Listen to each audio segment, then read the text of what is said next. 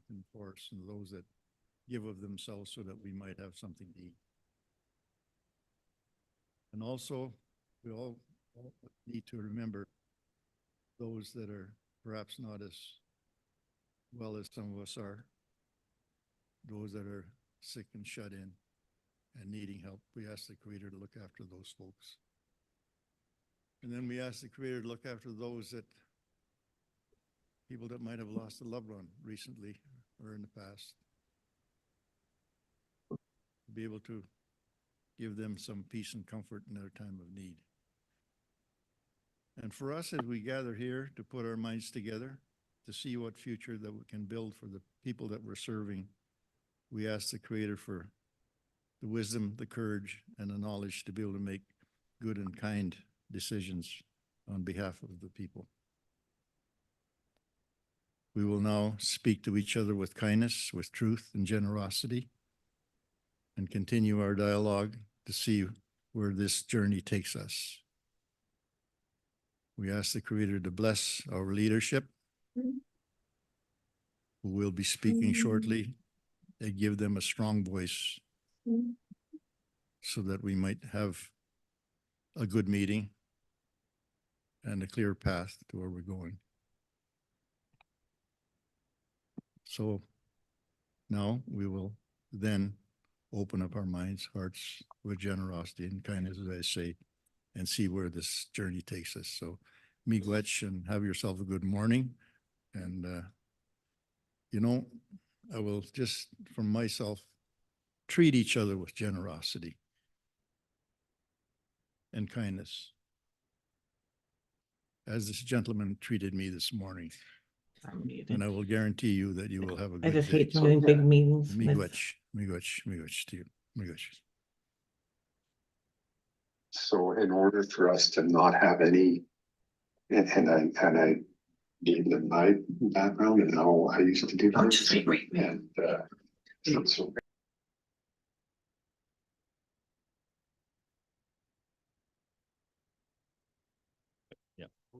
Okay. Miigwech, I'll go to our knowledge keepers for starting us off and setting the tone for today's meeting, and also giving some some reflection and perspective on where we're at and how we're going to get to where we're going together as a region, and the responsibility that each and every one of you have in your communities and nations. I am going to say that this is, since being elected as your Ontario Regional Chief, my first official Chiefs Assembly. So I do beg your indulgence as I kind of move through that myself. Albeit we'll be back together in a couple of weeks in Thunder Bay to conduct the regular business that we normally would as an assembly. And so I do, as we move through, we do have the rules of procedure that has been provided to you. We have our agenda that is set out there. And so as the Ontario Regional Chief, through the process, we have a couple resolutions that we need to take care of to officiate the meeting and delegate the speaking or running the meeting to our friend Adam Fiddler. So I'm going to read those into the record, and then I will need mover and seconder, and or if there's any discussion in that, or if we don't want Adam to run the meeting, we can also do that and delegate somebody else who will get us done by noon. I'm just So be it resolved that we, the Chiefs in Assembly, accept the rules of procedure and code of conduct as presented for the Chiefs of Ontario Special Assembly held virtually and in person on October 10th, 2024. So I'll need a mover and seconder to move that resolution. And if we could get you just to approach the microphone so that we have it on the record, and for those who are joining or watching online.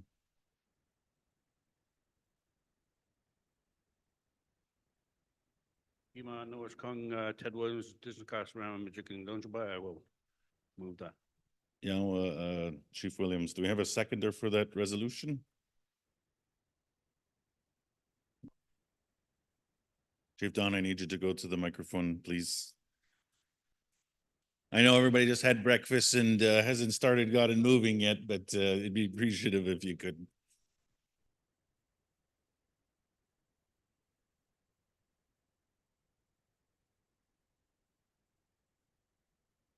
Tight squeeze through there. I'll second the motion. Chief Don Miracle, Mohawks of Equity. Chief, for that.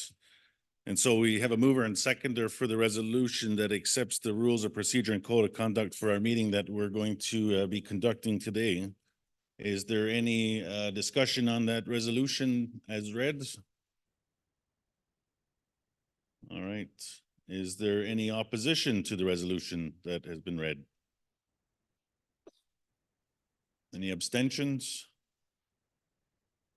All right, we'll note that the resolution has been carried to accept the rules of procedure for this, for our October 10th Special Chiefs Assembly here, so for that. And so we'll move into the appointment of the speaker. I'll read the resolution, and again, I would need a mover and seconder.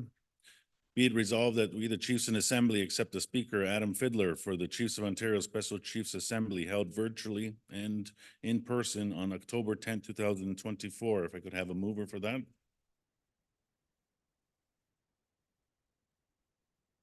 Come on, Chiefs. Proxies. Oh, I made it harder. You got to go to the microphone. I will need you to approach the mic. Waterman Lake First Nation. Chief. Seconder? Somebody close to the mic? There we go.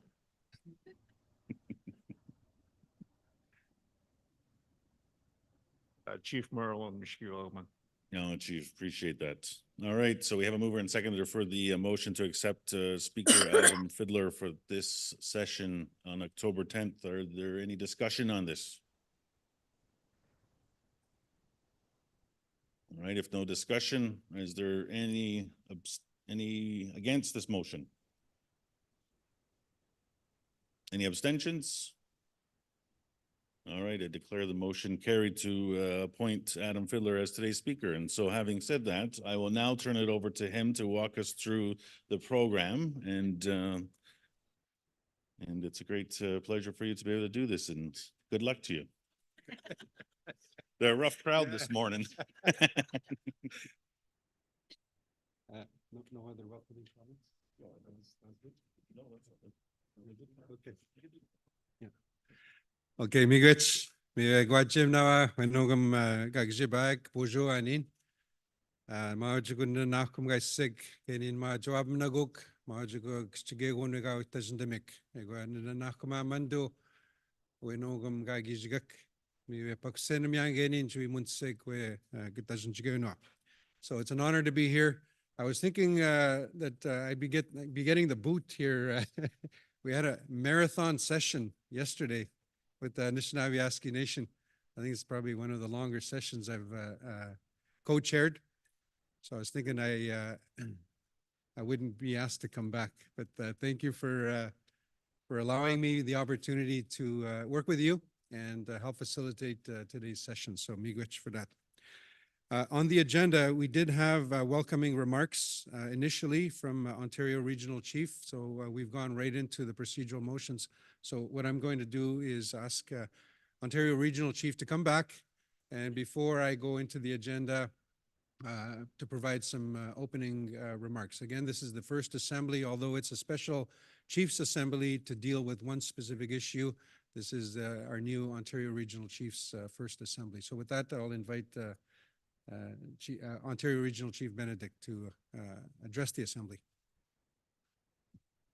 Miigwech, Adam, for that. And I wasn't sure. I'd asked Julie. I said, well, they're both on there. When should I speak about what we're doing? And so we'll, of course, it's extremely important that we follow process. As all of you, as community leaders or proxies or people that help support our nations, the process sometimes gets in our way, but it's extremely important. It's part of the good governance functions that we have. And of course, we always have a member in our community that's a very stickler for making sure we follow those processes. And there's a short chief that I don't see in this room who generally is speaking by this point, and I'm not sure where he's at, but I think he'll be joining us a little bit later on. But, I want to acknowledge each and every one of you this morning and say, go miigwech to our elders, our drum this morning as we set the tone for today's discussion. And Adam mentioned that he did assist with yesterday's meeting in the Snoqualmie Nation as they had the same conversation that we're going to have today, and that it was very long. And it's a reflection of how important this issue is that we're going to be speaking about today. And that as we move towards a decision, because we are here today to talk about the reform of the First Nation child welfare. And we know that in 2006, the Canadian Human Rights Tribunal issued an order saying that Canada needed to stop discriminating against our children. And so that the services that our people receive are the same that all Canadian children receive across Turtle Island. Acknowledge that our children were not receiving the same. And as we know, as communities and community leaders, that it's disappointing, it's not surprising. We know that there's so many areas that Canada doesn't live up to the obligation, that there's so much disparity between your communities and the communities that are outside of your boundaries. And that there's so many factors that affect the work that each and every one of you do. And so I want to say quick to the Snoqualmie Nation Chiefs for yesterday for the opportunity to speak to them, to provide some insight into the role that I have in supporting each and every one of you in this region. And I know that they went late, but it's important work that they're doing, that you are doing, each and every one of you are doing in our communities. And while today is about child welfare, there's lots of different areas that are happening in the community. And so as I shared with them yesterday, about where we are today and how this is moving forward, I know there's been a lot of questions around the process on this. And I talked earlier about rules and how we run these meetings and how that's important, but also how that, it promotes accountability. This process has been a difficult one. It has not been easy. It's been a long one. I talked a lot about when as a community chief before and now with our executive council of time. Time is sometimes a good thing and time is sometimes a bad thing. And the challenge that we have here in this sector and what we're talking about is that as time goes on, those children, those families that are deeply affected by the systems that are broke, continue to face adversity, continue to face disparity, continue to be in situations that are not ideal and are unsafe. And so as we look at time, this process has been happening for quite some time. The AFN launched and supported the Caring Society and going to the Canadian Human Rights Tribunal after everything had been exhausted. It's been a long process in that. And so this assembly, us, passed a resolution saying that we needed to go to the tribunal and intervene because of the uniqueness that we have in our region, because of the remoteness, and because of the 1965 agreement. No other province is deeply affected by those two things or have those considerations as much as we do.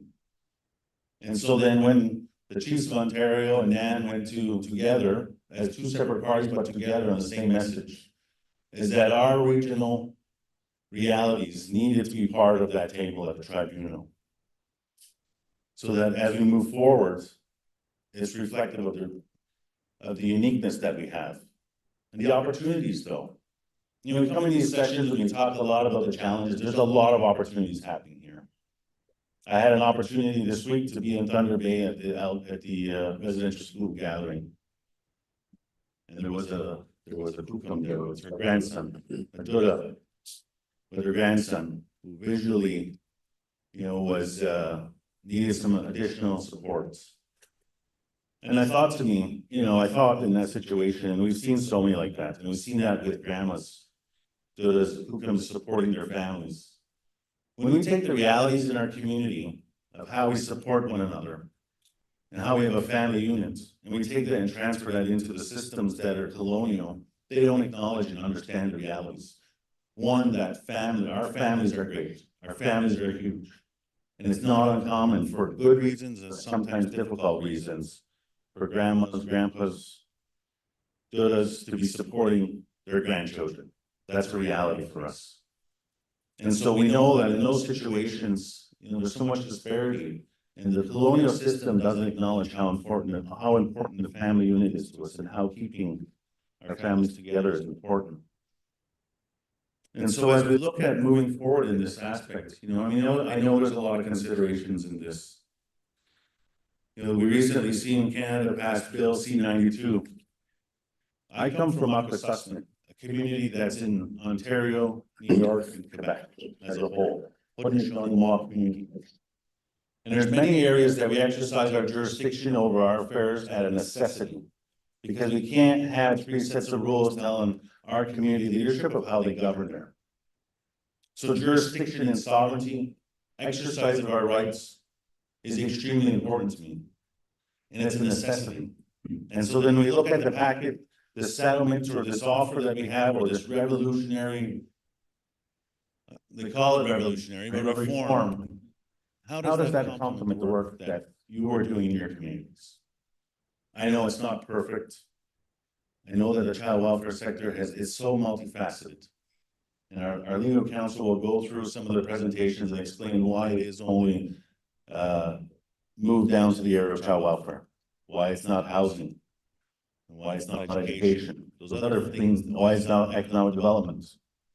But without good jobs, without an economy in your communities, It's very difficult to have a safe home. It's very difficult to be able to provide for a family. And so when we talk about reform for the child welfare system, to us, that system is greater than just protection and prevention. It's about housing, it's about jobs, it's about prosperity. Unfortunately, the colonial systems that exist, they don't see the whole circle that's needed to support it. And so unfortunately, we have to work in the confines that exists right now.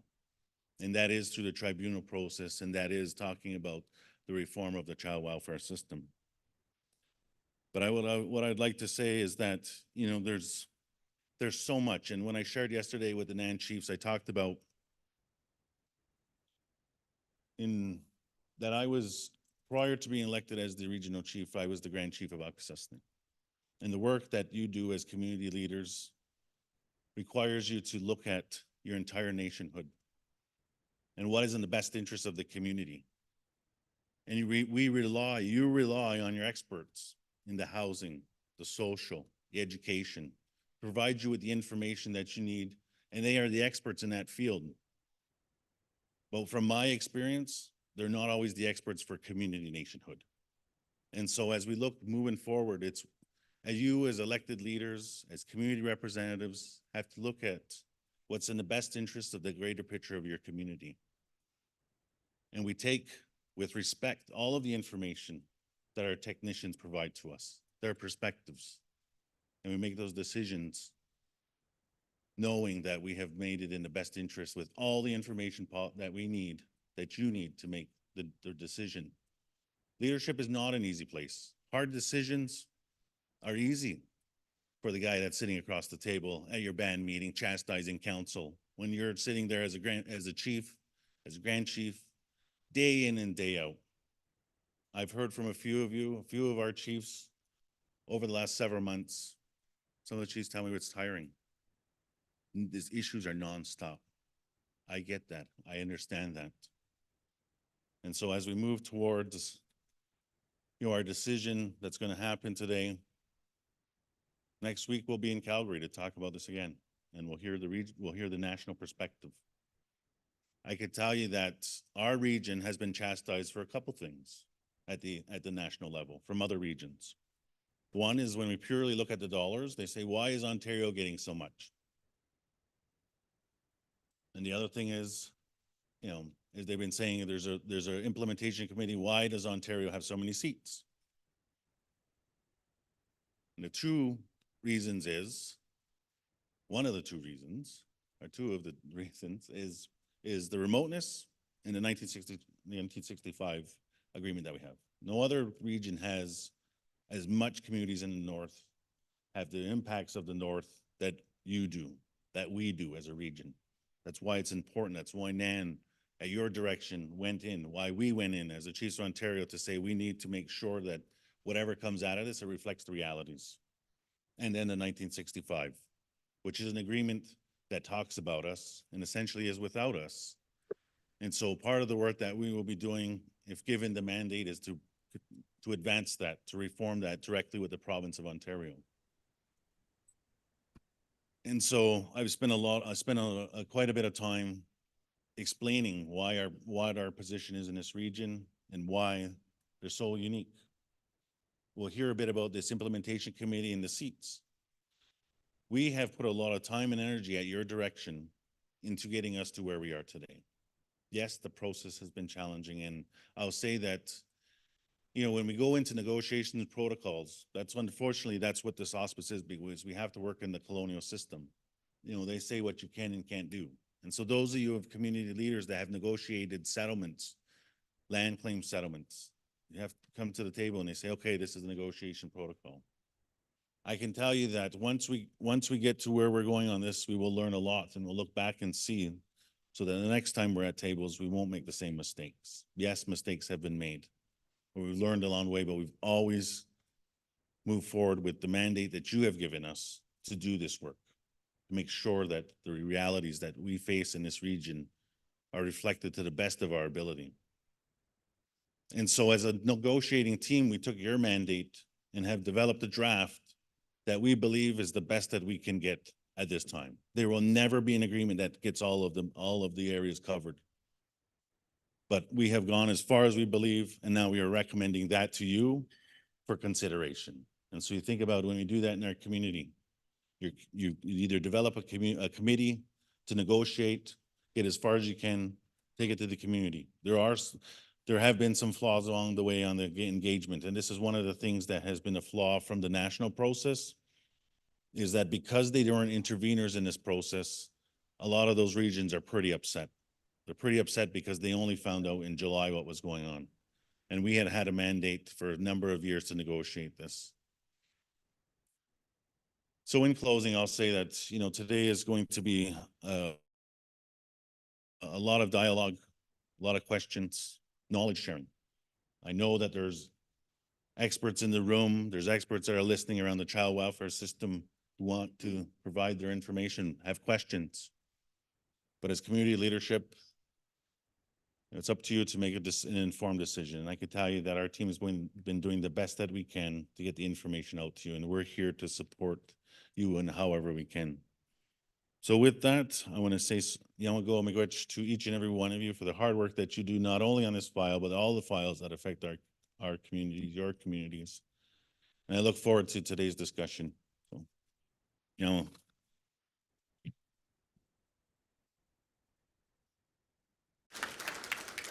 Niawe Miigwech, Ontario Regional Chief Benedict, for the welcoming remarks.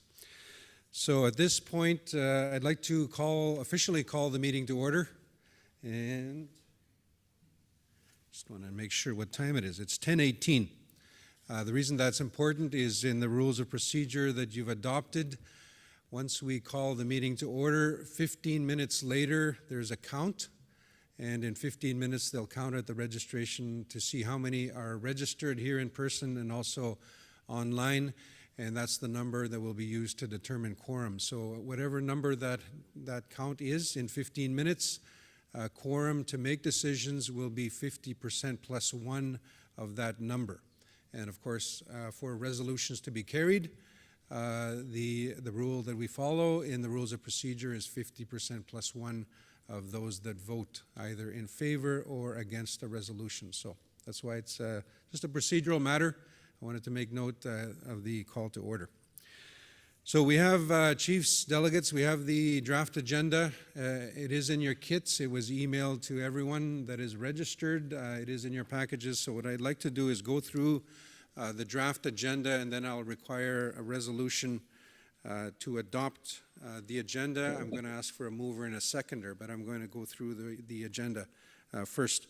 There is a slight change from the version that you have, and I'll explain that as we go through it. Also, just a reminder, this is a special Chiefs Assembly just to deal with this one issue. And the agenda was developed to be specific, to be concise, so that we can get to the point of making a decision. So that's how we've structured the agenda. So right now we have before you the draft agenda to start at 9:30 a.m. Of course, today, Thursday, October the 10th, 2024, the theme being Strength in Unity. 9:30, we have the opening. We had the opening with a prayer, also the drum group, the All Nations drum group. We had the opening prayer with Knowledge Keepers Barney Batiste and Vera Pewis Tababandang. We had the opening remarks, Ontario Regional Chief Benedict. We went through the rules of procedure, adopting the speaker, and then going through the agenda. 10 o'clock, we're a little bit behind, but we'll get caught up. 10 o'clock, we'll have the introductory remarks. There's a typo in there, but it's Grand Chief Joel Abram, who is the chair of the Chiefs Committee on Social Services. He will be providing remarks. Grand Chief, I shouldn't have pointed out that typo. I see ORC showing him now. We also have Grand Chief Alvin Fiddler from Anishinaabe Nation. 10:30, we'll have the overview of the long-term reform agreement from the Chiefs of Ontario Social Services sector, as well as legal counsel from OKT Law. On the draft that you have, at 11:15, we had in the draft the overview of remoteness.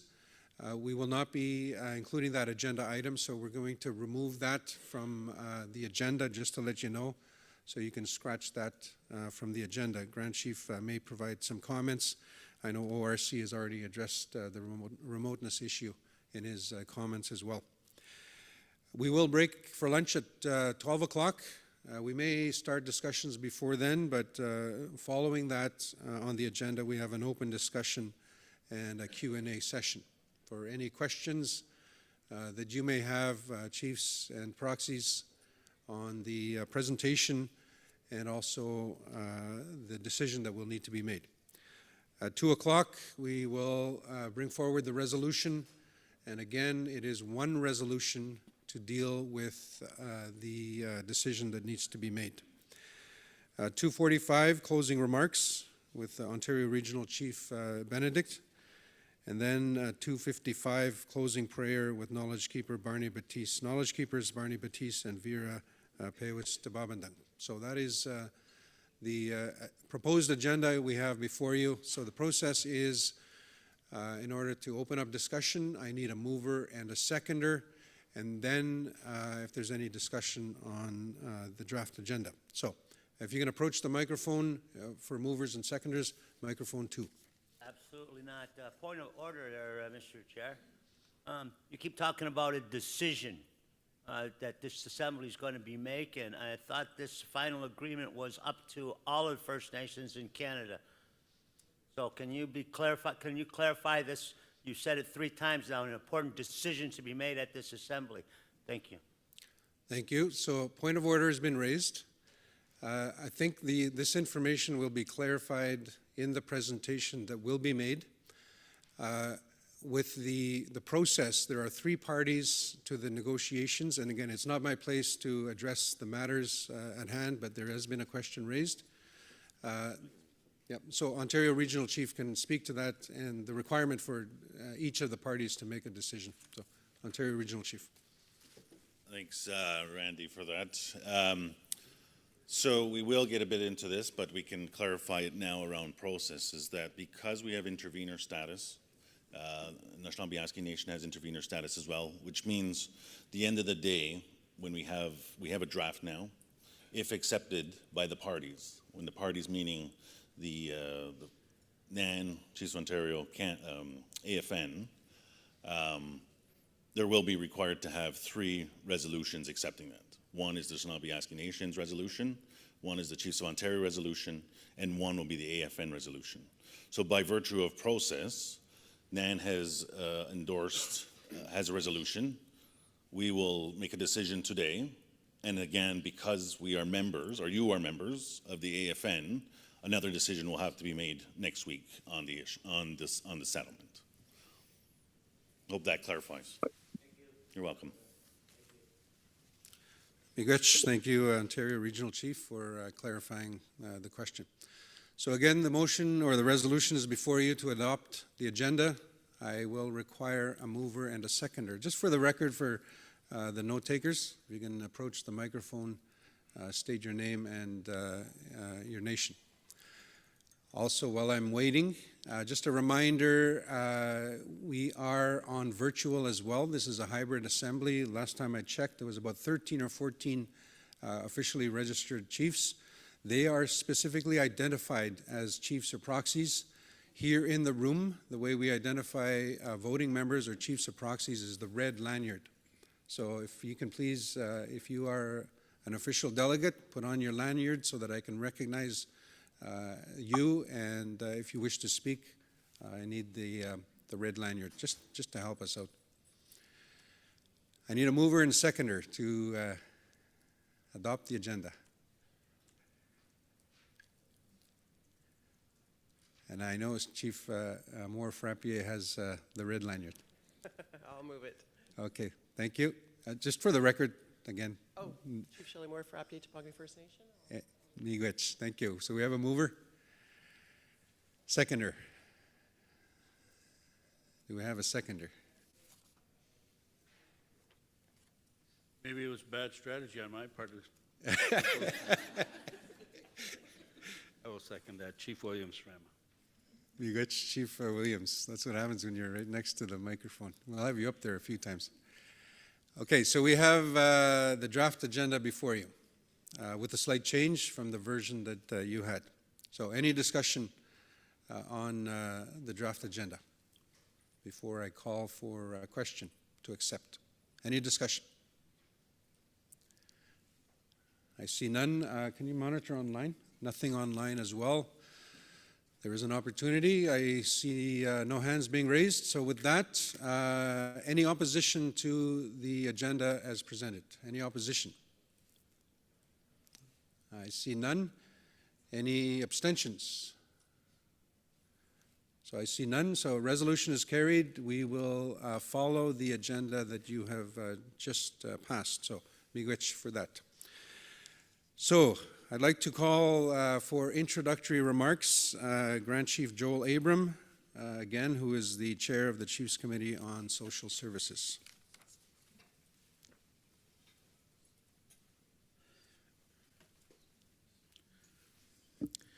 Segala seguegi de was lagi ni yung yats otayuni ne wigit lodo onya da aga ne waga honjoda kalit waga tsanuni ji saguk wanis lade kalit wade tona haladu ne sugai dizo ji has quite again has kadi kani kali yo kalit yo yanli ji da yakwai dalit ji siksa di suha. So I just introduced myself in my Oneida language. Said hi everyone. My Oneida name is Dewazlage from Oneida Nation of the Thames, from the Wolf Clan. I also said that I'm happy to see all your faces here today, and also, reflecting what our elders said is to thank the Creator and ask Him to help us to have good mind today, so we make the best decision. On behalf of all the kids, and that's what this is about at the end of the day. So I guess I'd like to begin. Thanks ORC for taking up all the good words a while ago. So that makes my speech a little bit shorter. But a few, I'll start with maybe a reality check. A few weeks ago, there was an article that came out in the Global News, and it talked about, and it was about kids in the child welfare system in Ontario. And it talked about every 3 days, a child dies that's in care in Ontario. Those are including all kids, though, not just First Nation kids. But we know that since we're the most overrepresented, in that system, for sure some of them were ours.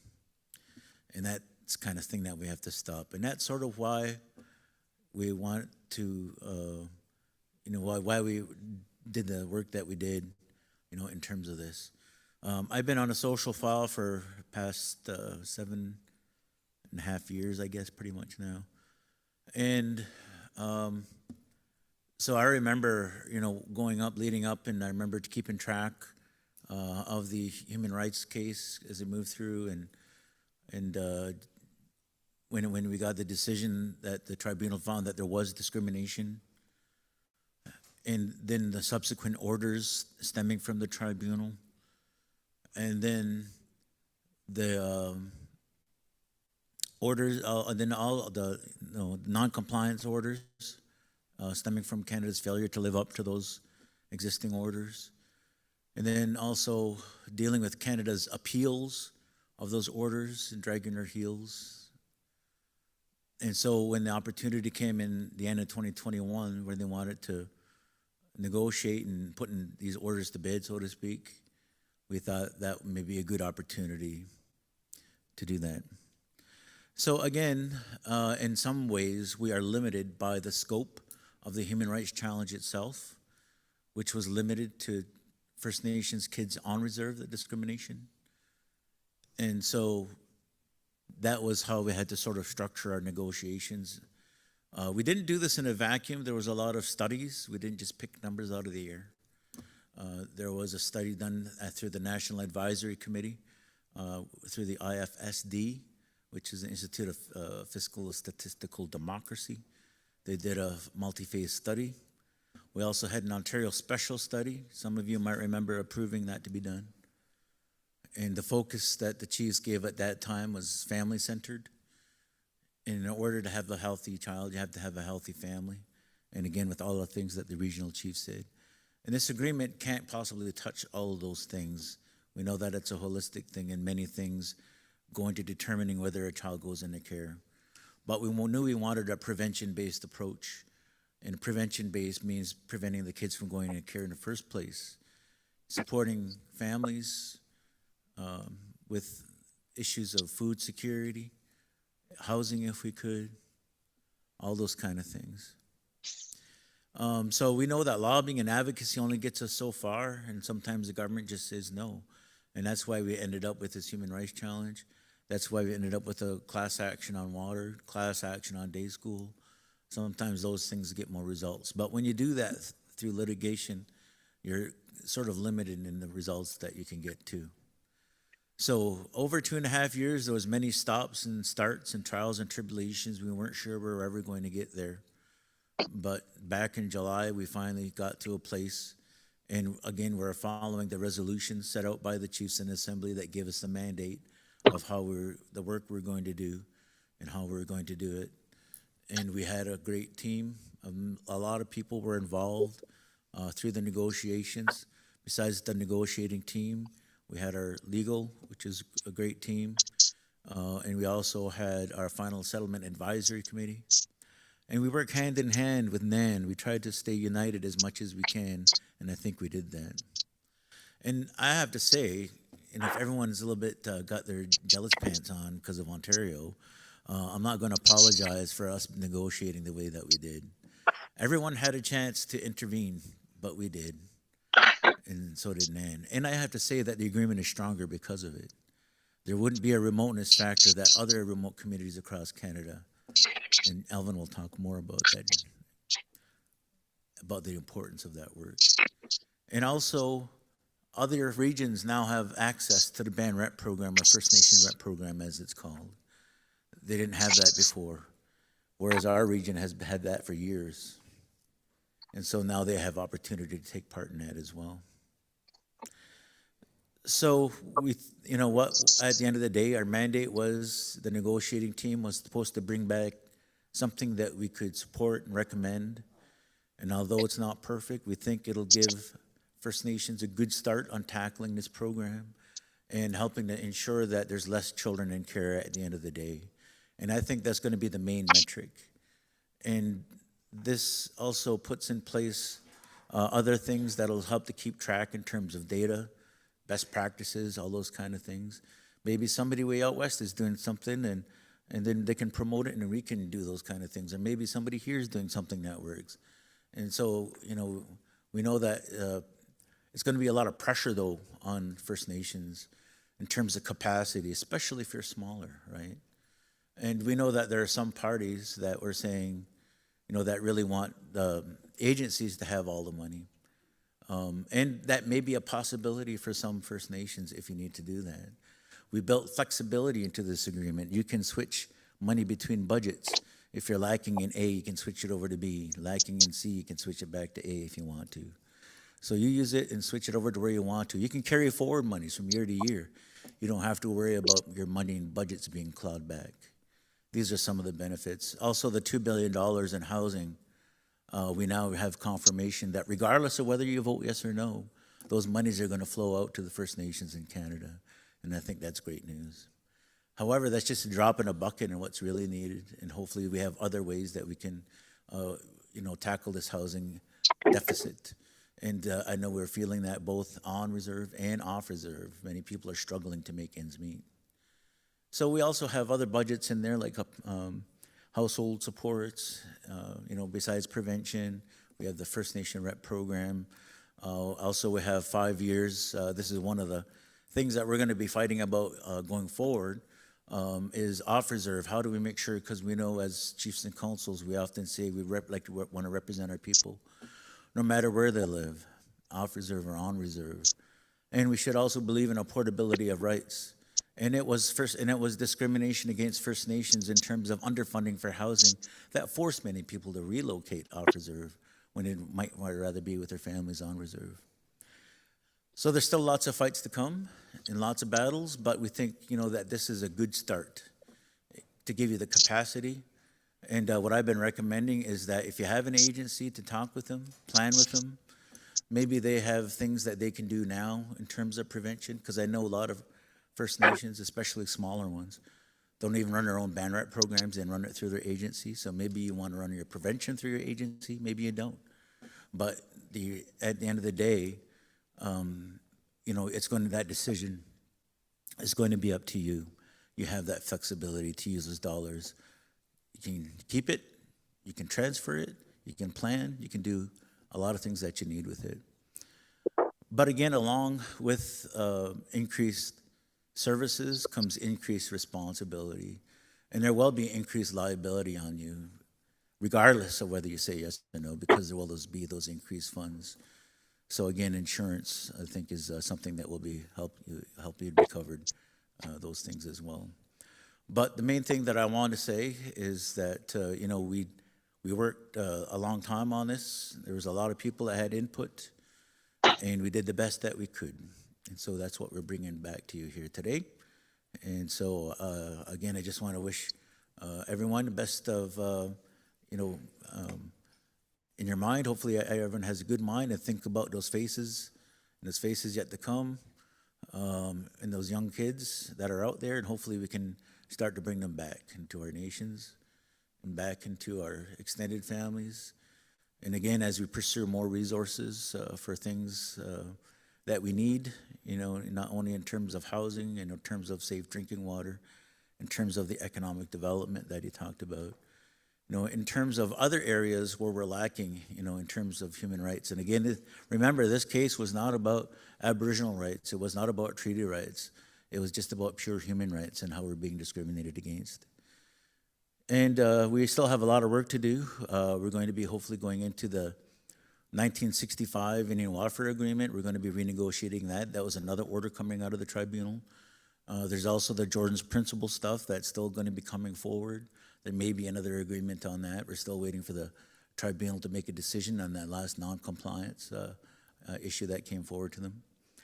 And that's not included in this as well. So there's still a lot of work to be done, but we're here to do it, and we're going to help you.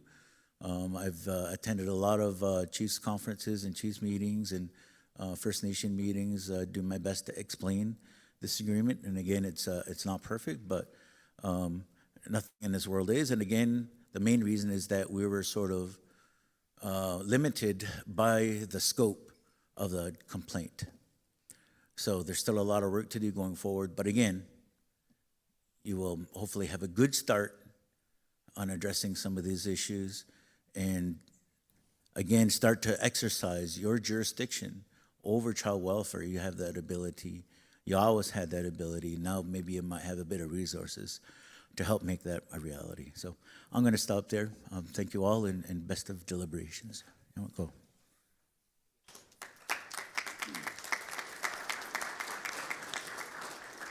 Miigwech, thank you very much. Grand Chief Joel Abram, of course, Chair of the Chiefs Committee on Social Services.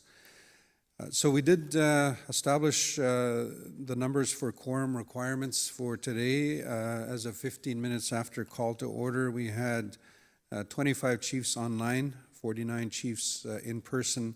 That's a total of 74 registered delegates this morning. So quorum will be 38, quorum requirement to make decisions for today, just to let you know.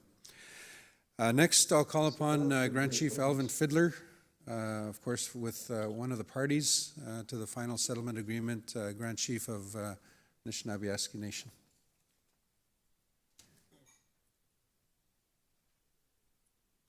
Wow.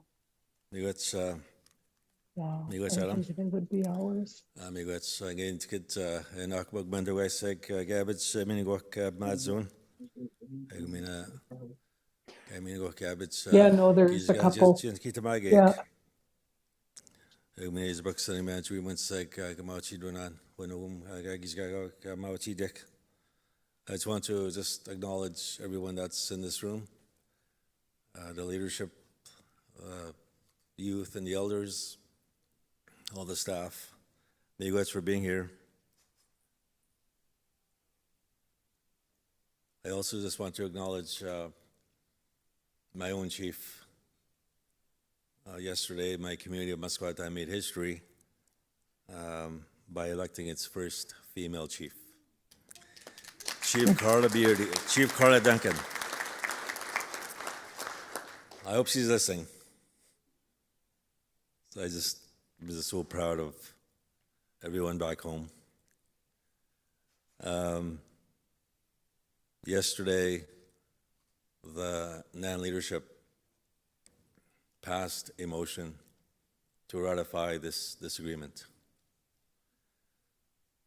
And I know that the reason why they passed this important resolution was recognizing the fact that if they say no to this agreement, that they're saying yes to status quo. And we all know that status quo is just no longer acceptable in our communities, and that we can no longer subject our kids to the status quo. In fact, I think we can all agree that it's creating harm to so many of our children and families across our territory. And I believe that they also supported the resolution because they recognize the importance of the work that was done on the remoteness quotient portion of the agreement, and how, if and when this agreement is ratified and when it's implemented, that it will begin to help address the severe gaps that exist in so many of our communities. And so, chiefs from other PTOs, I would just respectfully ask that you do the same. Miigwech.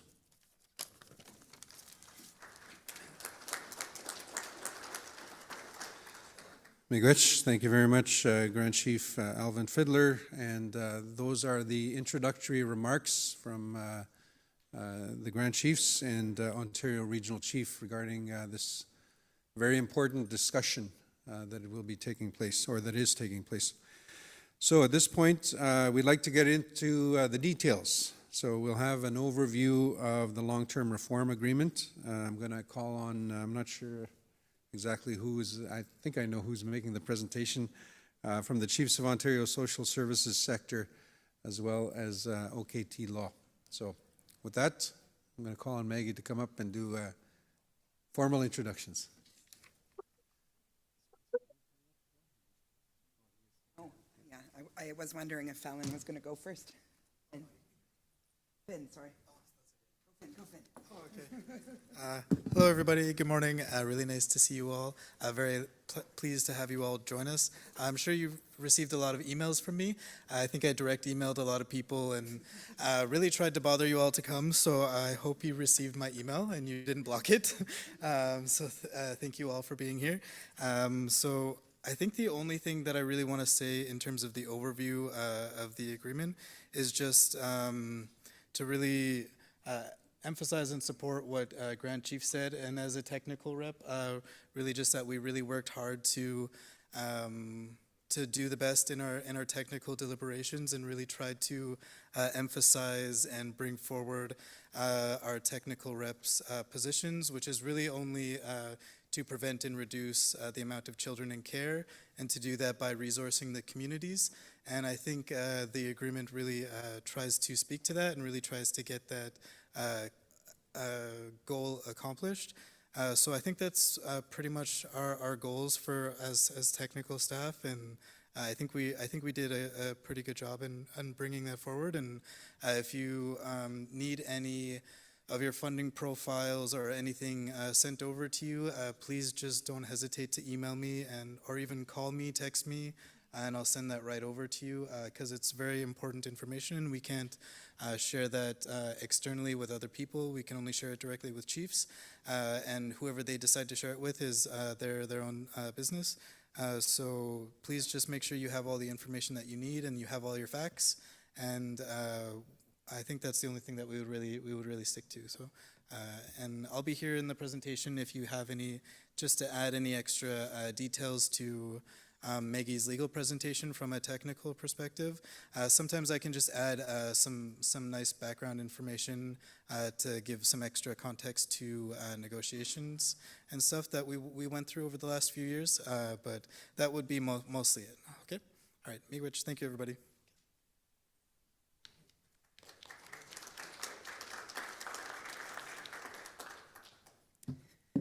Do I have a slide deck coming up? Thanks. Oh, miigwech. Ani bonjour, everyone. My name is Maggie Wente. You may know that I'm a member of Serpent River First Nation, but I wasn't born and raised there. Thank you this morning. Thank you to the Regional Chief, Grand Chief Abram, Grand Chief Fiddler. Thank you to the elders who gave us wonderful words today and have been supporting us through these negotiations with lots of hugs and a little bit of sternness when required. So I'm here to present on behalf of the negotiations team, and I wanted to start with discussing, not apparently any ability to advance my slide, I just wanted to start a little bit about discussing how the negotiations team received instruction and its mandate through the course of the negotiations. So as you'll recall, Chiefs of Ontario joined the litigation at the CHRT in 2009, so that was 2 years after the litigation was commenced. And the reason why Chiefs of Ontario joined that litigation was on a mandate of the Chiefs to present the perspectives that are unique to Ontario in the funding system for on-reserve child welfare services. And that's because of the 1965 agreement between Canada and Ontario, which creates a unique funding situation. And you'll know that the agencies in Ontario are funded directly by Ontario under Ontario's funding formula. And so the way that the underfunding and the discrimination operated and continues to operate in reality, was quite different than it was in the rest of Canada. And so COO had a mandate to bring forward those perspectives, particularly also the perspectives of the lack of funding for band rep services. And so those were the focuses that were brought into the litigation. And the focus has refined and changed over the years. So in 2016, when the litigation came to a decision initially from the CHRT, and the CHRT ordered Canada to end the discrimination, to reform the program, and to reform the 1965 agreement. That is when Chiefs of Ontario started its advocacy for its vision of reform. And that vision for reform came through the Final Settlement Advisory Committee And it was informed by dedicated members from the PTOs in the regions who attended, the PTOs in the independents, who attended many, many meetings, days-long meetings with hundreds of pages of information packages. And they in turn went back into their communities and spoke to their leadership and their technicians and heard from them what the positions ought to be. And the negotiating team members also attended countless community meetings, band rep meetings, technical meetings, both to inform about the changes that were coming and that were happening on long-term reform, and also to learn about the issues that were most important to First Nations. And those First Nations have, the Chiefs in Assembly of Coup has for years, and well prior to the litigation, raised concerns about the way child and family services are delivered in Ontario. And they've been raising those concerns since the 1965 agreement was signed. And there's a lot of resolutions that have set out what the vision was for long-term reform. And the vision was not that we would merely inject money into the system that already existed. That was not what the direction was from the Chiefs of Ontario. It wasn't the direction from the advisors. It wasn't the directions from the band reps, and it wasn't the directions from the aunties and uncles and the mums and dads that we heard from. And so I'll tell you a little bit about what the foundational direction was that we solidified and tried to bring forward in the negotiations of this agreement. First and foremost, that direction was that children should be at the forefront of all of the negotiations, and services to children and families should be delivered by their community in their communities. Another part of the vision was that First Nations needed to be working better with agencies, and there needed to be accountability between agencies and First Nations in order to ensure that the agencies were delivering services to First Nations in a manner that suited those communities. And one other foundational premise that we were given is that there is no one-size-fits-all solution within Ontario. Communities come from different places, they have different histories, they have different levels of capacity, and we were mandated to provide as much flexibility as we could in order to allow First Nations to make the choices about who delivers their services to their children and families, when those services are delivered, and where they are delivered.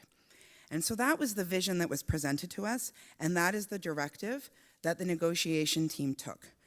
And we continue to refine those perspectives along the way and get more information along the way, and that resulted in the agreement that we have before you today. Assembly of First Nations and Anishinaabe Nation agreed with a community-centered approach. And this is why we are in a situation where we have an agreement that is not just more money into a system that people did not like. It is a First Nations-focused, First Nations-directed system. Does the agreement hit every note? Well, it doesn't, and I've heard that multiple times, and we're all well aware of that on the negotiations committee. But it does achieve the hallmarks, in Chiefs of Ontario's view, of the vision that has been presented to us by the Chiefs in Assembly and by all of the technicians along the way. So I'll get into some detail. The ORC asked me not to go into excruciating detail because there have been so many presentations in the past. But there are some things that I wanted to present and bring forward because in some part to resolve some misconceptions or some misunderstandings that have arisen, but also to inform you a little bit about what changes and what stays the same. So I am going to skip forward. Here we go. So the components of the reformed program are actually generally very similar to the programs that, to the components that we had before, but there are added funding streams. And some of those added funding streams include capital funding, which had been lacking, remoteness adjustment funding, which you'll have heard Grand Chief Fiddler speak about, housing funding, and then some emergency household supports funding. And importantly, it includes prevention funding for the very first time since the agreement has happened, for the very first time controlled by First Nations, if First Nations want it to be. There was no First Nations prevention funding until 2017, when Canada started to let out little bits of money for First Nations delivered prevention funding. And the direction has been that First Nations ought to be able to be in the driver's seat to either deliver those services themselves or arrange with their agencies to have those services delivered.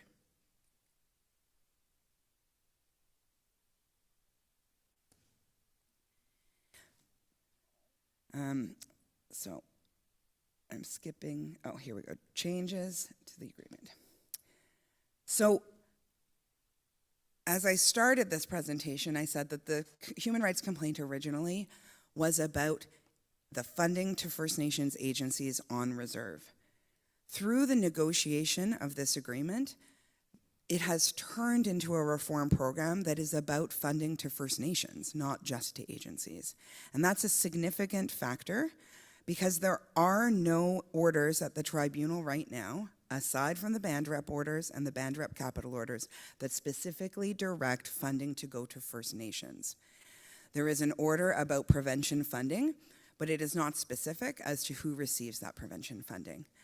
And the rest of the components of the agreement, again, even if there are orders about it, there are many orders about agency funding for prevention and other things, but it is not in its current state, in the current state of the orders, a system which is First Nations focused and First Nations funded. A note about the prevention dollars. In the first year of the agreement, 25-26, the intention is that prevention money will still be shared by First Nations and agencies as people prepare to transition if they want to. In Ontario, that balance will only shift when First Nations decide to make that decision. So in Ontario, the First Nation who wants to receive more prevention funding or all of its prevention funding will make an election and convey that in writing to Indigenous Services Canada. Until that point, the balance remains very similar to what it is now. That's a little bit different than in the rest of Canada. In the rest of Canada, it will be an automatic switch, but we heard from our advisors that they wanted a maximum amount of choice for First Nations to be able to decide whether that switch was going to. Another change is the way that First Nations representative services will be funded. Until this point, there has been an order that First Nations representative services are funded at actuals. And so many of you, but not all First Nations, have successfully access to the actuals process in which they make applications, in which you make applications to get money for band rep services. So we heard many, many complaints about the actuals process, and because of that, and because Canada has no mandate to come to an agreement which continues to have actuals indefinitely, the actuals process, if the agreement is adopted and ratified, will end at the end of this fiscal year in favor of the direct allocation that you will have received in your funding packages. And that direct allocation is based either on a per capita or at the highest amount that you had accessed until 22-23. So that is a change, and that is a change that I understand is controversial. And some people would like the option to access actuals forever. And I am here to tell you that there is no world in which an agreement exists that Canada will agree to that proposal. And so that is the reality. If the actual, or sorry, if the funding of the FNRS program is too scanty, if you will, then the review process that's set out under the agreement at year 5 will be able to make recommendations about increased funding for First Nations representative services. Again, the actuals process for capital or PMSS or capital for capital or PMSS, that will end again and be replaced by an allocation process that's set out in the agreement. There will be new remoteness adjustment funding, as discussed, and we have a situation in which the vast majority of First Nations in Ontario will receive some remoteness adjustment funding, and for those most remote communities, it will be significant. That is funding that is not the subject currently of an order at the tribunal. The housing funding we have just confirmed will flow regardless of whether or not this agreement is adopted and ratified. And you will again have received what your housing funding profile looks like going into the future. Did someone call my name? No. Agency funding. It's extremely important for everybody to remember that the agencies will continue to get the funding from Ontario as they always have. There is nothing about this agreement that changes the Ontario funding formula or that changes the way that Ontario funds agencies. You may say, aha, I do not like that because I do not like the Ontario funding formula. That is correct. Many people do not like the Ontario funding formula. That is a matter that is to be worked on another day. We talked about how there will be reform of the 1965 agreement if we can get Ontario to the table, and that the funding formula may be a subject of discussion then, or there may be other things that have to get done in order to deal with the Ontario funding formula.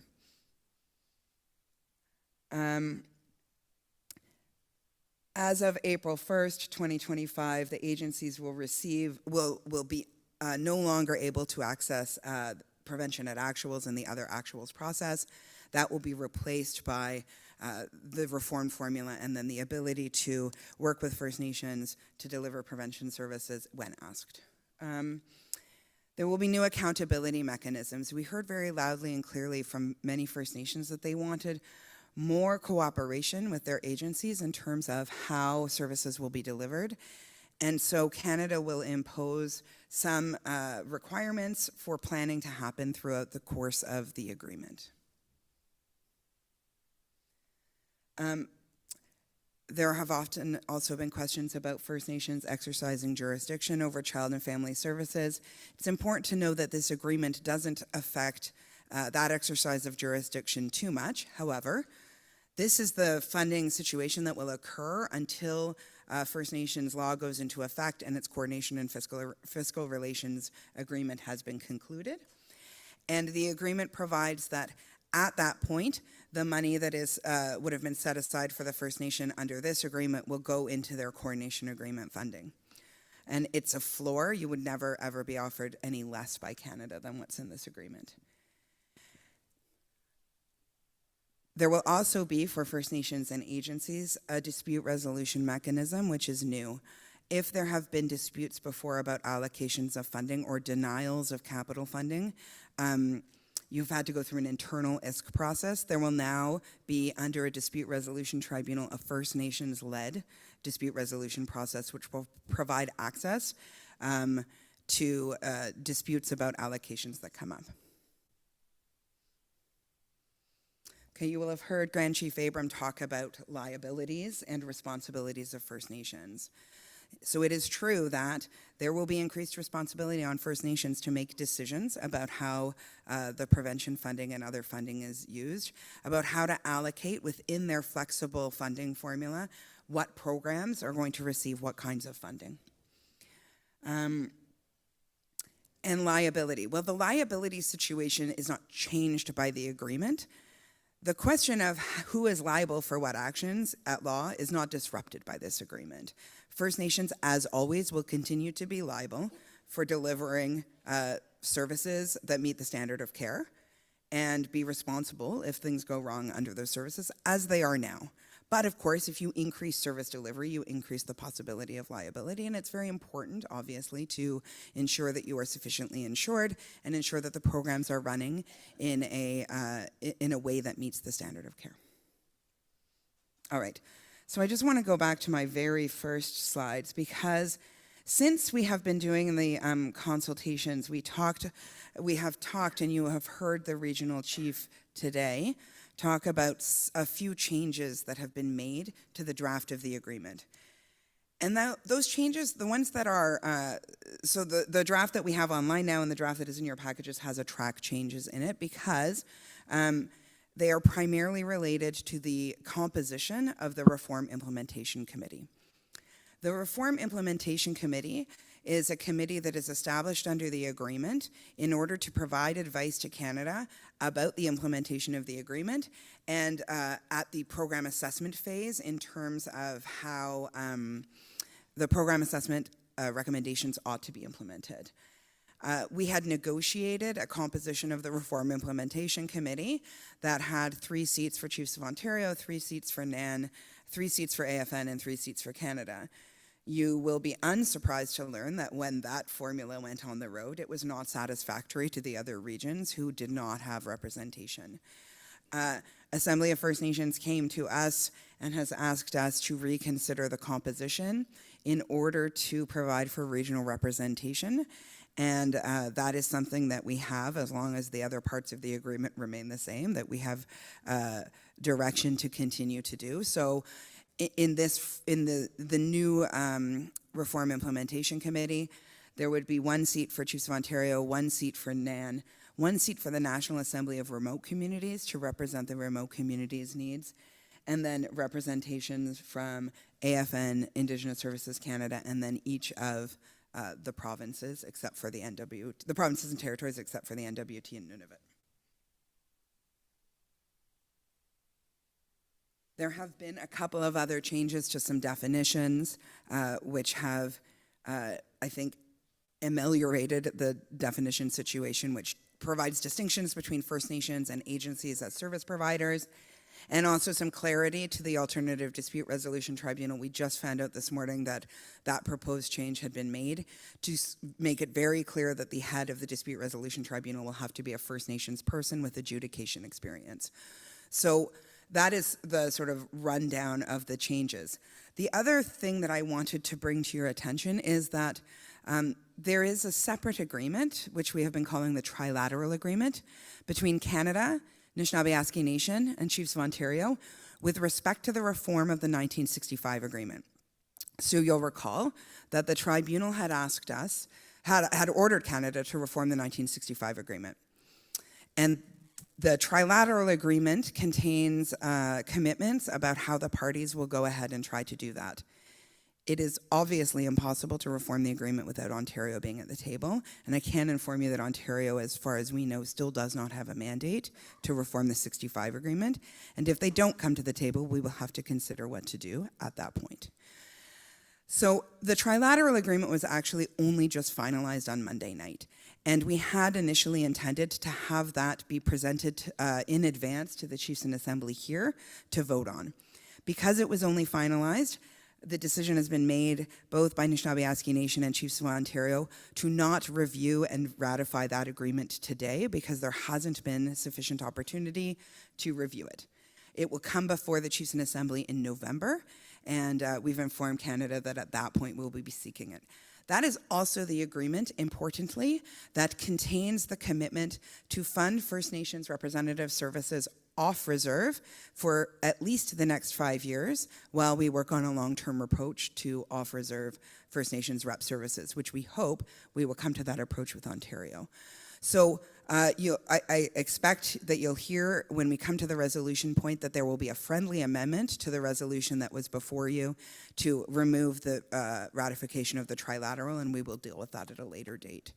I'm going to stop there because there may be questions about that particular point that are pressing or the amendments point that may be pressing.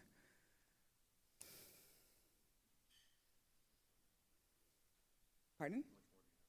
Not so much. Do you want, how much more do you want? Okay. So again, just for the record, for the note takers, your name and First Nation. My white name is Rodney Howe, and I'm proxy for Poplar Hill First Nation. My Indian name, I'm still looking for the elder here to give me an Indian name. Me too. My heart, first of all, is heavy today. Our First Nation, Poplar Hill First Nation, is burying today a child that was in foster care in Winnipeg. Child died from extreme heart condition. And so today we come here, I come here today with thinking of my community of Poplar Hill First Nation. So, question I have, a friend of mine sitting next to me, I'm not here to delay the vote, is on housing. is this impacting the housing that the First Nations get annually, or is this temporary housing? Because one of the First Nations is telling me that it cost them $389,000 to build a 2 to 3 bedroom house. That's including cost and labor and all of that. So his concern is, if it's only $250,000 per house, he's already shortchanged. So I also hear it's also deemed temporary housing. So I'm just wondering, how does this impact annual funding for housing for First Nations? Thank you. Miigwech, thank you for sharing, and my condolences to your community. So the housing funding is a little bit of an outlier, if you will, in this, because it actually will not be administered through the FNCFS program. It'll be administered outside of the FNCFS program. It will be a direct allocation, and in the allocation table that we had sent out, it will say what the allocation is, I believe, for the next 4 years. Yeah, the total for the next 4 years. So it will not just be $250,000. It's based on a base. There will be no First Nation, no matter how small, that will get less than $250,000. But First Nations will get more based on a combination of remoteness, population, and overcrowding, and that was how the formula had come out. So it should not be that it would only be $250,000 at the minimum for the very smallest communities who would otherwise, through that formula that we talked about, not even get to that point. And it's only for the next 4 years. It will be distributed in 4 equal parts over the next 4 years. But the housing commitment from Canada was only a 5-year commitment, not a 10-year commitment. Frank McKay. Okay. All right. So I'm gonna. Frank McKay, proxy. Bonjour. Whitewater Lake First Nation. I have a question on that housing issue that you just announced. You said it was outside of First Nation, this agreement, this final, so it's outside. How is that going to be administered? Is it supplementary, or is it to any other funding envelope, or is it new funds? That's what my question is.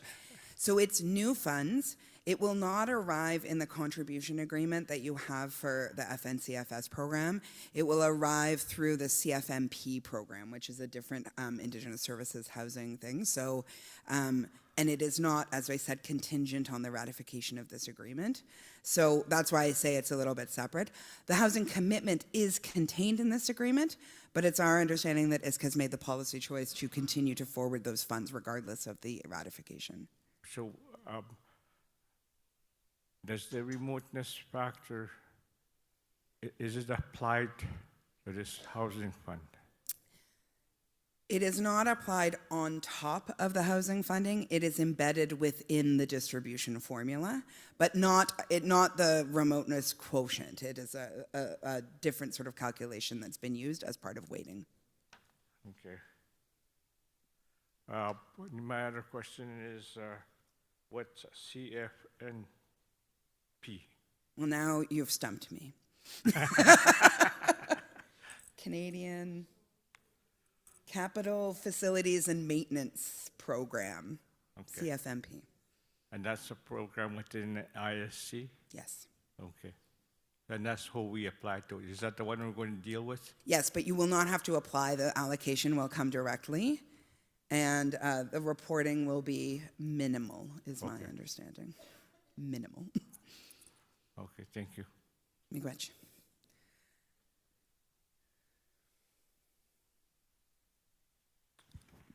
Hello, good morning. I'm trying to remember who I am. You and me both. My name is Alan Brown. I'm a deputy chief for a proxy for Wabaka First Nation. As you know, I got reelected as a deputy chief 11 months ago. Since then, I've been getting calls about housing situation. there's a housing crisis in our community. There's been very emphasized on the Chief and Council as well as members of our First Nation, seeking housing, adequate housing, needing renovations. I've seen the allocated amount that will come under from this agreement, but it's not going to solve our problem. We have to go outside now to try to get more housing that will benefit our people. It's bad enough we have band support funding that doesn't even cover our housing in our area. We did a tender process, how to have contractors, if they can provide, construct adequate housing. We did that. Let me tell you, the cost for the tender we got, cost for each contractor is within the margin of $1 million. That's everything. So looking at the projected allocation for our funding, it's just not adequate, period. So I didn't speak about this in that assembly, but I'm sure our Grand Chief knows about our situation, that housing is a major crisis in our community, as well as then other social services within our communities. We didn't even bring up those questions, only a little bit, but we have major problems in our communities that will not suffice with even with this funding. We have problems that our people are dying from, and we play our cards differently. It might change, but at this point, I don't see it. But I'm just saying, no matter what cards we play with, it's still our responsibility for our people. It is our people that whatever funding that we have, shortfalls and whatever, it defines the wellness of our people. So I'm just saying that even though whatever program, whatever dollars we get, still it's just not enough. Thank you. Miigwech, I agree.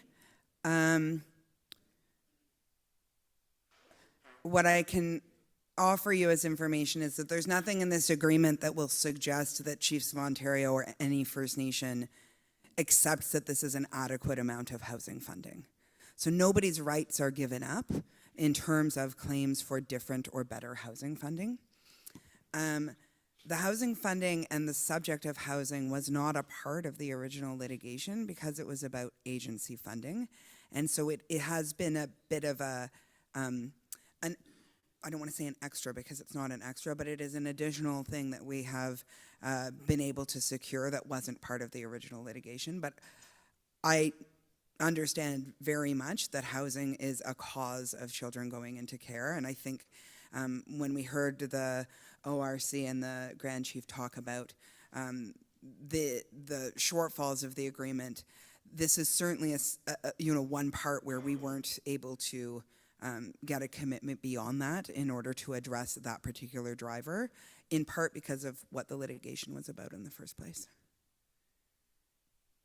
My old friend. Good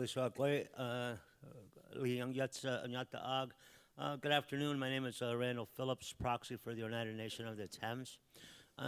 Maggie, one of the things that keeps on confusing me is, and this is what brought it up again, was this notion of this pot of money. That you carefully said that it's going to go ahead regardless of whether the agreement is ratified. So this is the part that keeps on confusing me, because you guys talk about, you put that in your presentation as a final agreement stuff, and then it's not really part of the final agreement. or is it? So, you know, they made this announcement of $49 billion. Is this housing part of that? Some people say yes, some people say no, but it's not part of the final distribution. So you see where I'm going with this now. So there's some pieces that you're saying that will be paid out regardless of whether the chiefs approve this agreement, and some won't. And I'm just trying to get some clarification on, out of this 49 billion, what falls into will come to us regardless of whether we accept this agreement or not. Thank you. Miigwech, that's a very good question. I know, I'm aware. We've known each other a long time, Randy. And I can't offer you complete clarity on this because we're not entirely certain what will happen if the agreement is not ratified. Allow me to shift to a different slide. So what we will do is revert to the situation in which the actuals orders continue to apply. And that situation will persist until those orders are replaced by the tribunal or until the parties agree otherwise. How can those orders be replaced? Well, those orders could be replaced because, for instance, the most likely possibility would be an agreement, or the second most likely possibility would be that Canada would impose a program or impose some funding and go to the tribunal and seek to have the tribunal find that that funding alleviates discrimination and ask for a new order. Do we know how likely that is? I mean, with this government, my suggestion would be not very likely. With the next government, I would suggest a bit of an open question. So it's difficult to say, because those orders are based on application, exactly how much money would result if we continued under the actuals orders forever. There are also pots of money that are not covered by current orders in the CHRT that Canada has been flowing while we've been in negotiations as a good faith gesture. We are not certain if Canada will continue to flow those pots of money as a good faith gesture absent an order of the tribunal. I can say fairly certain we don't have any assurance from Canada at this part that the remoteness funding will flow if there is no agreement. What would flow is funding they've been funding it at a sort of an average of 15% until the agreement happens. So it's hard for me to say with precision what would occur if there is no agreement and which funding streams Canada would continue to provide. It certainly would be open to Canada to take the package that we've negotiated, or somewhat less than the package, impose it unilaterally, say we tried, here is the program that we have opted for, and we would like to ask you, the Canadian Human Rights Tribunal, to say that this is a sufficient way to meet the orders. So that is one possibility, and we would be at the tribunal talking about whether or not it was sufficient. Oh. After Chief Miracle. Yeah, so really good discussion, really good questions. Now that we have chiefs approaching the mic, what I'm going to do is just alternate. But just a reminder, we have chiefs online. So I'm going to go to mic 1, mic 2, and then online, and then we'll go in a circle that way. So microphone 1. Thank you for the presentation, Maggie, much appreciated. Currently, what is the reporting requirements for the agencies to the Indigenous Services Canada, and how is it going? Are they doing that now? Because there seems to be a lack of data on the number of children that are in care. So what is it now, and is the same requirement going to be imposed on them if they keep it? So the requirements about how to track the children in care is not actually necessarily really a federal requirement, it's a provincial requirement. And you'll know that there is some, and I'll get Jesse, my associate, to correct me if I'm wrong, but we'll note that there has been quite a bit of disagreement among First Nations within Ontario and among agencies within Ontario about the sufficiency or suitability of the Ontario system, which collects this data, which is called CPIN. That's not something that will be changed at all through here, but you're quite right that there are both. We hear two stories. Sometimes that we hear that there is sufficient data, and sometimes we hear that there isn't. But I think generally we're all in agreement that there is insufficient data. But there shouldn't be a double standard, one if First Nations are handling the money and one if the agency's handling the money, because it still comes from the federal government, correct? Well, the money comes from the federal government indirectly through Ontario. But it still comes through And- Ontario. And then there's sufficient, and then there's in addition to it on top. Yeah. So the report, in my view, the reporting, they should have the same reporting obligation that a First Nation should have if they're delivering the service. Right, and so the reporting obligations that are required are, look, it's an interesting question. I think probably something to be dealt with, and we've talked about dealing with this during the 1965 reform and and discussions about the relationship between agencies in Ontario to whom they're accountable in those funding agreements. And when a child comes under protection or prevention, it's usually because they lack food, they lack shelter, they come from an abusive environment, they lack medical care or dental care, or there's abuse or neglect. And so if the agency fails to provide any one of those, what liability are they exposed to? Well, so it's an interesting question because I don't think that the legal obligation is for the agency to provide basic needs for children and families. And I don't think that that's necessarily going to be the First Nations obligation if they're the ones holding the prevention dollars themselves. But First Nations certainly want to be careful under the new agreement that they are providing prevention services at an appropriate level if they're the ones who are the prevention provider. But I don't think that the standard of care for agencies is that they have to alleviate all poverty in the communities in order to have done their job. Because like the other chief said, I think, one of the biggest challenges that First Nations are going to have is the ability to house children who need housing because of the lack of affordability and the lack of units. Sure, and it would be my view, thinking about, I'm not giving you a legal opinion here, Chief, but it would be my view that the standard of care for agencies is not that they house every family who's at their attention. Okay. That's not what the standard of care is. That's what the Ontario legislation does not require that. It requires appropriate prevention services. Okay, and are there any templates that the chiefs and their staff could look at with these reporting requirements if they accept delivery services? Are the templates made up now already for the chiefs to look at? There are some templates about the kind of reporting that happens that are contained in the agreement as appendices. Okay. Yeah. Okay, thank you. You betcha.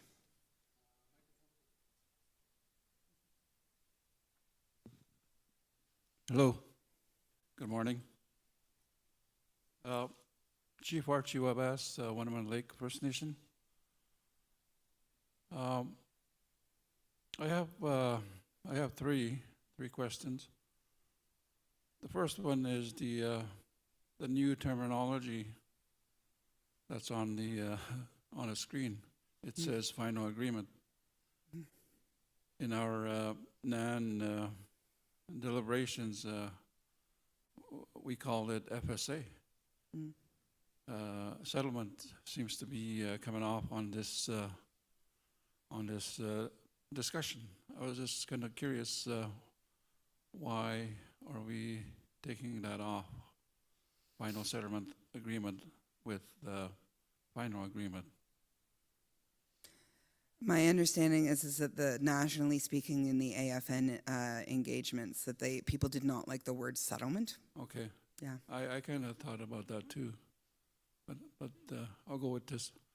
My second question is something to do with the off-reserve. You mentioned off-reserve services for off-reserve band members, and you kind of mentioned there's funding for it through FN First Nation Rep Services, or can you elaborate on that?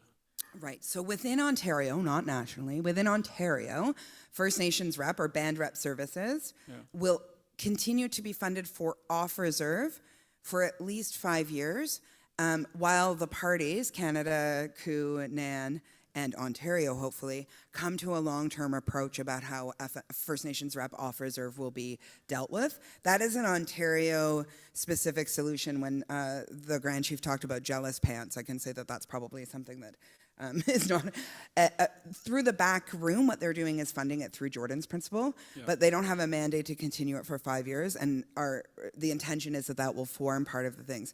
In terms of off-reserve, to children who live off-reserve, they continue to be served by the agencies using the Ontario funding formula. And you're quite correct, and everyone is quite correct, that what this agreement does not do is provide the same level of prevention services or prevention funding to be delivered either by First Nations or First Nations agencies off reserve as it will on reserve. And so then what we have is, prior we had a situation where if you were off reserve, you were doing better than on reserve. If this agreement is concluded, we'll now have a situation where off-reserve kids are doing worse than on-reserve kids.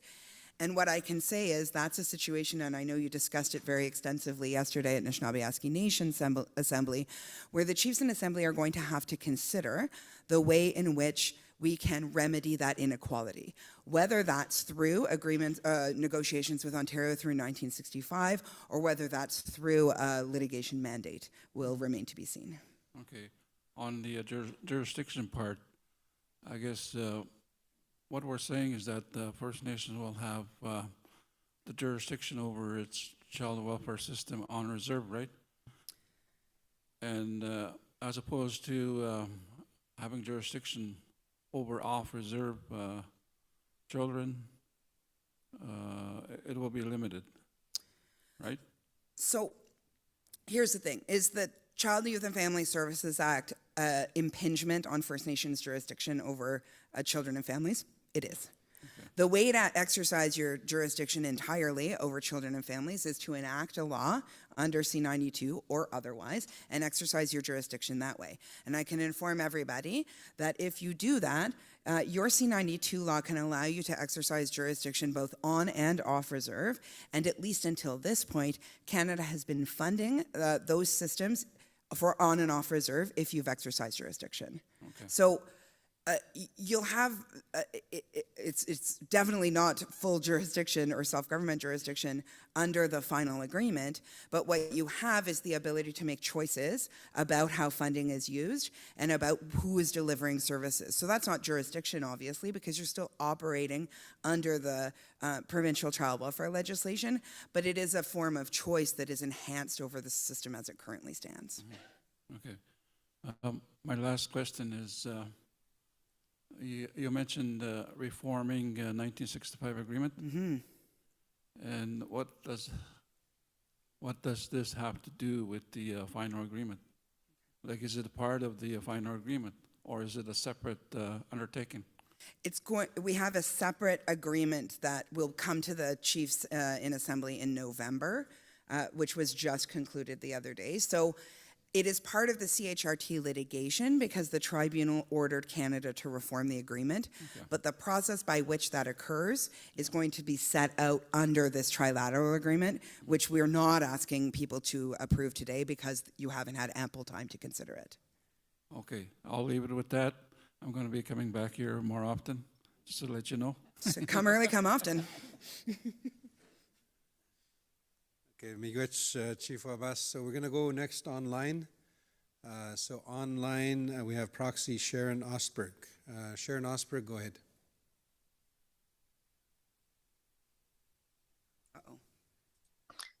Good morning. Thank you for the presentations. I have, well, I guess one main question. And we have a very good band rep program. We're operating on and off reserve. And we like the ability in order to invoice based on cost, and that has been happening, even though we were allocated a specific amount. For example, we have utilized probably twice the amount of our allocation for our prevention program that has been allocated. Fortunately, we can invoice ISK for that balance throughout each year. And because our off-reserve membership continually, just shows up. We have no really control on who's a member and when they are, but we're there to help them as and when required. My question is, looking at the allocations from the FNCF, it may be sufficient if we have the flexibility in order to use, the remote adjustment, which I'm hearing may happen. It's doesn't seem to be guaranteed, but hypothetically, if it's not, then we will be in a position where we cannot continue prevention programs to the satisfaction of our members.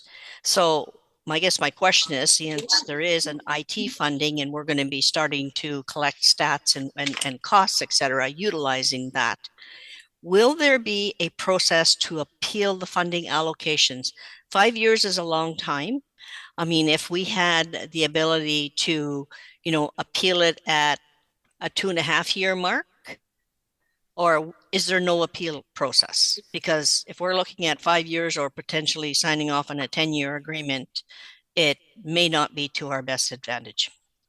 Sure. So I understand that, and that does sound like a problem in some respects. As it stands right now, the formula will go up for remoteness if the agreement is adopted. So you will get the remoteness money in addition if the agreement is adopted. And the other thing is that the funding will go up by inflation on population every year. But when the agreement's in effect in year 2.5, you be able to necessarily go and appeal and say we need more? In some circumstances, the answer is yes. There is a mechanism under the agreement called a service provider funding adjustment request, in which a First Nation who is unable to deliver prevention services because of unexpected circumstances can make an appeal can ask for extra money. If that is denied, you could take it to dispute resolution. I don't want to give false hope that this is necessarily the panacea for your problem or any individual problem. That is the way that it is set out now, though. And then at 5 years, there will be a review to look at the sufficiency of the funding, and there will be recommendations that come out. So, without knowing more specifics about the circumstance, that's sort of, I think, probably as specific as I can get. But certainly, certainly there will be individual circumstances that differ. Okay, Miigwech. So we're going to go back online. Chief Linda McVicker. Chief McVicker, go ahead. Bushu si Gwen ni kwe indishikas mus dotam anam kiwashing donchi. I understand that every chief wears their community hat and they'll try to discern and make the best decision for their community. But I'm a social chief with the Grand Council of Treaty 3. And just for a moment, if you don't mind, I'm going to put my Treaty 3 Nation hat on and just say that according to the funding breakdown provided by ISC, there's a substantial inequality in per capita funding going to each community based on factors that do not appear to reflect need. Now, a lot of that, as you mentioned previously, has to do with the First Nation rep services and the uptake. But I think this settlement agreement would in part cement these disparities now over the term. So what I'm asking is, in the agreement, would this be an unexpected circumstance for a community to say, listen, like you got it wrong, and we don't have enough? Because that's the reality that we're facing over the spread of the territory. And I will just mention that besides the pandemic, our nation is in a state of emergency for mental health and addictions, and it's been hard. So I'm just wondering, Maggie, if you could comment on what recourse some of the communities might have under the agreement. Thanks for the question, Chief, and good to hear your voice. I mean, it's very hard for me to comment in a general way about the universe of circumstances that would lead to an approved service provider funding adjustment request. Certainly, states of emergency may well qualify for that, and that is contemplated, that there are circumstances beyond the control. But I mean, I take your point about the service levels perhaps not meeting the need, and I will tell you that those numbers were derived from the numbers of the amounts of the funding for prevention were derived from IFSD and derived from study. I mean, I can say that obviously it's a little bit more. It's not necessarily going to.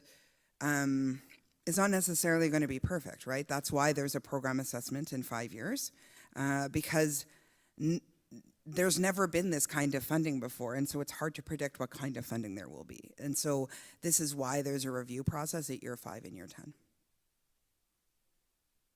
Right, so Yeah. just do our best to address it. Yeah.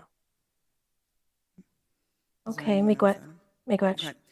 I just wanted to move, I know the ORC wants us to move on a little bit, and so I just wanted to address the question, which has come up several times. What if the agreement is not ratified? Are we going to get to go back to the table with Canada and the other parties to renegotiate? And it has been my view and my advice to Chiefs of Ontario, and I will tell you that it is my view to you, that it is extremely unlikely that this version of Canada will come back to the table to renegotiate. They had a mandate. The mandate was formed, as we said, based on some pressure from the parties. For instance, the housing money came out new.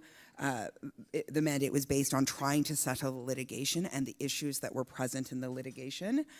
But I have no indication that there is extra money or additional money that will be given in a mandate between now and the expiration of this government. And so I think, and it is my advice, it is extremely unlikely that we will go back to the table. And certainly there are aspects of an agreement that have been proposed, certainly, that I think is virtually impossible that Canada would get a mandate to do. And I just want to say that. I think it is virtually impossible, if not impossible, that Canada would negotiate an agreement that had unlimited actuals funding for any period of time beyond the end of this fiscal year. It is virtually impossible to impossible, in my view, that Canada will negotiate an agreement that allows the tribunal, so that allows us to continue suing them at the tribunal over the next 10 years. And so I just want to be very clear, that is my opinion, that those things are not things that are achievable, even if we got into a place where we were renegotiating, which I also don't think is achievable. I also want to address some things, and I've been very careful because the Caring Society has always asked not to convey what their positions are, but you'll know that the Caring Society is opposed to this agreement. And they have sent a letter to the regional chief, and I've confirmed with their council that it is a public letter, which contains views about what kinds of amendments that they think need to be made to the agreement. And while some of them I just think are not realistic, not things that Chiefs of Ontario would ever disagree with, there are a few proposals for amendments that I think we need to be paying attention to. Primarily, and the number one is that the proposed amendment that came from them is that the agencies would receive 100% of prevention money until the agency and the First Nation together agreed that the First Nations could deliver prevention services. And another proposal is that while First Nations in Ontario would be kept to the current band rep funding numbers, that in the rest of Canada, they would have access to actuals for some period of time. So those are a couple of proposals that are committed to in writing that I just want everybody to be very clear about. The third one that I think is directly against the mandates that we have achieved in Ontario is that post-majority services would be split between First Nations and agencies. It's been our information, and what we've gotten from the advisory committee is that post-majority services should be delivered by First Nations, or at their option, have somebody else provide those services. So I just want to be clear about the terms on which some people might be wanting to go back to the table with that are not particularly within the mandates that COO has been provided to this point. So, and so, look, yeah. Oh, Chief. I mean, Chief Ted Williams, Rama. Thank you very much, Maggie, for your presentation, your words. A couple of things. So it's my understanding then, having heard from everyone, and I appreciate the work that has been done on behalf of the First Nations, that we're here to vote yes or no. The negotiations has been concluded, and are we in favor or not in favor? That's my conclusion here. And then, in the event that, it's not ratified, that when we look down the road at a pending federal election, what does that actually mean, if it means anything? Thank you for that question. You're correct that we are at the end here. I think that other regions may next week at AFN come with additional proposals that they want to see. Our information from Canada, again, is Canada has no mandate to increase the financial package. So it is sort of the end. I mean, I don't know what will happen next week, as I don't have a crystal ball in terms of what proposals people might bring to the table and how we would hear, even if we ratify here today, then continue onward. What does it look like under a next government? I mean, again, very difficult to imagine, but as you know, conservative governments aren't necessarily particularly friendly about human rights tribunals. So here in Ontario, the Conservative government has defunded the Human Rights Tribunal, making it basically impossible to bring forward a claim. I don't think that it's an impossible proposition that the Human Rights Tribunal nationally would face the same fate. If the agreement is not ratified, in order to bring up other kinds of funding pots, for instance, the remoteness funding, I expect that we would have to return to litigation. And we'd have to return to litigation at the tribunal, and with the uncertainty that brings with it. One thing that I want to also be very clear about is, in order to get yourself into a place where you can litigate, you need evidence. And it will be with some difficulty, I can say, that I could propose, for instance, that any particular amount is insufficient because we don't necessarily have the evidence. What we have the evidence for is the amounts that IFSD provided, which are the amounts that are in the agreement. But I don't have any other sense of evidence that will get us to a higher point. Okay, and the ORC, thank God, has dismissed me. Oh, are you done? I didn't say that. Are you done your presentation? Yeah, that's basically it. That's show business. Yeah. So thank you, Maggie. And she did say the ORC wanted me to move along. It's just because I do want to get to the point where we start having some real dialogue on overall where we're at on this. To the point about the next government, and this was raised yesterday, and we've been thinking about that a lot. So 2 weeks ago, the Chiefs of Ontario led a delegation to Ottawa to talk about our priorities with a number of folks in Ottawa, including deputy ministers, members of the opposition, which is Conservative members, Jacques Mead, the leader of the NDP, and a few of the current government members. And so two of the big pressing issues that we talked about was basically around the Clean Drinking Water Act that's in process right now, and the other one is this, the child welfare reform, and how that these two fundamental, and there are other areas, these aren't the only areas we talk about, but specifically these areas around, they're important to us right now, and around the timing. So we know that the NDP has publicly pulled their support for the current government, and so we have, when this government will fall and an election will be called is really unknown. The Conservatives have started putting, non-confidence motions forward. And so, we were pressing upon the NDP and the Conservatives that we want to be able to get the clean drinking water legislation over the line, but also this conversation we're having here.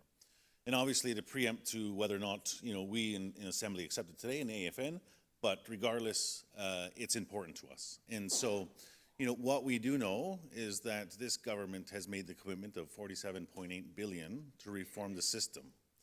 And so there have been a few, we have pressed upon them to not bring the government down yet, right? And so obviously, in the grand scheme of things, there's lots of parties telling the NDP, bring them down now. There's lots of parties saying, keep them going, we don't want an election. We know where the Conservatives stand.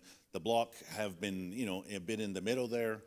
So that was our message. This is important to us. We need more time, right? And so that is us as elected leadership is doing that on your behalf, on our region's behalf. And so also there's a question around the $47.8 billion. If this doesn't go forward as a nationally, because we still need to get to the AFN and it has to be affirmed, will that $47.8 billion be available? It is unknown. Now, there are, some will argue, and they do exist, there are the tribunal orders that say Canada must stop discriminating. Those will continue to be there. But, one of the things we have to think, strategically, and when we lay this out, is that, we have seen this government who's been almost there for 10 years. The Prime Minister has talked about the relationship with First Nations people being very important, and no relationship is more important to his government. And we have publicly, including us, have chastised them to say, well, if this relationship is so important, why do we have legislation? Why do we have legislation that's contrary to our rights? Why are we having to take class action lawsuits to settle the realities? Why do we have to go to the tribunal to settle these inequities in our child welfare? Right? The relationship's great. We love that relationship, but on the ground, they're fighting against us. Now, the reason why I say that in context is that when you have the head of state saying this is important, but you do have these wonderful folks that work in justice to protect, the democracy of Canada and the considerations of the finances and all these other things, working against us. Think about a government that our relationship is not important. Think about a government that apologized to our elders, to our residential school survivors for what they'd done to us, to our folks, but then went in the back rooms of Ottawa and started slashing and burning programs. There is no indication that the government coming forward will be any different. Now, we will work hard to advance that. So they do still have the orders. Will the $47.8 billion be there? It is unknown. They will be very difficult at the table to negotiate. And so this government, while they have allocated that, they still need to go through appropriation processes to confirm the $47.8 billion. And so that's why we were in Ottawa talking about that, right? And so these are a lot of considerations that we have been doing in advancing this work. It is really unknown, will that money be available? Those orders will be there. We could be, this can could get kicked down the road 6 months, a year down the road, because they have fought us every way. And then under new government, I'm certain, having worked under a previous government, it will not be easy to negotiate, even if they're told by a tribunal, which you heard from Maggie, they generally don't listen and like those tribunals going forward. So these are considerations that I want you to think about strategically. Yes, I do support the agreement. I think that the mandate was given to you. Our team, which has worked very hard at the Chiefs of Ontario, our negotiating team has brought what we think is the best at this time, what we can get. It doesn't address all of the areas. So I just wanted to make sure I'm putting some context on, the thinking that we have been doing and the work that we have been doing around this. So.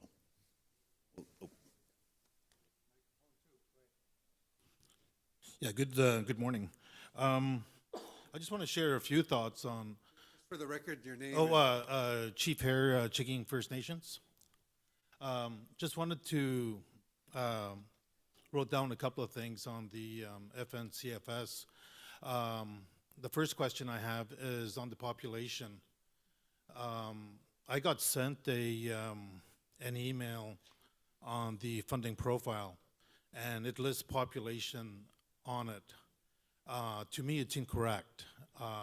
Our numbers are different from the IS population on reserve and off reserve. And it's a discrepancy of around 250, 300 for us. So if we're basing these numbers in the funding profiles based on population from IS, it didn't come from us, from our nation. But I was just wondering, where does the population numbers come from from that funding profile? Thank you, Chief. So I agree with you. There's population problems, and we know that. So where the number is derived from is the number of people who are registered Indians living on reserve, and that number, in my understanding, is something that is derived from the First Nation who reports to ISK what that is. So that said, there's a couple things that we need to think about, because we realize that this is a problem, but we don't have an alternative number right now. We don't have alternative numbers, and we pressed this matter hard to say that we need alternative ways of counting population. So one thing we've talked internally about is registration drives. That doesn't get at the problem, because it doesn't necessarily get at the problem of non-status people living on reserve, et cetera. And so there is a commitment to work towards community-based censuses, which will improve population numbers, which is a project taking place with the FNIGC in any event to do community-based censuses. But I agree with you, like this is not, we understand that it's not completely accurate.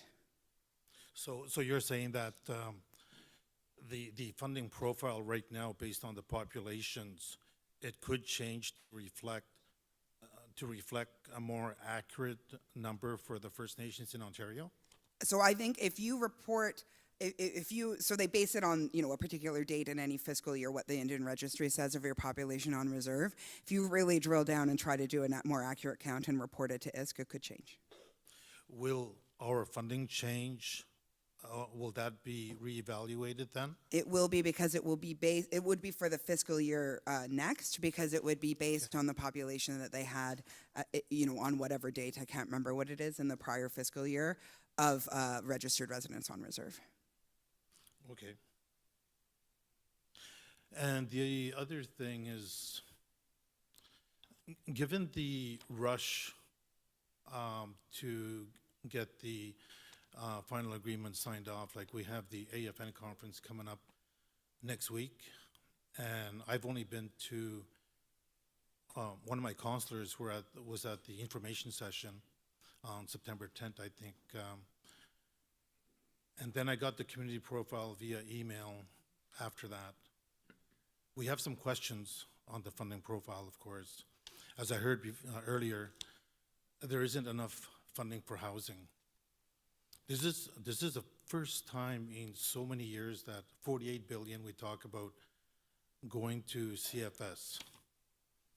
So how are First Nations on reserve going to build any type of infrastructure based on 250,000 is what I heard in the funding profiles.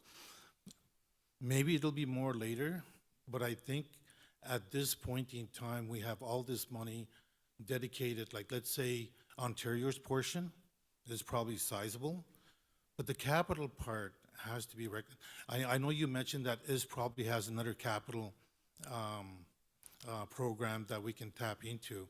That's good.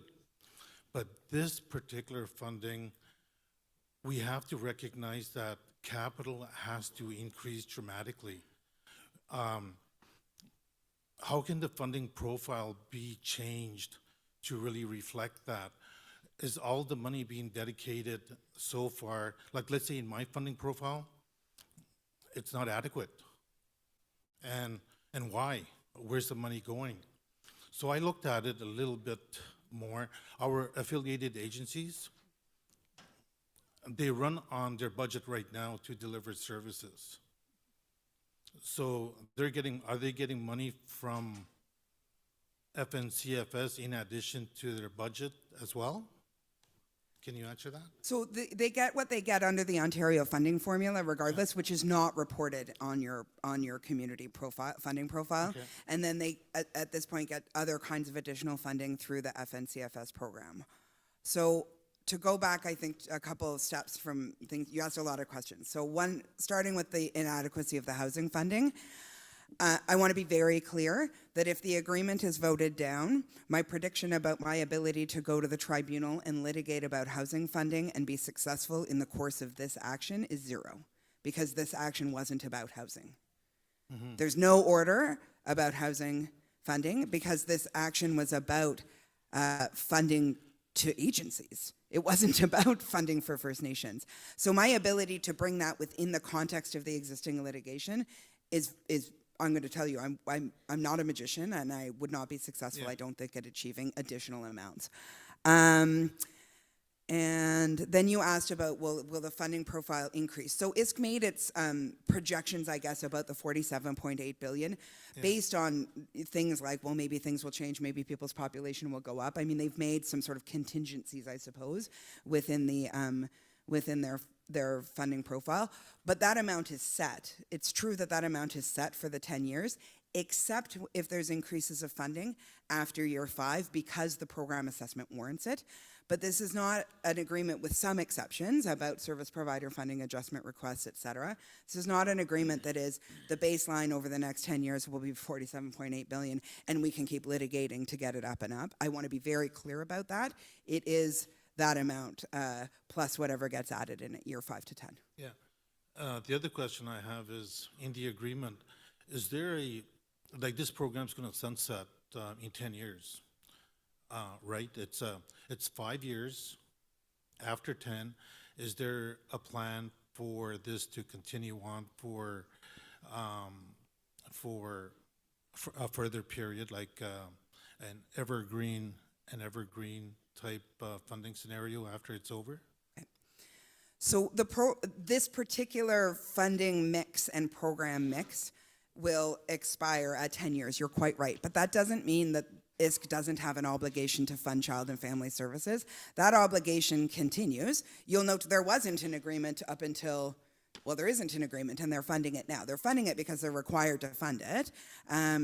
And they're now, according to the tribunal, required to fund it in a substantively equal way. That obligation is not erased by having entered into a settlement agreement. That obligation will continue.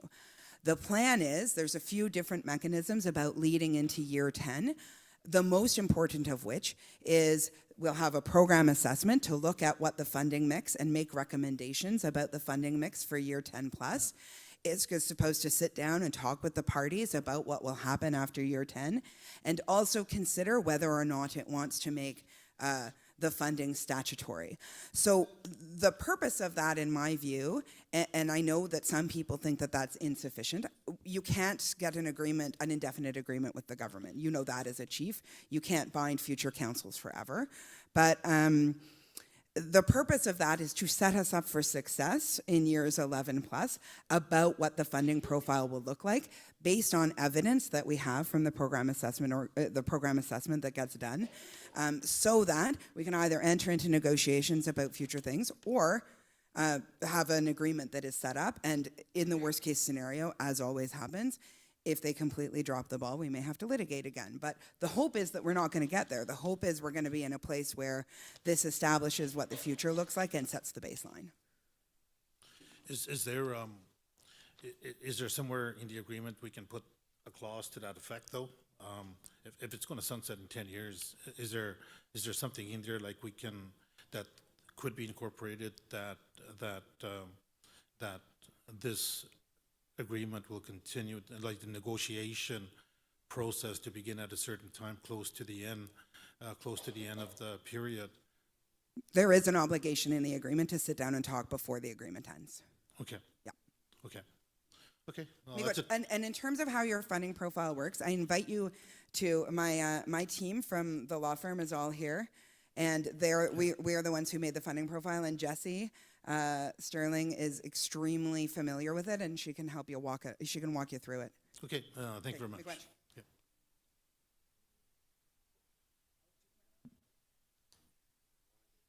Maggie, my question is the payment to individuals, it still is 40,000? Oh, that's in compensation. Pardon me? That's you're talking about the compensation to the individual- survivors out of the individuals? class action? Yes. I am not our compensation pro. Our compensation pro is Darian. And Is it it's a separate 40,000? agreement that has nothing to do with this guy. Okay. The other thing is He'll touch base with you at the the break. validation that they lived on the reserve, that they were apprehended from their home on the reserve. I know from my time in being chief, but before that, I don't know because there are no records and there was no accountability from the agencies to the First Nations of who was apprehended and where they ended up, or if they were, and what would happen if they were adopted by non-natives then? What happens Again, in that that's case? in the other agreement that's already concluded, and I don't So- know the answer to it off the top of my head. So what accountability mechanism is going to be in place for the agencies to be required to identify to the First Nation what children from there they apprehended? And is there a time frame? How far back are they going? Is there a time In frame order for this? the compensation to have happened, I honestly, Chief Miracle, I'm really sorry, I don't know the details of it, but I can ask Darian to touch base with you. Because the people are going to come to the chiefs and ask, am I eligible to get this, and what's the criteria? Yeah. And Understood. I don't know how to answer that. There is a contribution or a distribution protocol which Darian is very familiar with. Because I know with the water claim settlement, it's for specific periods of time. Correct. And so I don't know if that same principle applies to this agreement or not. Neither do I. Can you find out and let us know? Darian's here. So just for everyone to be clear, Chief Miracle is asking here about the compensation under the class action settlement that happened, which is separate and distinct from this agreement. I just want everyone to be very clear. No one under this agreement is getting $40,000 in their pocket, just to be clear. Okay. Darian. Good morning. So, Chief, to answer your question, so for the removed child class, we expect the compensation processes to be open up this December. And the class there is made up of First Nations individuals who, as a child, were removed from their home on reserve or in the Yukon and placed in care between April 1st, 1991 and March 31st, 2022. Their base compensation is $40,000, and there's enhancements on top of that based on what their experiences were while in care. Okay. And I guess to validation, they'll usually go to the chief and say, hey, chief, sign a letter to say that I was apprehended here. If I don't have any records, and if I don't know who these people are because they were off reserve, then how do I do that? Because that's what's going to happen. Mm-hmm. Yes, and so I am familiar with that process. So with this one, though, it's not entirely clear what Deloitte's going to need in terms of administering each person's claim, in terms of what evidence they'll need off the cuff. But we do know that their process right now is that it verifies based on the person's name, their date of birth, as well as their ISK number. Their ISK number being either their status number or their registration. Okay. And just to be clear, I know I've heard this before, but there's so much to remember. If they were apprehended from their home or apprehended from their community. So if, for example, if they were apprehended from their home and other people in the community took them in and looked after them, does that qualify for that individual compensation? So it's removed from their home on reserve. Their home on reserve? Yes. Okay. Oh, yes. I can come and chat with you shortly. Pardon me? I can come and chat with you shortly to answer more of your questions on the compensation. Okay, side. thank you. I just want to, if I could, on that comment, right? I mean, there's two separate things happening, well, right now in this room, but in relation to the child welfare. And they did get a bit amalgamated at one point. I mean, Canada announced a settlement of a class action for children that were affected by the inequities and were in care. And so that process, the big announcement was made around that, and there was a commitment for reform. We're talking about the reform side only. The details that were just talked about were about that compensation aspect, which is not related to the agreement that we're considering today. I just want to be very clear, like Maggie had mentioned that.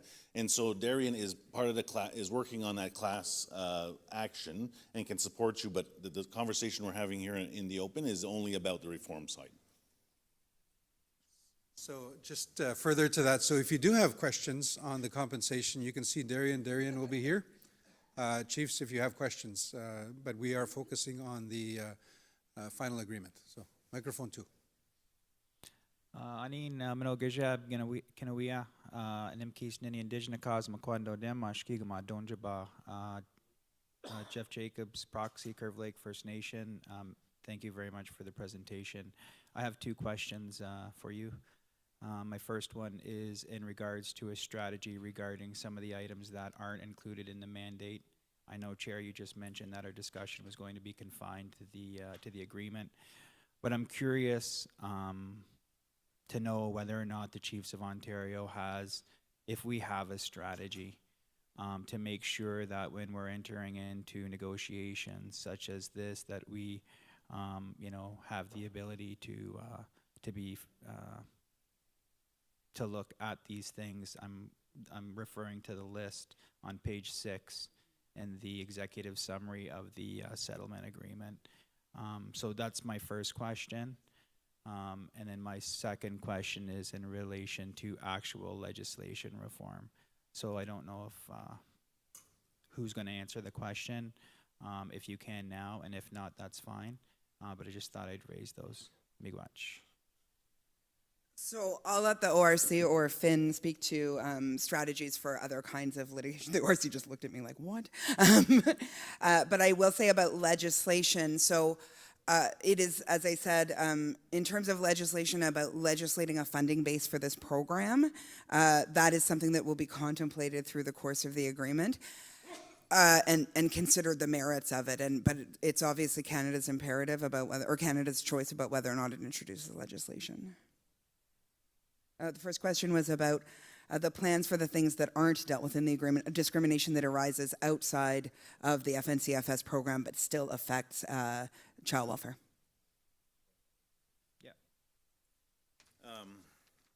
Yeah, obviously, and as I mentioned in my opening comments and what we have, we've heard and seen, and we know that, there's so many factors that affect the family unit, and the legislation around that and the realities in community are completely different than what, the non-Indigenous families have their realities. And so that is the job of, our elected leadership in this room, is to advance those priorities in those different areas. Unfortunately, like we have seen, this discussion is only a result of a Canadian Human Rights Tribunal that's focused specifically on reserve discrimination.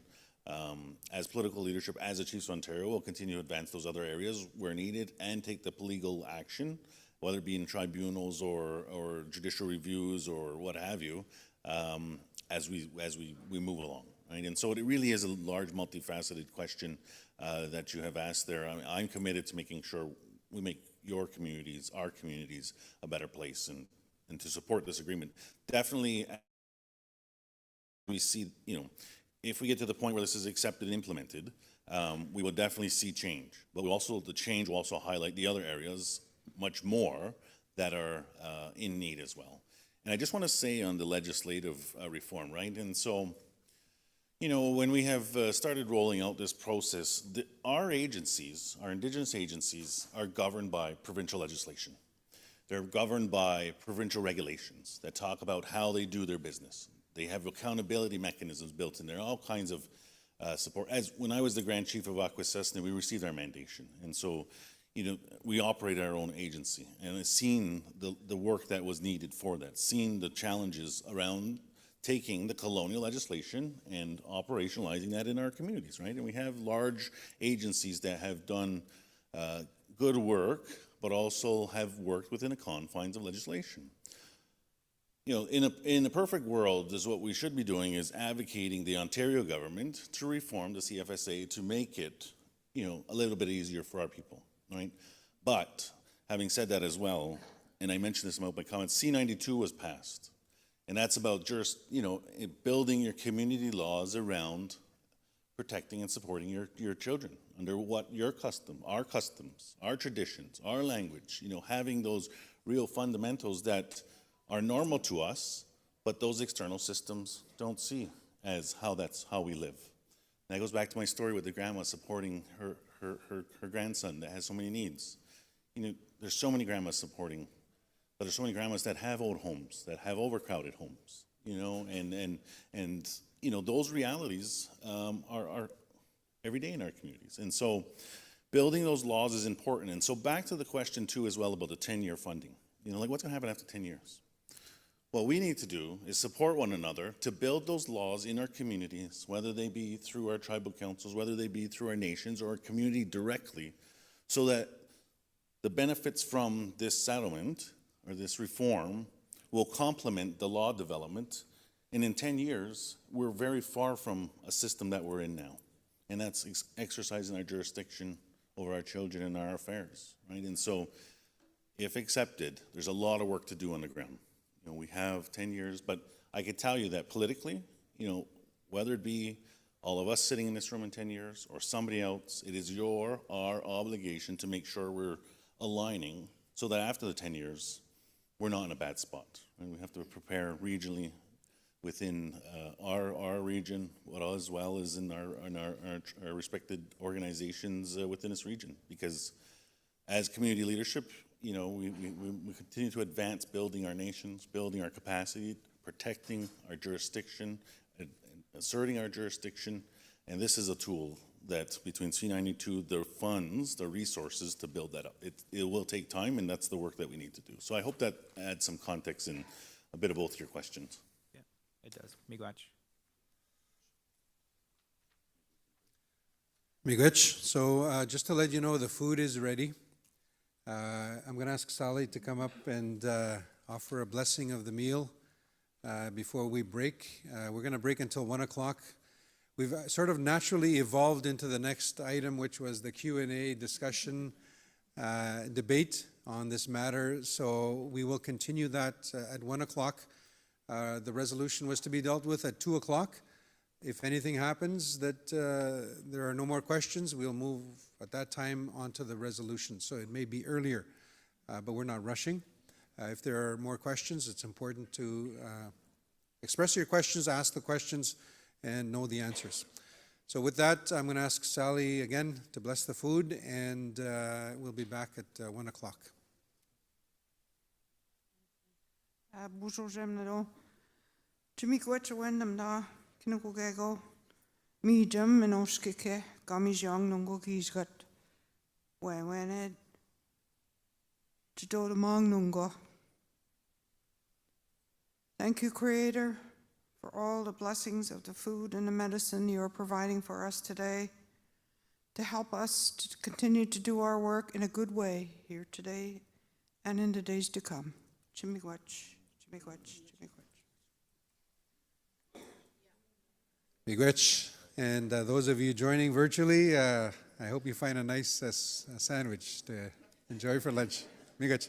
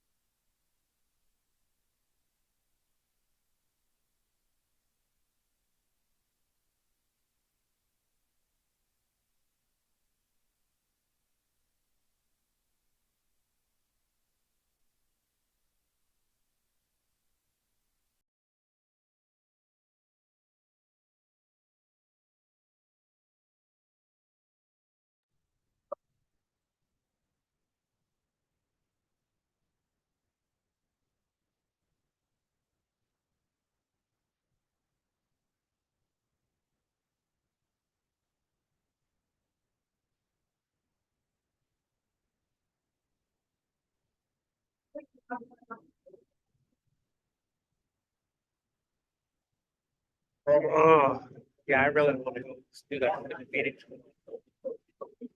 What? 10:30. I can put the ball. That was my plan too.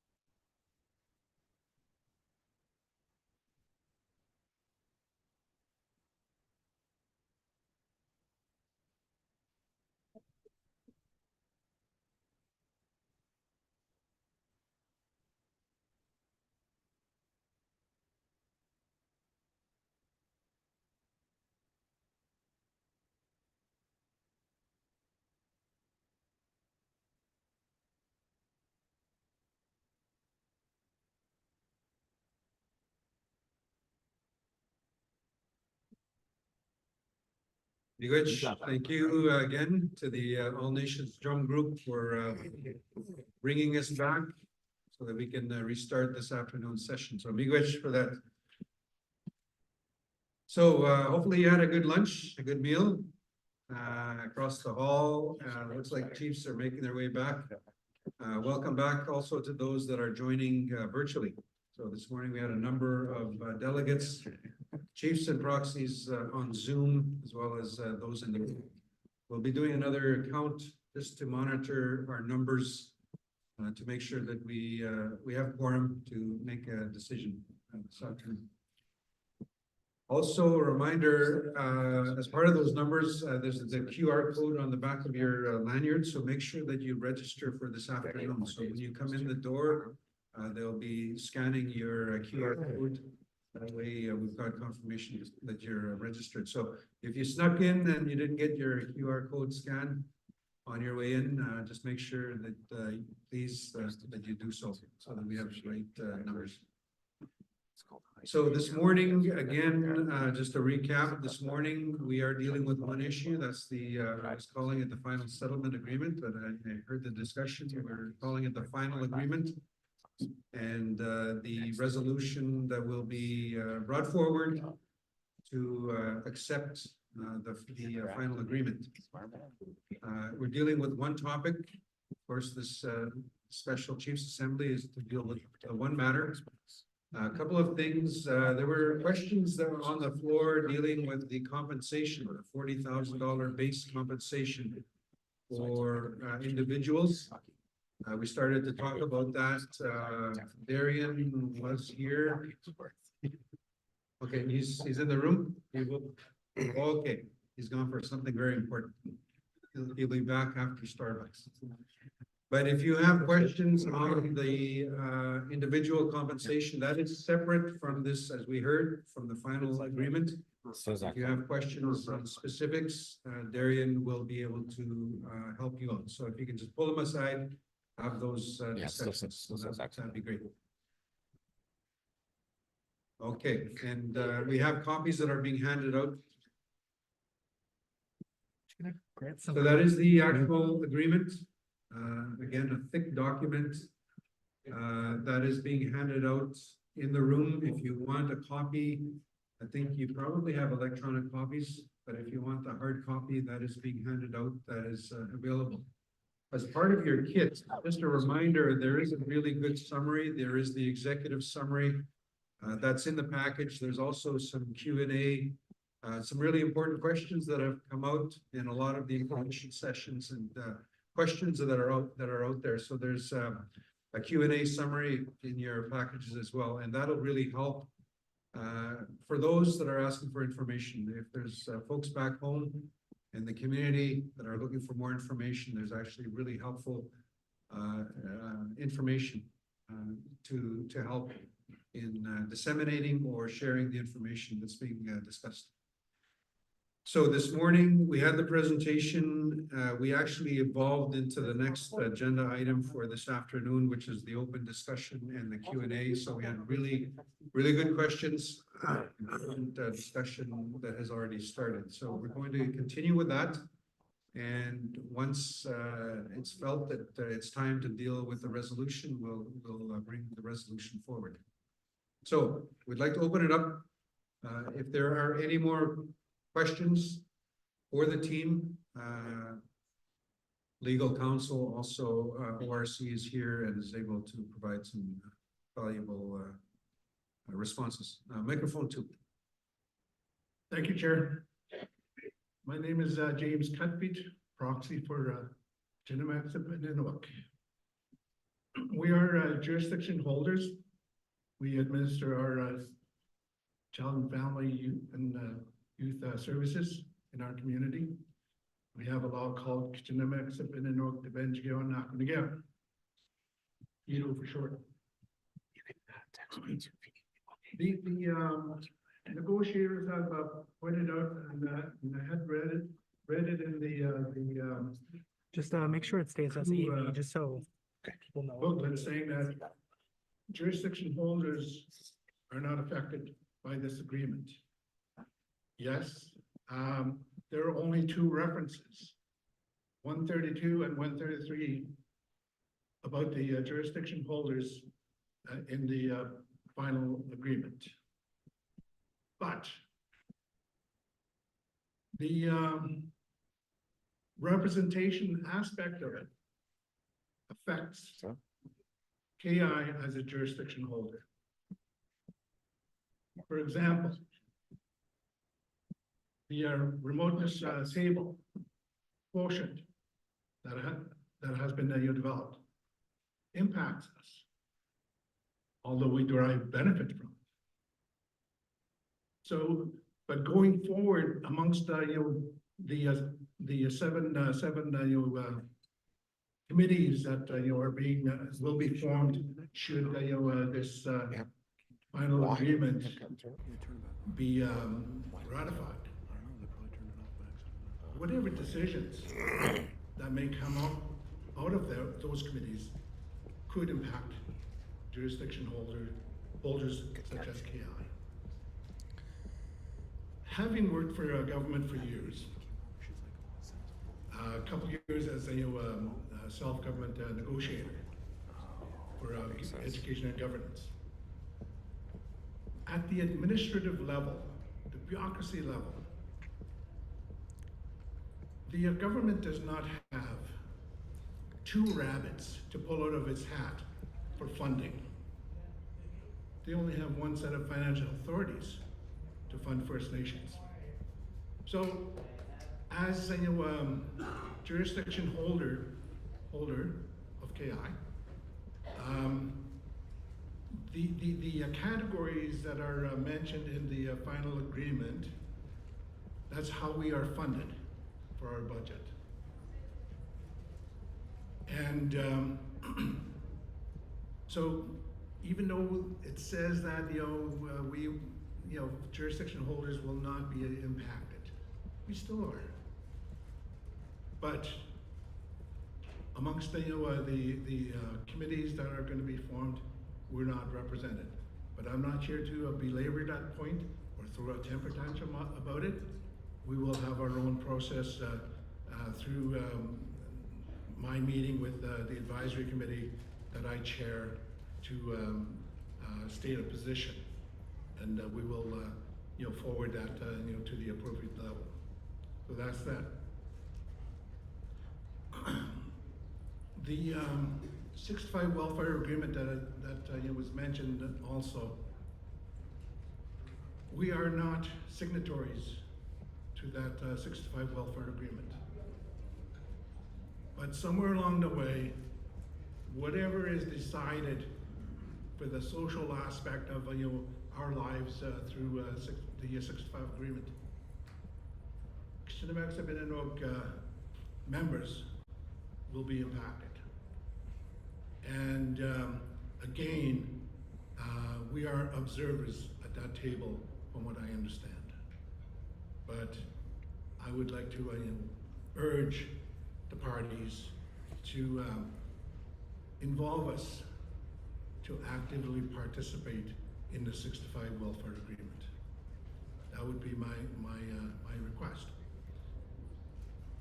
Also, it's been an interesting a day and a half of listening to the leadership questioning the final agreement. I'd like to touch base on population. KI had to, or KEDO, had to submit a population count similar to the children being registered at school. We had to do that for our community. So what I did was, and you might find it useful when you project your membership population. I divided the age group into categories. 0 to 5, which is senior newborns and senior kindergarten. 6 to 13, the elementary age group. 14 to 18, the high school age group. 19 to 25, the youth or age of post-majority support age group. And then from there, 26 to 49, which is the working group, groups that are employed. And then from there, the in-between, still the workforce and the people on their way to pensionable income age bracket, 49 to 6 to 9, and then from there 70 plus the senior elders of the and I also took into account the on-reserve residents, the off-reserve residents, the provinces that they reside at. I also counted the First Nation, non-First Nation members of KI into the population projection, as well as the non-registered children or youth. And I found that we have 50 plus non-registered children and youth in our community. And those were included in the summary that was provided to Canada. Because Canada will ask you about your population count. I often wonder where Canada pulls their numbers off of, because they never match the First Nations data count on population. The other thing that I'd like to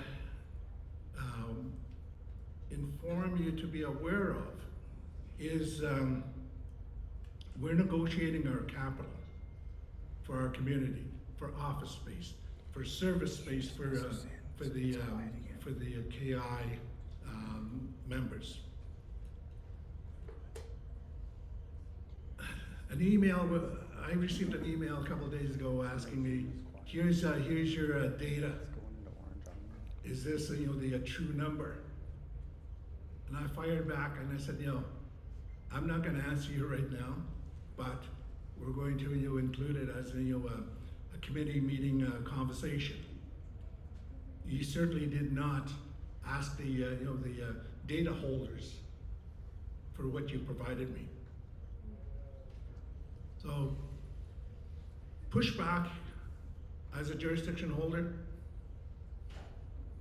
is what we have been doing with the two levels of government, Canada and Ontario, to ensure that those coming behind us is a little easier for your I guess as you move into your own laws, creating your own laws. We're trying to address as many critical issues as possible. Under the coordination committee table, which is a quarterly meeting of two levels of government plus KI, and I have 7 items, well, 8 items that are on the table. One of them is customary adoption. And the last meeting that we had with Ontario came back and said, we don't have a mandate to talk about customary adoption. So do we give up on the rollover? No. Ontario and Canada, as you develop your laws, they have to think beyond what is within their policies and acts and legislations to address the issues of our people. So that's my my thought for the day. Representation was an issue that impacts us, but that will be dealt with in another process. I just wanted to inform the party negotiators that yes, we have an issue with representation too. Thank you, Miigwech. Miigwech. James Cutfeed is proxy for Kichinameg Sabunuk. So I don't think there was a direct question, but just some comments on jurisdiction and how to move forward with that, and also some of the work that Kichinameg Sub has been doing. So miigwech for that. The floor is open if there's any more questions or discussion. Microphone 2. I'm short, so I gotta move this down. Buju Makwana Da Tashinkwa Dishnakaz Bakajanan Dunjba Makwana Dem. My name's Leela Thomas, and I'm the newly elected chief for Walpole Island First Nation. This is all fairly new to me, and I'm still learning, and I appreciate the hard work that has gone into this. And we did have some concerns in terms of Walpole Island not being part of the First Nations Child Family Services and being part of a mainstream agency, and whether or not our data was used with this data collection. But I also appreciate the risks that were talked about in terms of increased responsibility to First Nations and capacity, and whether or not First Nations are in the position to be able to fulfill what is now added on responsibilities. And if a lot of you guys know about Walpole Island, we have a very high water table, and it's hard for us to get adequate housing and even buildings for our programs and services. And that's a big issue. And everyone's talking about the water treatment and our water rights and stuff like that. So we do have some questions, and I want to allocate my time to our technician, Sandra Gilbert, because she's the expert in this area. And so I'll give the floor to Sandra.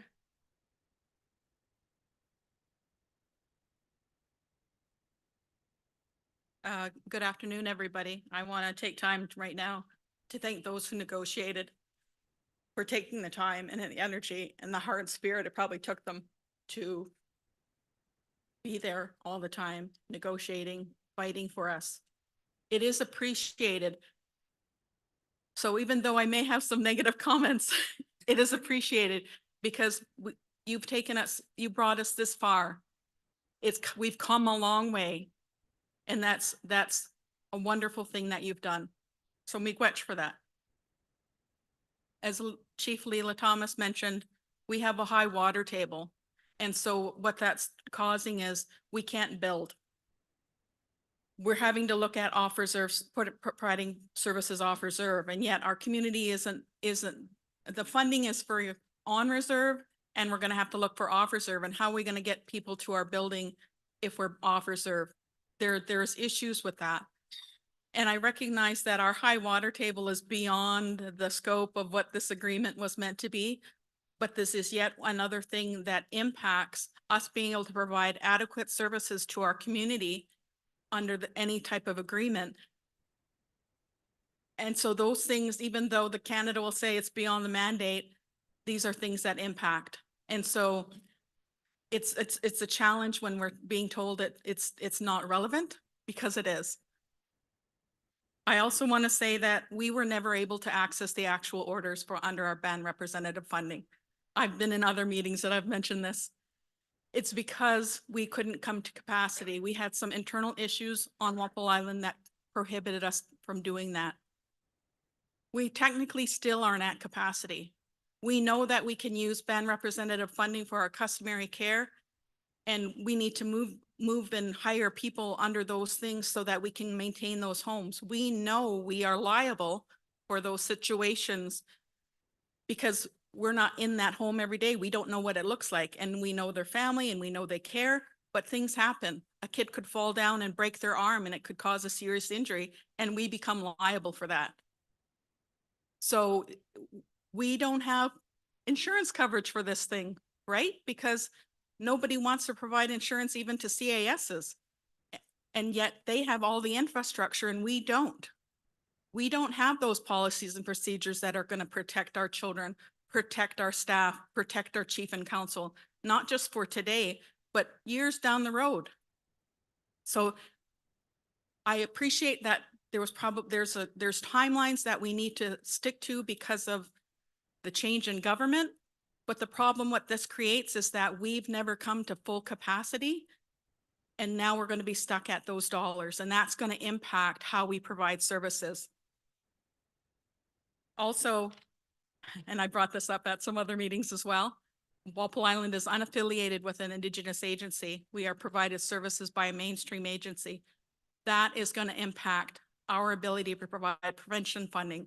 Because if you talk with people on the ground who are providing this service on a day-to-day basis, you will know that the full range of prevention funding, it's just enormous. And that's going to cost a lot of money. And for us to provide an adequate service, this money won't be enough. And I appreciate that it was the best that could be done, but it's still not enough. And another challenge is that with the differences between on and off reserve funding, it's going to create problems because then we're not going to be able to assist our off reserve members in prevention situations only if they're involved with CAS and through band representative funding. That's going to create issues where we're being discriminatory against our own members for living off reserve. And so that's creating increased liability for us. And again, insurance is a problem. So miigwech for the time, Chief Thomas.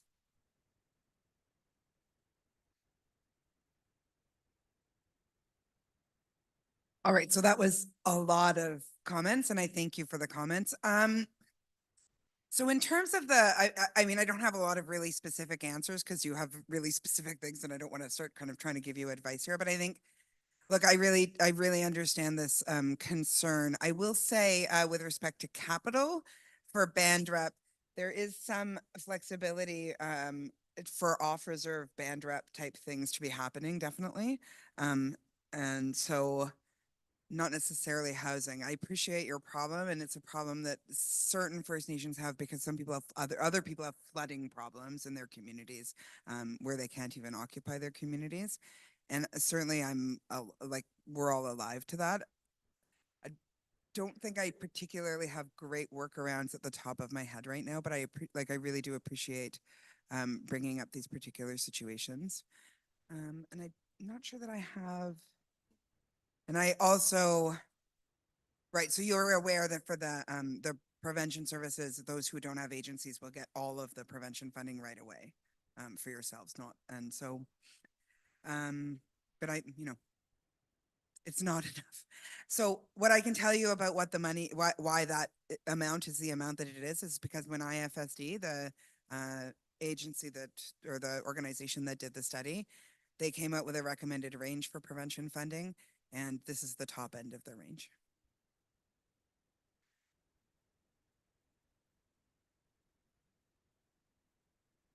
So we'll go to the I think there's a follow-up question to that. To that earlier question. We'll go back to microphone 2.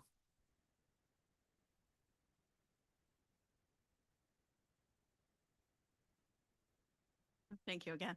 I appreciate the IFSD did do a study and that's where we got that number from. But that was based on whether or not the program, the First Nation was serviced by an Indigenous Wellbeing Agency, which Walpole Island is not. And I appreciate that there's just a bit over 100, under 200 First Nations across Ontario, across on Canada that are in that same situation. But even accounting for all of the prevention dollars and then the little extra little bits that we get, it's still not enough because we know that it's not going to be enough for First Nations who have agencies and have that infrastructure already built. But we don't have that infrastructure. We're lacking policies and procedures. I go to work every single day and go home every single day afraid that we're going to have a child injured because then I'm responsible. And that's a challenge for not just me, but for all of the staff that work with me. It's a problem with for our chief and council. And but that wasn't taken into consideration, and that's a problem. We need to understand that it takes time for us to come to capacity. We have a number of different realities in our communities. We're currently in a drug crisis. We're probably going to have to declare a water crisis because we're going to essentially have sewage all over the place because of how high the water table is and our septic systems aren't working properly. So these are the realities of us in the community, and it creates challenges for us to come to capacity and to focus on those policies and procedures that we know that will help keep children safe. We're doing actions we can, but at the end of the day, we're all liable, and we may have a child hurt, and that causes concern. We see these children every single day. It's hard. Miigwech. Thank you for sharing. So before we come back, Chief Hare, before we come back to microphone 2 online, we had a hand raised, and I just want to confirm, proxy Sharon Osberg, if you're still there online, I think we saw your hand. Go ahead. Yes, I didn't have a question. I had a comment regarding the previous chief's discussion regarding where the numbers come from, that they're always wrong and they're always much lower than our own population. And my suggestion, and I know this because of another organization that I've heard, they're using 1997 StatsCan data, which doesn't help us. I mean, we've come a long way from 1997. Is there something that this organization can do in order to get the proper population basis for each of our First Nations?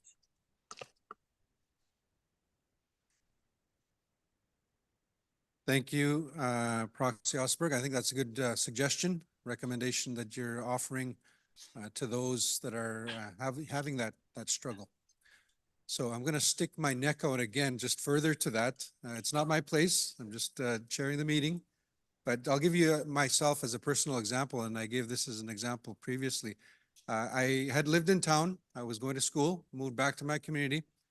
I served a total of 12 years in my community as a band counselor, deputy chief, and then chief. 12 years total. Halfway through that term of 12 years, I looked at the Indian registry. I was listed as off reserve.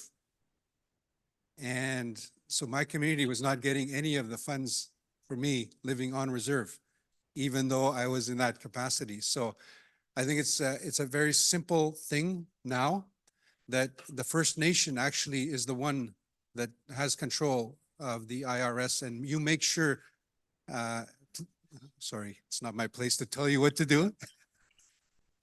I would advise and recommend that everyone has a look at their membership list and make sure that everyone is accounted for on reserve. And you have that discretion. Sometimes some people have to leave. Sometimes people have to go out for a short time and maybe it's beyond their control. So it's something to think about. That's just coming from me because that is a serious issue. Make sure we have a look at our IRS membership lists. I think that the membership lists are accurate, or a lot more accurate. It's the government that hides behind StatsCan stuff, and that's what they'll allocate based on. And if they don't have updated data, too bad. We have to go by what's on StatsCan's data. Miigwech. Thank you, Proxy Osberg, for raising that. Sorry, Chief Abbas, behind you, Chief Hare had approached the microphone. So I'm going to go to Chief Hare, microphone 2. We'll have an arm wrestling match back there. Yeah. I just wanted to go back to population again. And I really think we need something there in the agreement on population because the list that's provided by Indian Affairs really doesn't do justice. They don't keep track of on reserve and off reserve. We have a list of members that they keep as well, but our numbers change all the time. So we have more accurate numbers than they do of on reserve. So they don't have a breakdown of on reserve and off reserve, and that changes monthly, yearly, and their schedule of revising the list, I think, is questionable to say the least.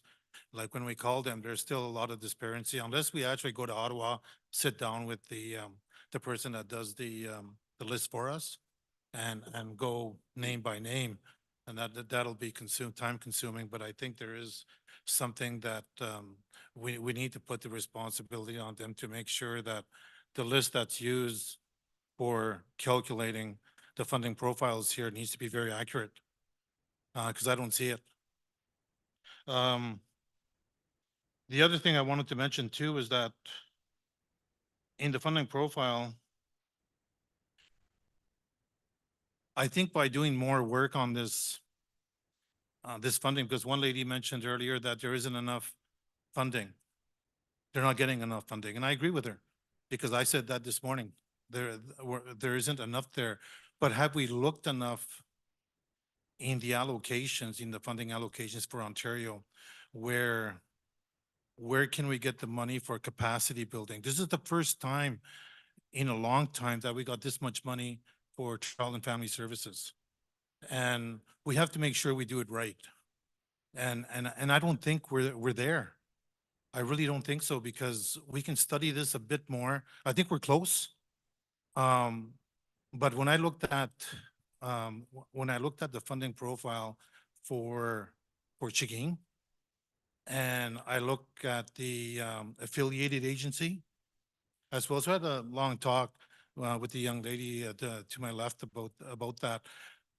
But it still confuses me that the baseline funding that, like, for example, that we're getting zero baseline funding because they provide the services currently to do what they need to do to provide protection services and everything else that they need to do.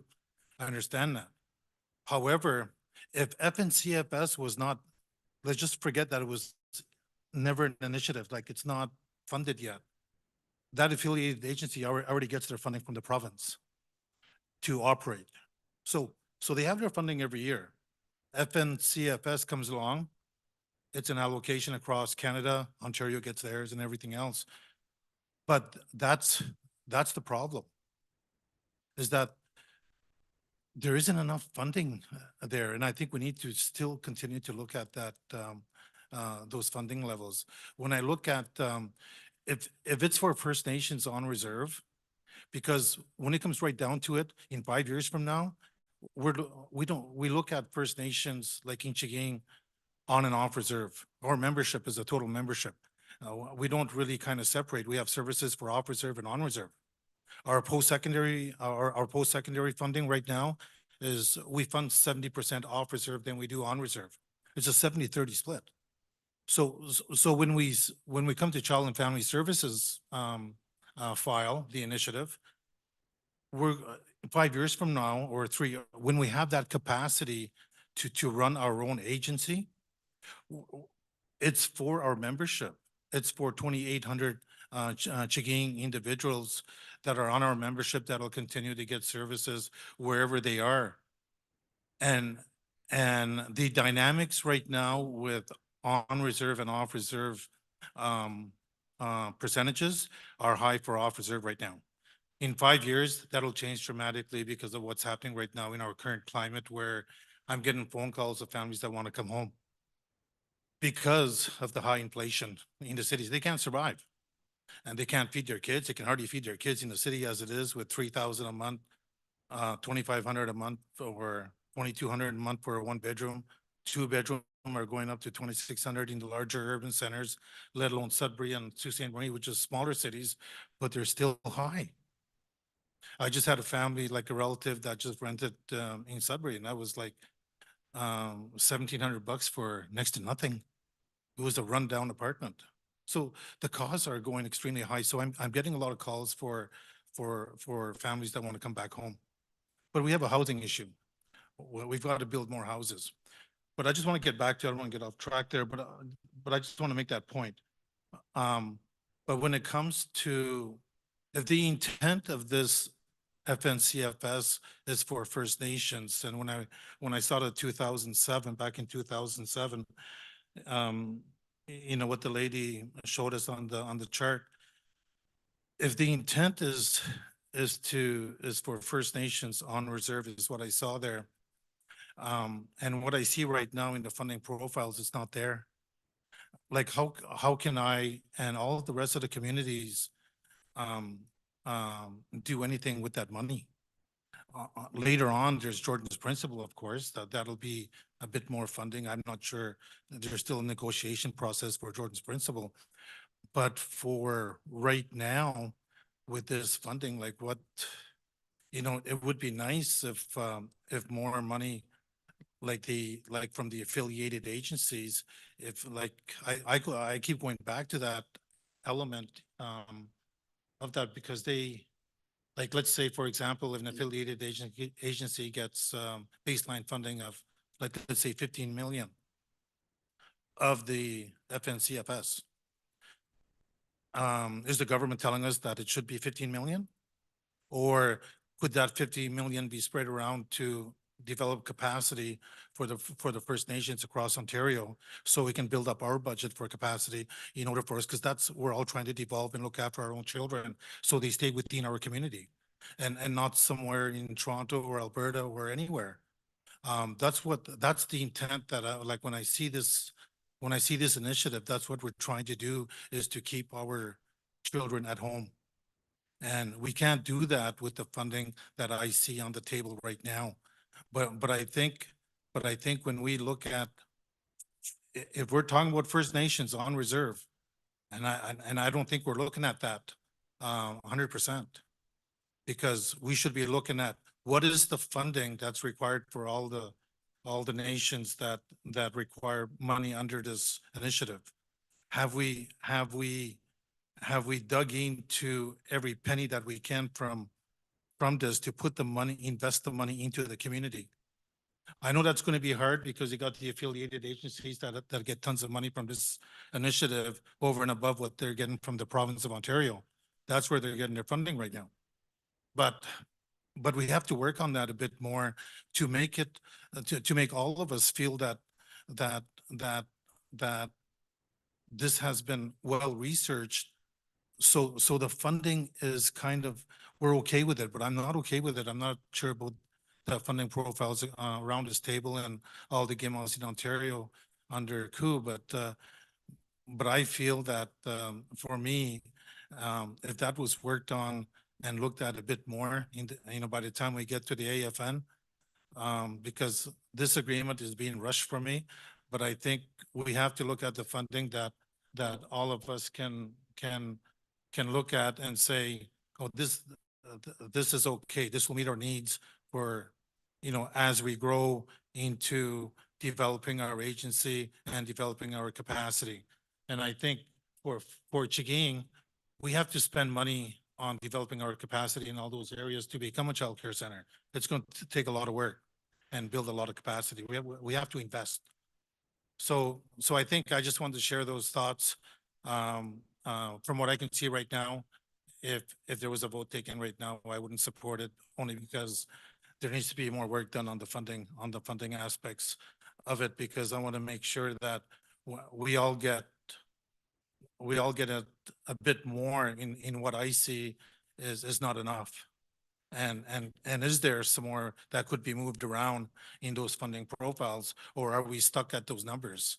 That's what I'd like to know. You go ahead. Thank you. I'll try to be as brief as I can while addressing the concern, because I understand this concern also came from Walpole. To sort of sum it up, like, I absolutely understand what you're saying is it's not enough at this point, and I appreciate and understand that. It's based on the studies that we have.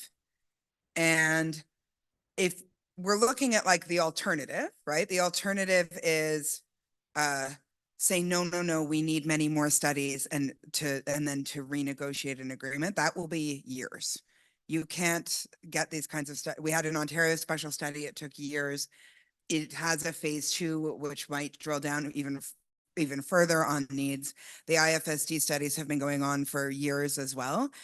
And so I think that you're right, there's a trade-off about this agreement now and then studies in the future. One answer to that is to continue trying to drill down on needs and at the program assessment starting in year 4 to year 5 to hopefully have a better picture of what the needs are. Because I'll tell you that one of the information gaps is it's very hard to know how much you need to run the program when you're not running the program or before you've started running the program. And so, I mean, I would be lying if I told you that we are certain that this is what reflects the actual need to deliver the programs. That is why the agreement contemplates sort of independent research along the way to try to be able to drill down on that. And I absolutely appreciate that that's not a satisfactory answer to you, but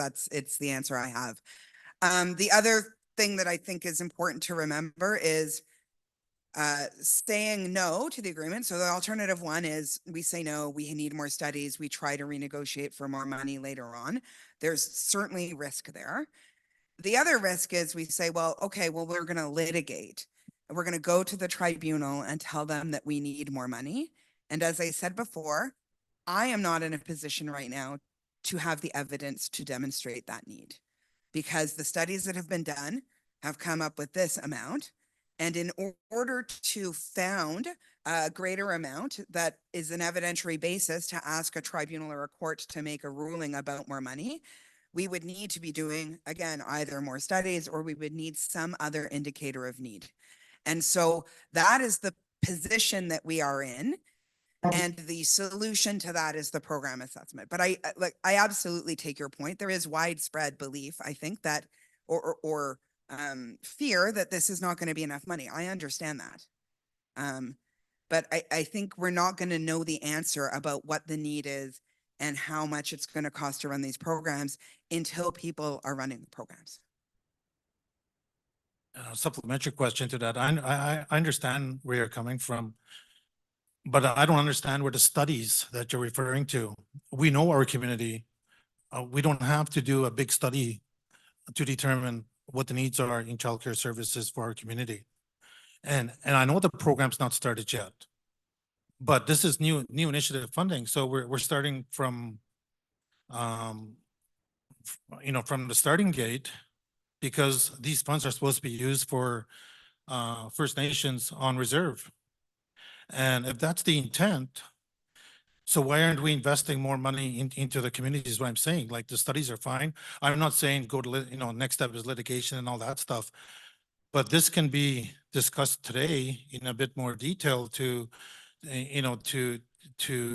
kind of work on numbers, work on like when we say studies, I don't think I was studied. My First Nation, I wasn't called about this study, whatever studies we're referring to. Did somebody come to my community and study the community as to how many, what our community is like and what our comments are in this area?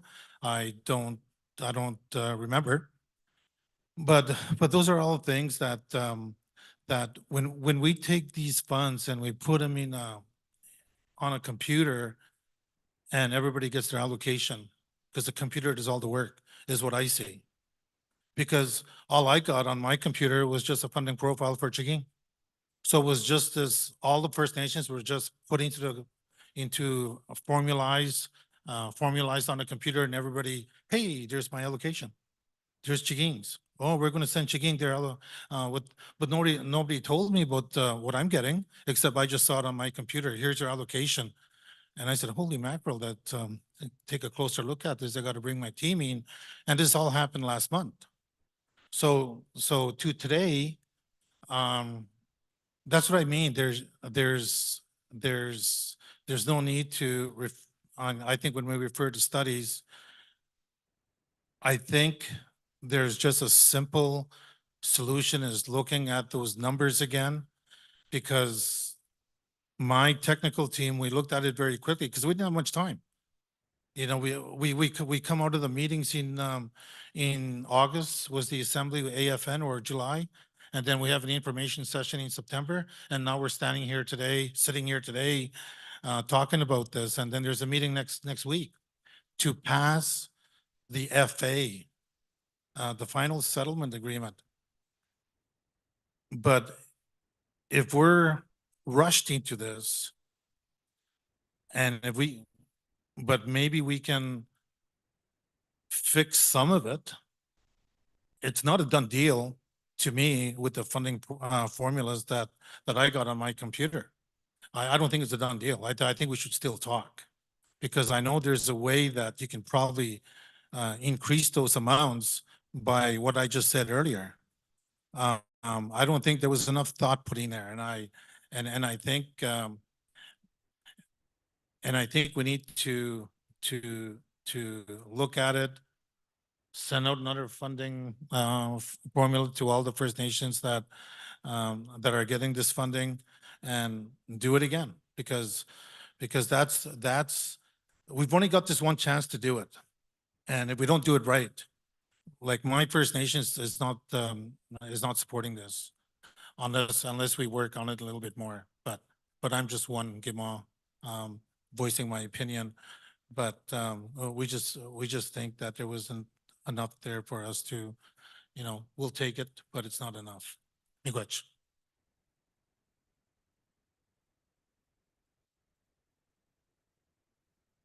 Miigwech, thank you very much, Chief, for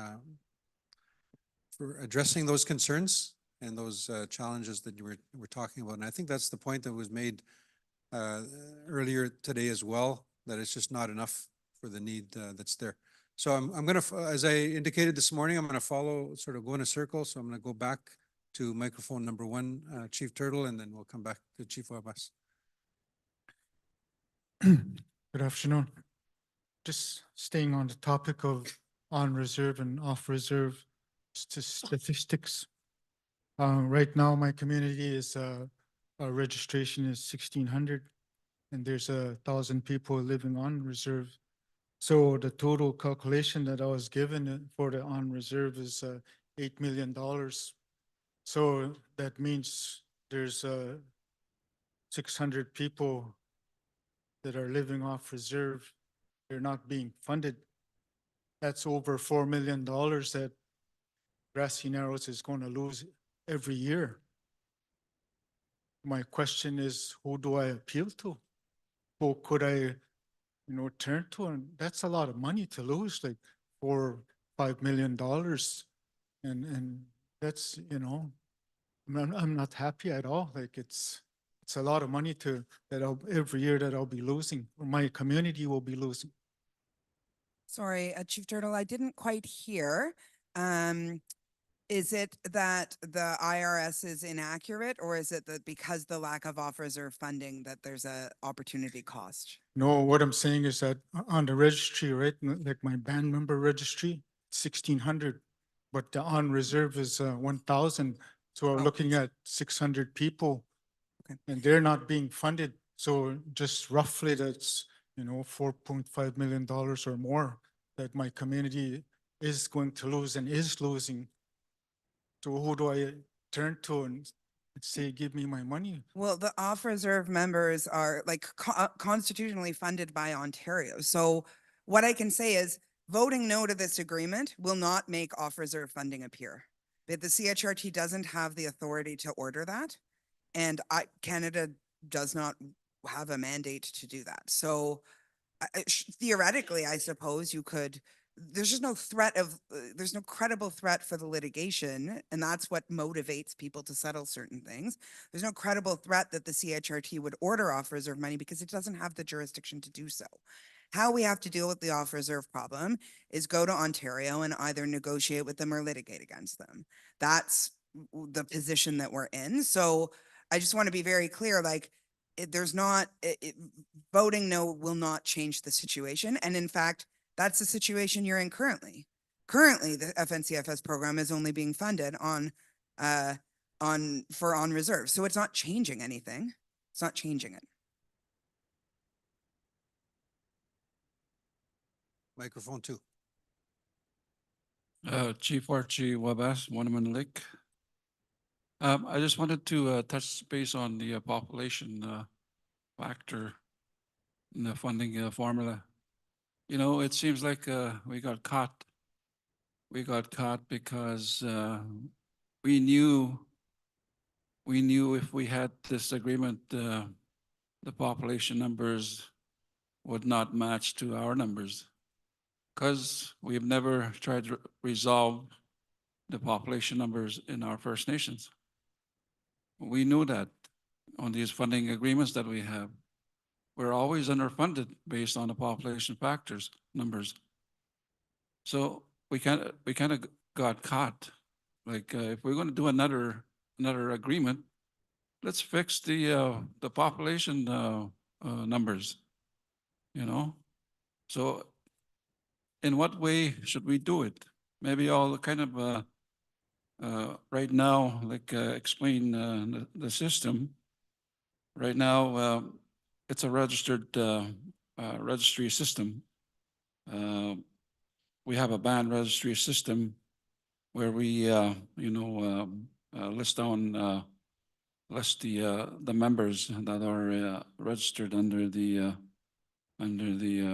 our First Nation, and that doesn't match with the Indian ISC's registry.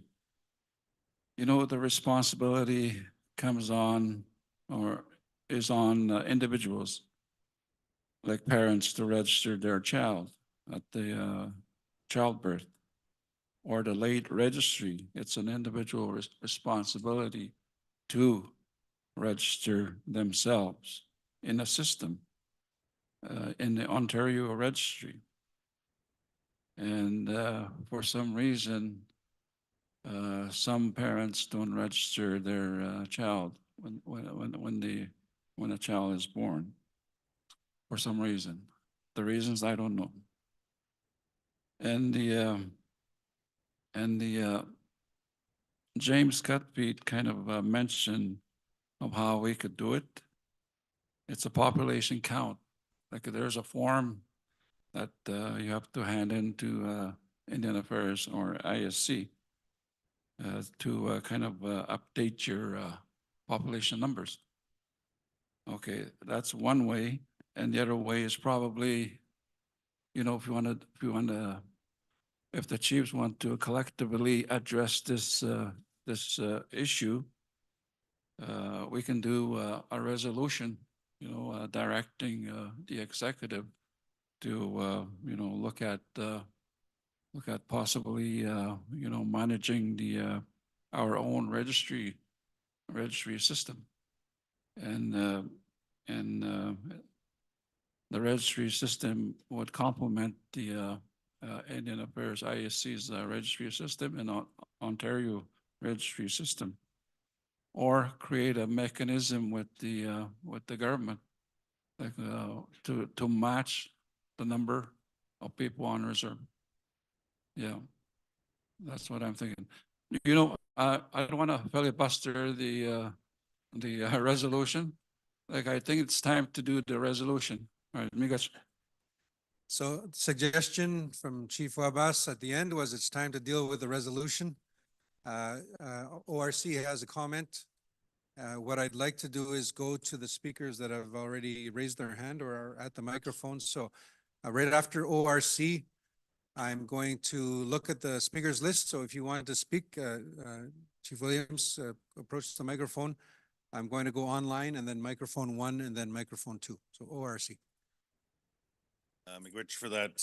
You know, I just want to make a couple of comments on this Indian registry. You know, this bothers me quite a bit, and a couple of reasons around the Indian registry, right? Is because, you know, next month we'll be talking about our issues at abroad, and one of them is the identity theft, right? And we're challenging a piece of legislation where, you know, a group can go out and identify themselves, and then all of a sudden they have all these rights and all these other things, right? And then we have the colonial construct of the Indian Act that says who is and who isn't, right? And then we know it's inaccurate for the purpose of on and off reserve, right? And so, you know, being in community leadership, worrying about how many members you have on and off to the T is one of the last things, unfortunately, you're thinking about, right? Because you're thinking about the challenges on the ground, the suicides that are happening, the poverty, those issues. But worrying about, you know, the Indian registry and make sure it's correct because the government of Canada says that, you know, these are the numbers is really troubling to me, right? And I do want to acknowledge, though, I come from a community with a very large number, one of the second biggest populations in Canada. And so the Indian registry, you know, is big there. But the other reason why I'm talking about this is because, you know, the question about what do we do in the 10 years, right? I mean, it's like, in my mind, you know, if we proceed with this, this is about building capacity and asserting the jurisdiction where we need to. And I believe that very soon, as communities as a whole, we're going to be having a talk about this registry stuff. Because we can't have pretendians, we can't have, you know, these organizations asserting rights, and we're constructed by who is and who's not our members, right? Because we have I've heard a lot of comments about, you know, whether they're registered or not, whether they you know, they have live on and off.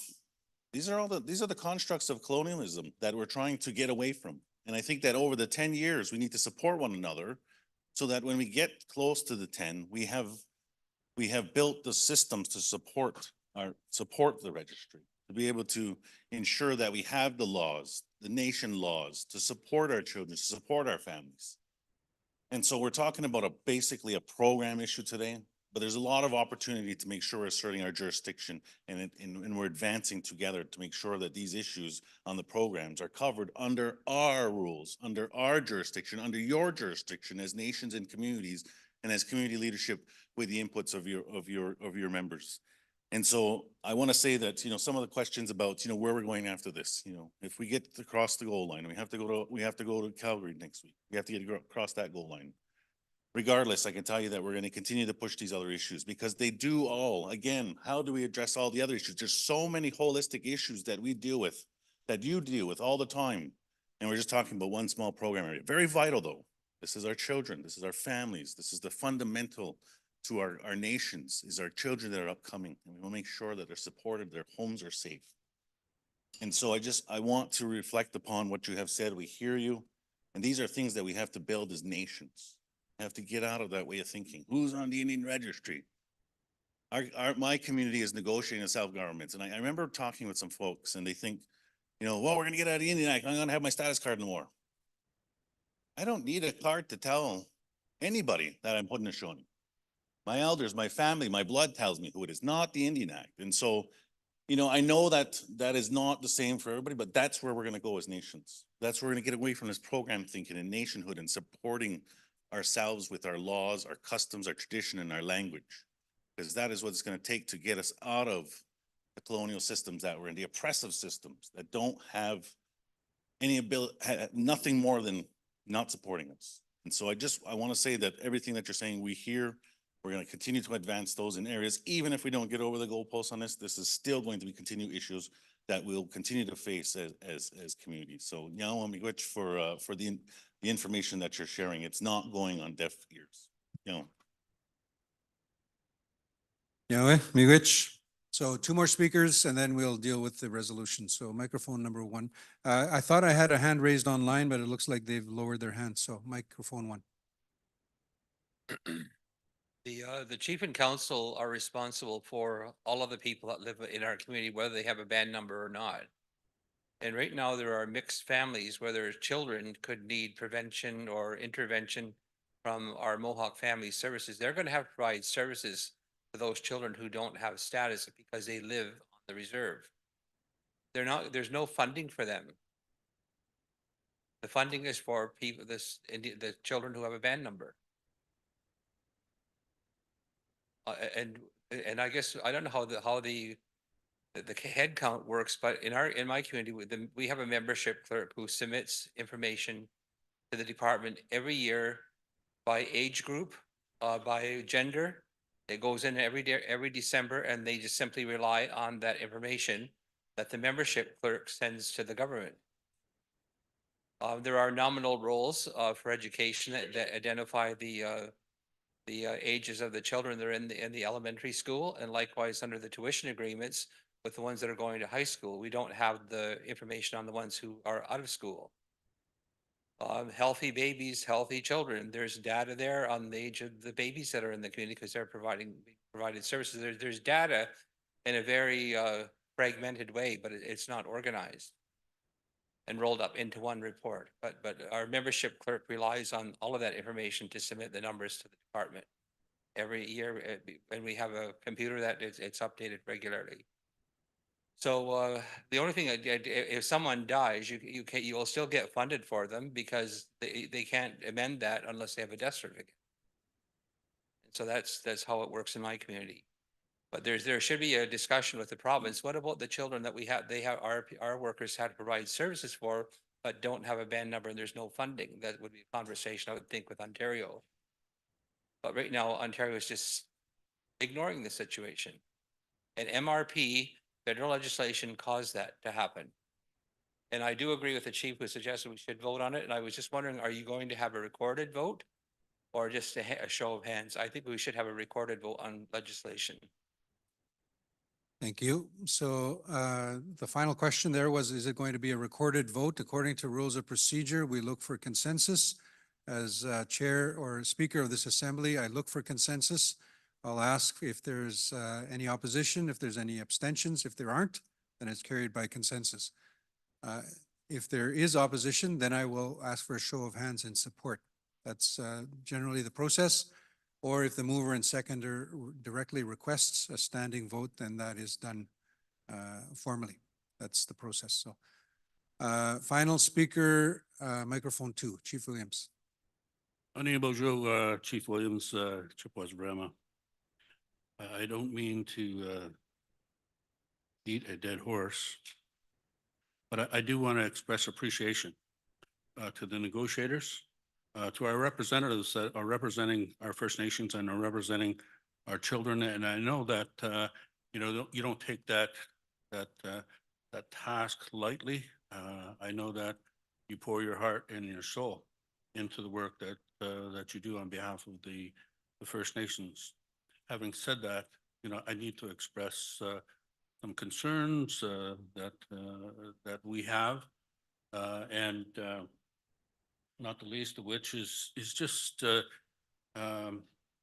whole rush of the moment is a big concern. And some of the other concerns is, how does this address, and it was talked about a little bit, off reserve members, and I understand Maggie had mentioned how off reserves are being accommodated, and how does this address any further provincial funding agreements? When we're talking about funding, how does this improve the reasons why we understand children might be in care already? Where does that come into, like that whole intergenerational trauma? Inadequate housing has been talked about. Obviously, there's poverty issues, and a big one is mental health issues that are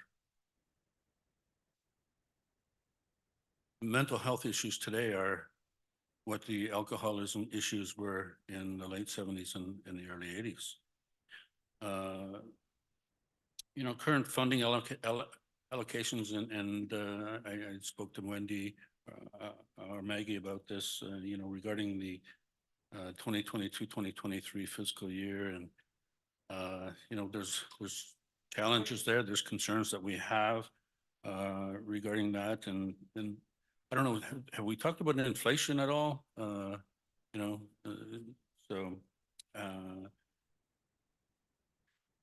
a lack of clarity in regarding how it will be monitored, how this will be monitored, and the accountability structures, let's say, that will be in place, and how the dispute resolution issues will be addressed. After 5 years, is there a requirement? It doesn't appear that Canada has the requirement to increase any funding after 5 years. So that's a concern. And the shifting of liabilities, it's a big area. It's a big concern for all First Nation communities. And so leads you to believe that is Canada trying to rid their overall obligation to First Nations and the care of children. And so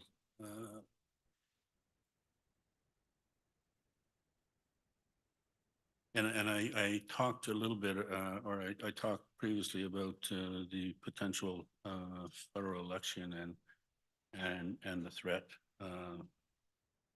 that may pose in the future. But I need to get up and address these concerns that we have as First Nations and my staff, my key staff. So I appreciate the work that you've all done. I have to be totally honest with you. I'm really torn, but I will follow the lead and the direction of my colleagues at home.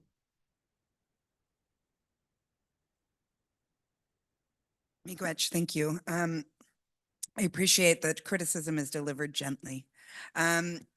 What I will say, just a few questions that you had that I have reasonably quick answers for. So the way that inflation is dealt with under the agreement is that each year there will be an adjustment over and above the prior year's funding, and that adjustment will be at the pace of the actual consumer price index. So in a year where there's 7% inflation, the funding pot will go up by 7%. In a year where there's 1% inflation, it'll go up by 1%. So that is how it's dealt with in the agreement. With respect to shifting liabilities, I want to be clear, I did say before, there is no shift of liability unless and until the First Nation takes on the responsibility for delivering the service. And so there's nothing in this agreement that shifts the way liability works at law. But at law in Canada, if you provide a service, then you have to provide it at a particular standard. I've heard dialogue before that Canada is downloading its responsibilities. Look, Canada is not, if a child is in an agency right now and something happens in the agency, Canada is not liable for that negligence. The agency is. Canada is not liable for care if it's not providing direct services to people. So it's not liable for a bodily injury or negligence. And so there is no shifting of liability. What Canada is liable for under the CHRT, which again doesn't change under this agreement, Canada is liable to provide funding that makes for a substantively equal program. They are not liable for the individual actions of a child welfare agency or a First Nation who's delivering services, just the way that you continue to be liable if you're providing education services, you're liable for injuries that occur there. So I think that you had raised ADR, but it's not clear to me what part of ADR you're interested in, but I just wanted to hope that I could address those kinds of things. And in terms of the accountability framework, what happens under the agreement is that there will have to be community planning done between First Nations and agent and their First Nation agency that's serving them. And there's some accountability check back with ISK and with the First Nation about the extent to which those goals of the community have been met in working with their agency. So, Gwetch. Miigwech, thank you very much for the response. Thank you to Maggie and the team from OKT for the presentation and entertaining questions. So Chiefs, you've directed that we deal with the resolution now. So I'm going to ask the resolutions team if we can have the resolution please up on the screen. You all have a copy of the resolution. So two things that I want to point out on that. Number one, I will not read the entire resolution. There is the preamble, the whereas. I will not read that. You have a copy of that in front of you, but I'll read the operative clause, which is the therefore be it resolved. Second thing is I'm told that the mover and seconder may have a change, but because you have a copy already, that's the copy that we will be reading into the record. If there's any amendment to it, that'll have to be done on the floor. So we have up on the screen, can I go down just for my sake, if we've identified the mover and the seconder on the resolution yet on the version that you have? If you can just scroll, zoom in for me, please. Oh, yes, we do. Okay, thank you very much. So we do have a mover, Chief Joe Muskokoman, seconded by Chief Archie Wabas, Winneman Lake First Nation. So the resolution subject is ratification of the final agreement on the long-term reform of the First Nations Child and Family Services Program. So I'm going to go to page 2 at the bottom. It reads, therefore be it resolved that we, the Chiefs in Assembly 13, support and ratify the provisional FA. 14, support and ratify the trilateral agreement between Chiefs of Ontario and Anishinaabe Nation and Canada. 15, provided that the provisional FA is ratified by the Chiefs in Assembly at the Assembly of First Nations, A, direct the Ontario Regional Chief to sign the provisional FA.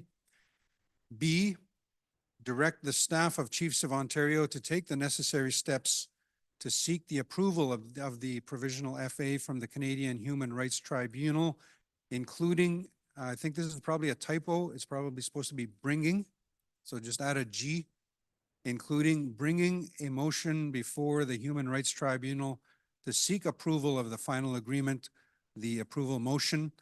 And C, direct the staff of Chiefs of Ontario to take the necessary steps to participate in a judicial reviews or appeals as a result of the Canadian Human Rights Tribunal's decision on the approval motion. So the mover is present, the seconder is present. I'm going to ask the mover if you wish to address the Assembly on the resolution. Chief Muskokoman, if you can approach the microphone. A little bit of exercise here after lunch.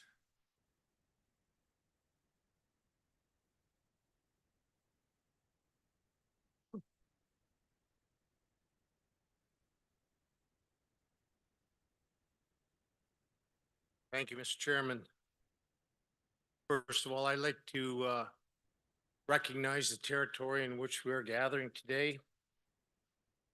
I'd also like to recognize the medicines in the drum, our knowledge keepers here to our side. You know, in these kind of decisions, you know, that we have tasked the ORC and a working group internal, we put our faith in them to be at that table. And we put our faith in the advisors to be at that table. Because we initiated this action. It was us. It was Nan. We initiated the intervention. And so what transpired from that, an agreement that which we have in front of us. And is it a perfect agreement? No. But I challenge anyone here that has ever negotiated a land claim agreement, did you end up with exactly what you wanted? Because I've done 3. I haven't hit the ones that are the perfect agreement. My fellow colleagues, we cannot pretend to represent perfect politics. Politics is not exact.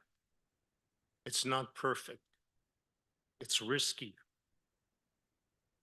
And we all share that risk when we give the mandate to our leadership to represent us at that table. And I commend them for doing that, and I commend the advisors from all of the organizations in their participation. But at the end of the day, it is what it is. And there's a simple choice to make. Do we throw away 10 years of hard work, of commitment and dedication, of instructions that have come from this very tables and floors? You know, we have to look at this as a building block. And I read the banner behind us that says, the Chiefs of Ontario supporting all the nations in Ontario and the assertion of sovereignty, jurisdiction, and within our own nationhood. This is what nationhood is like to build. It is risky. It may not always be perfect. We need to build capacity internally. The hard work begins at home.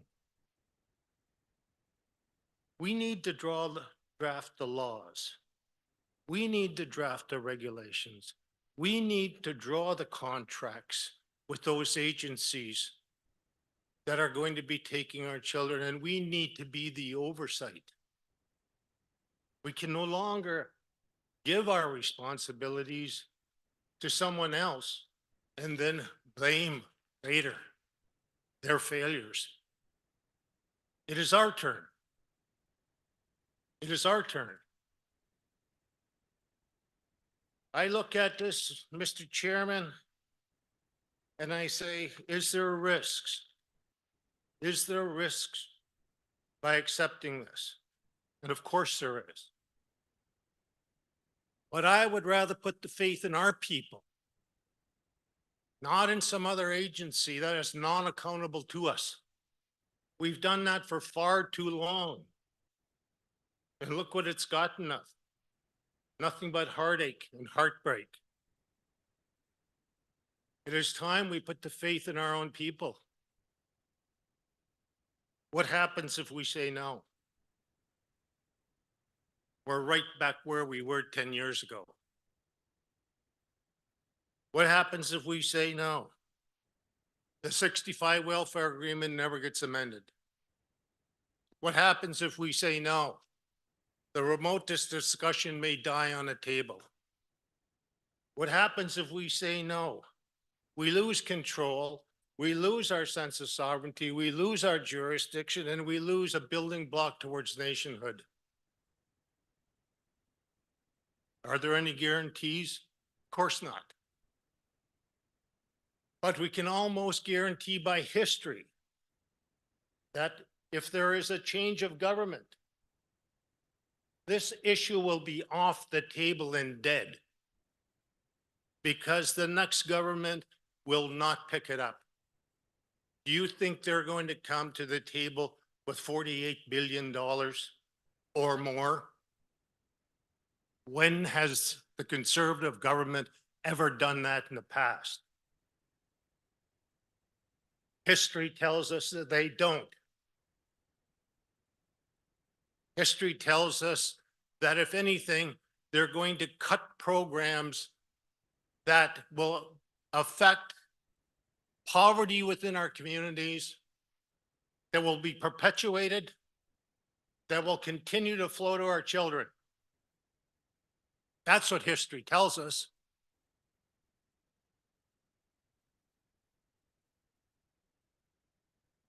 let's not create amongst ourselves a circular firing squad.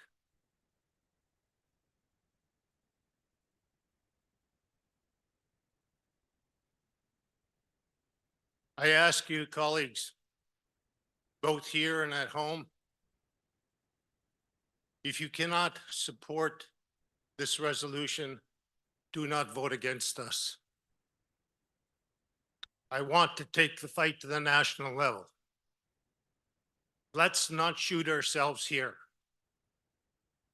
We should unite here, attempt to work over the next few weeks our differences and look towards prosperity in the future and take that word to the Assembly of First Nations.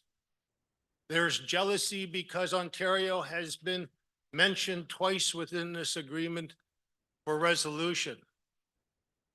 They had their opportunity. They had their chance to be there.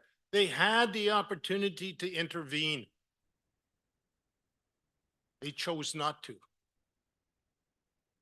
They had the opportunity through the national executive where each of the regions are represented to take the information home and disseminate it. They chose not to. Why should we be the carriers of their blame? When we did the work, when our leadership did the work. I applaud our leadership. Let's unite. Let's go forward. Let's fight this battle out at the national. This is not the place for the fight. This is our place for cooperation and consolidation of unity. Miigwech, Mr. Chairman.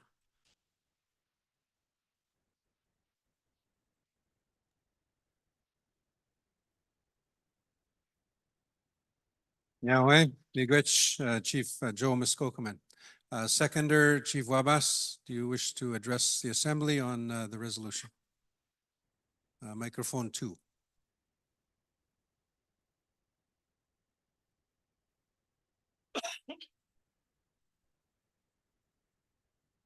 I thank my Creator, the Great Spirit, for me to be here, to be part of this process. I didn't know I was going to be here. I was just elected chief on September 14, 2024. And the first item I've seen that needed to be reviewed and ratified is this ratification of the final agreement on long-term reform of the First Nations Child and Family Services Program. I had no idea what this is, but I had a general sense.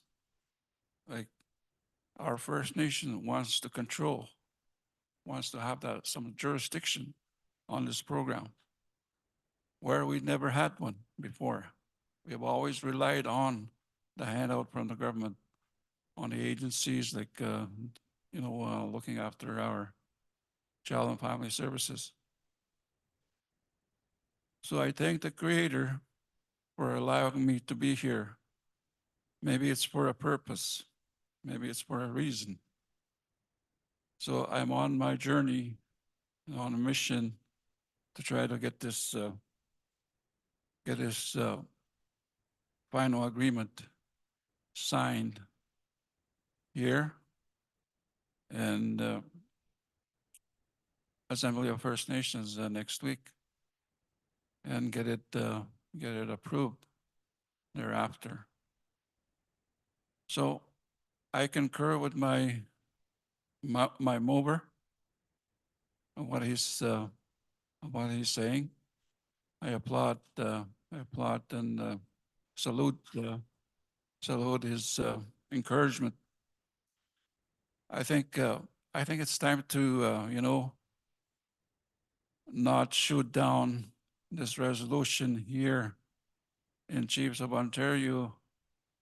It will make us look as we're not together as a group. Everybody is watching this process. So we need to help each other by way of okay? You know, I support this because I see a lot of children, families are affected in many ways, on reserve, off reserve, and they need help. Can I direct government funding to help them? Not right now.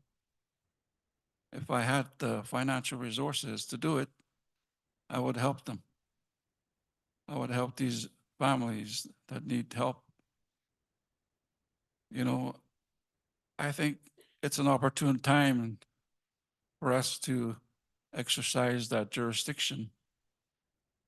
It's not a full jurisdiction yet, but you will have the financial resources to direct, to help these families and children. So we need to,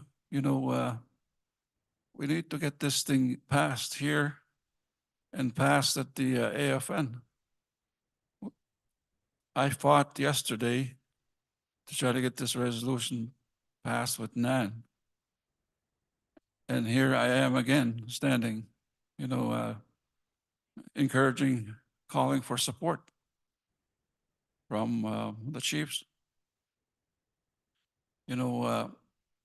This agreement is not perfect like the way the Morber said. I agree with that. It's not perfect. If you ask for something from the government, this is the way you want things. No, it's not going to be like that. There'll be some, some lack thereof. But that's the first step. You can make it better. We can make it better as we go on. As we go on with this arrangement. That's what I believe in. I want to help my children that are affected in their families. I will have the financial resources to do it. So I'm seeking for your support so I can help my children, my granddaughters, and my grandchildren, because I was impacted back in the 70s and 60s, from residential school, impacts of my family. I was a little boy.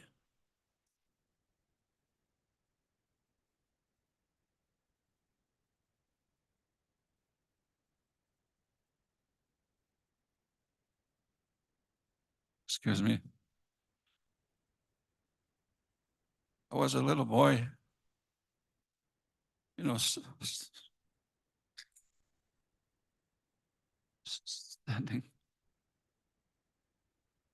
standing outside in the midwinter. My family having problems.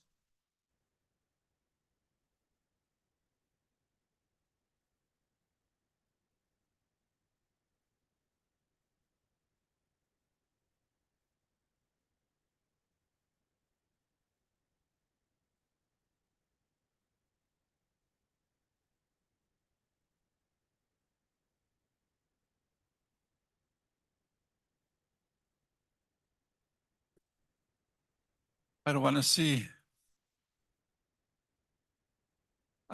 my children, my grandchildren go through this.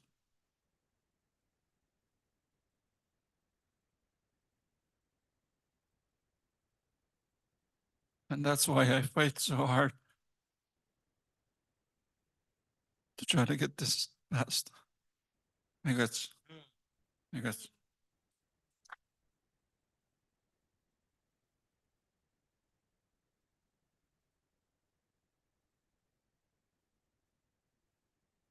Miigwech, Chief Wabas, for the presentation and addressing the resolution. So the mover and the seconder have spoken to the resolution. The floor is open. If there's any comments, questions, what I'll do is I'll ask you to approach the microphone And I'll follow the same order. If there are a number of speakers, I'll follow 1, 2, and then I'll look online. As of now, the first person at the microphone is online. So I'm going to ask Chief Judy Desmoulin, who has raised her hand to address the assembly. Chief Desmoulin, go ahead. Good afternoon, everybody. I apologize for not being there in person, but what I had to do this morning was make a presentation to a group of band rep. Yeah, can you? You need to move. Sorry, just a minute. Sorry, getting kicked out of my spot where I was parked here.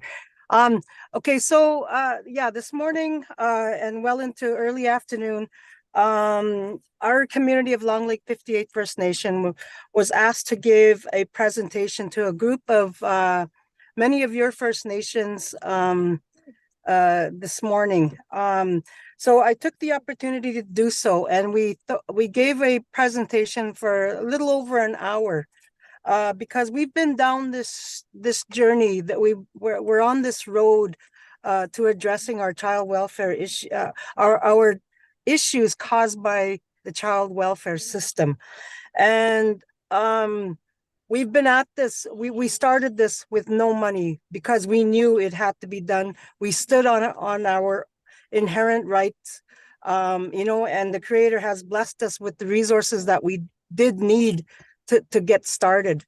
And then as things progressed, you know, we were truly blessed with the funding that became available through the Band Rep program. I believe it was 2019-20. You know, we had that opportunity to start all of this then, but not very many communities moved on it. But we were one of the communities that did. And then there was a $3 billion infrastructure funds that also became available to help along with this process. Again, many of our First Nations did not take advantage of that, and we did. You know, so I believe we have a story of inspiration to share and how we can do this. We have to believe in ourselves. And yes, I heard capacity. And, you know, we have to have all those, you know, we can, there's many side strategies that need to happen along with this.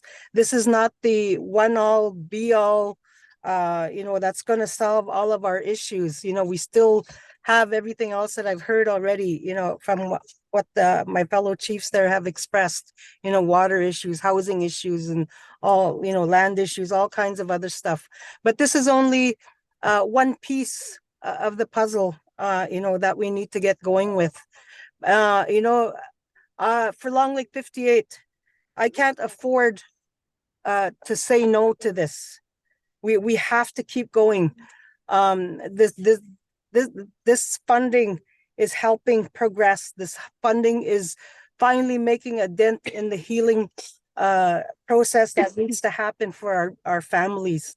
Our children have always been under the attack, you know, right from the get-go. Residential school, Indian day school, you know, this child welfare system. It's our children who have been attacked.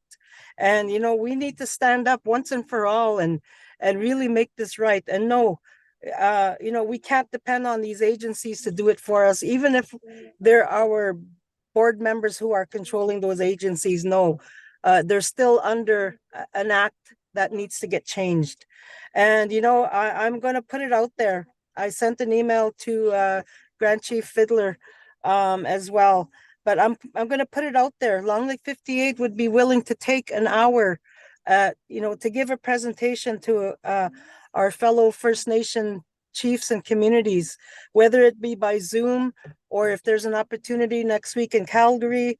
I would offer myself to do that, you know, to give a really bird's eye view, a process, a story right from the ground level.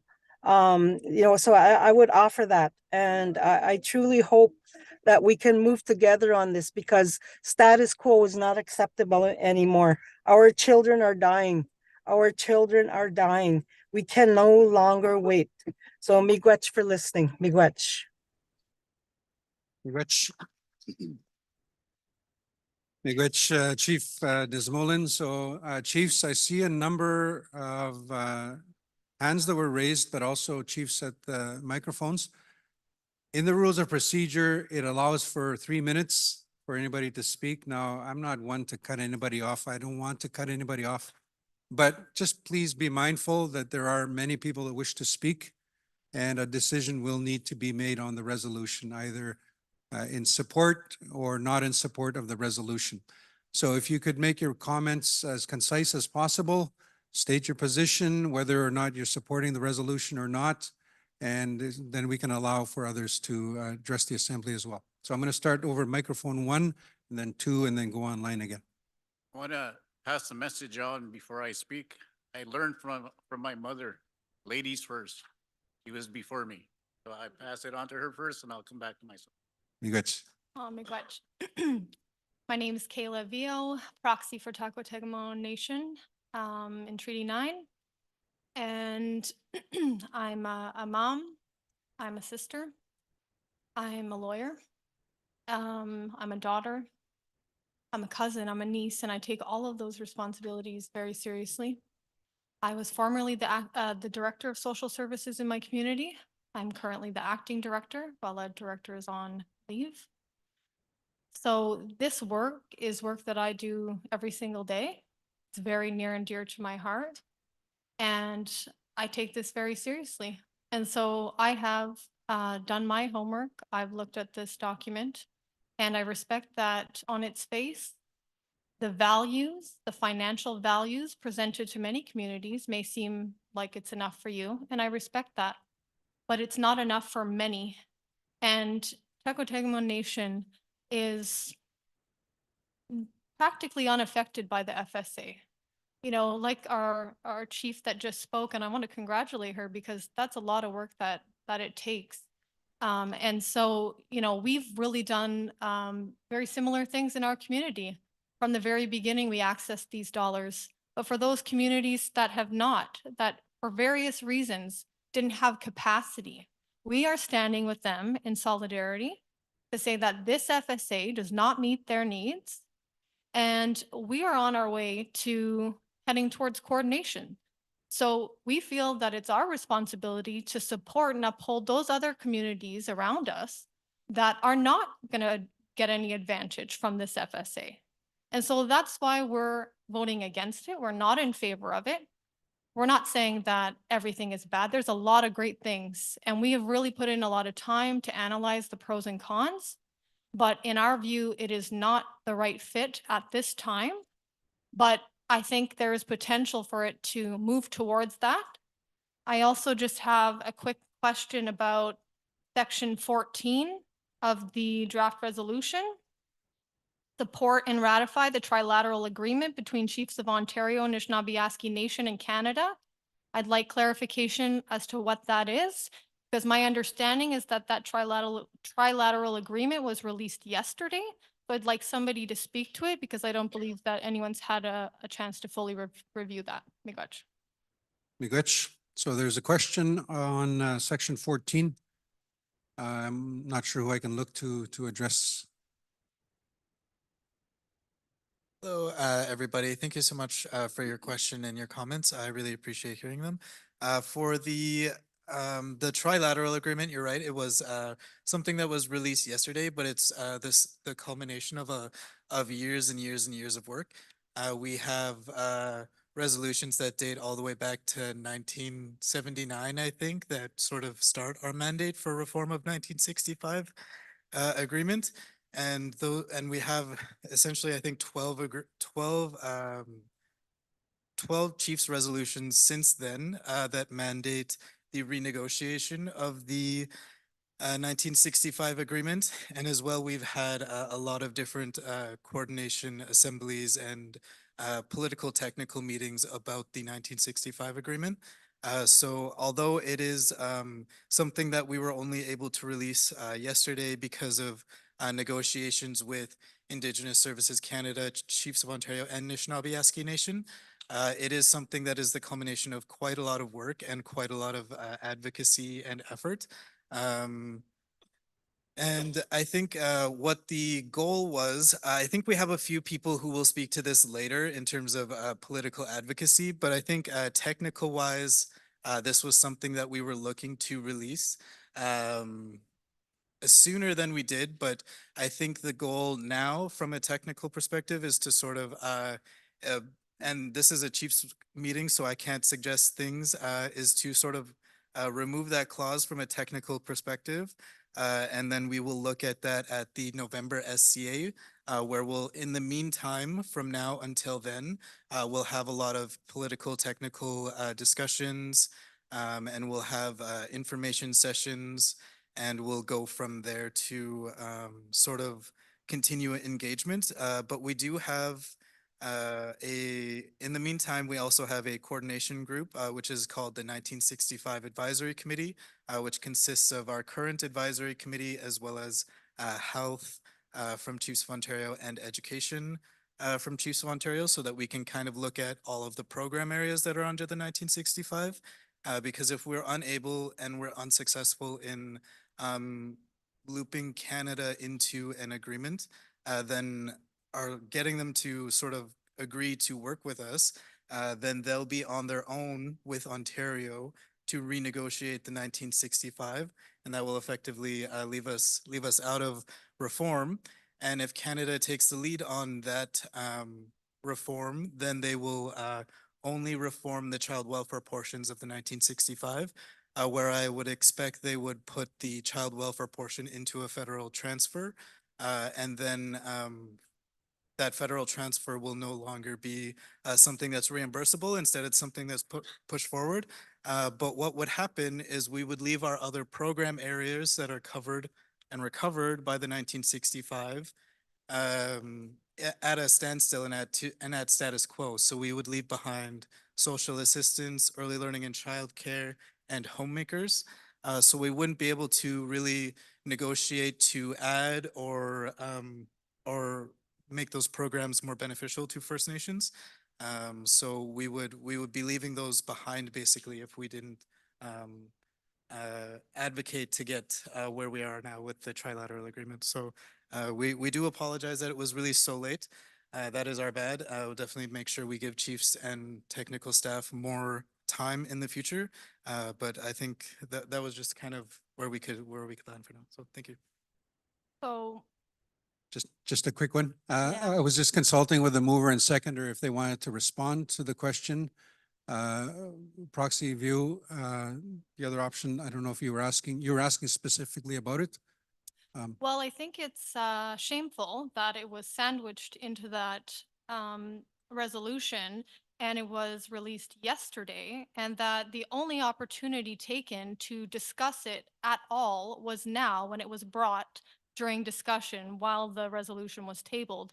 So I'm not sure why we're in the business of that last minute explanation, and I'm not sure anyone even really heard the explanation because it was a lot of information packed into 2 minutes of response. And so it raises a lot of questions around trust because I don't know why you would even include that. And nobody here has even heard anything about a trilateral agreement. It was not brought up yesterday at NAN. In fact, any question relating to anything outside of the FSA was not brought up, and it was not addressed directly. So it is concerning that that's even in the resolution and people are expected to blindly accept that. Miigwech. I'll give it to Ontario Regional Chief for a response.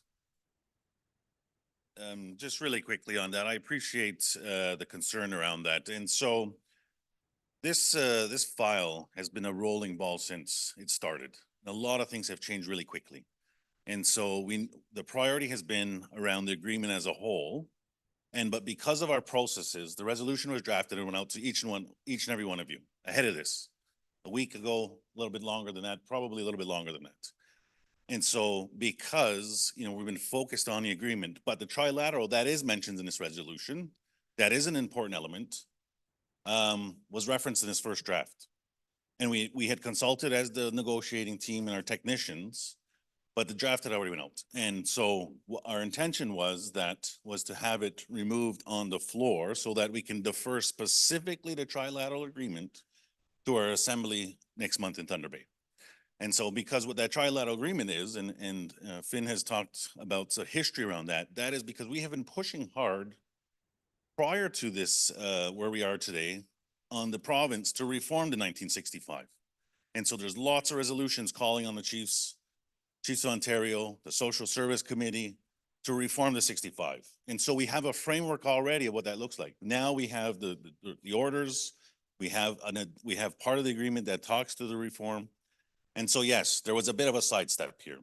There's some wording on this resolution that says we accept it, and we're expecting that because of process, we wanted it removed. And so that we can have a fulsome discussion on specifically the trilateral agreement next month at our assembly, because there's still a lot of other work to do. We still got to get this agreement approved next month in Calgary. And then it has to be approved by Canada as well, finalized, if it's accepted, and then operationalized. And part of the too late in the afternoon. Part of making that disagreement happen is a trilateral agreement, which we need your input on. So there was no ill intent to hide anything from any of you.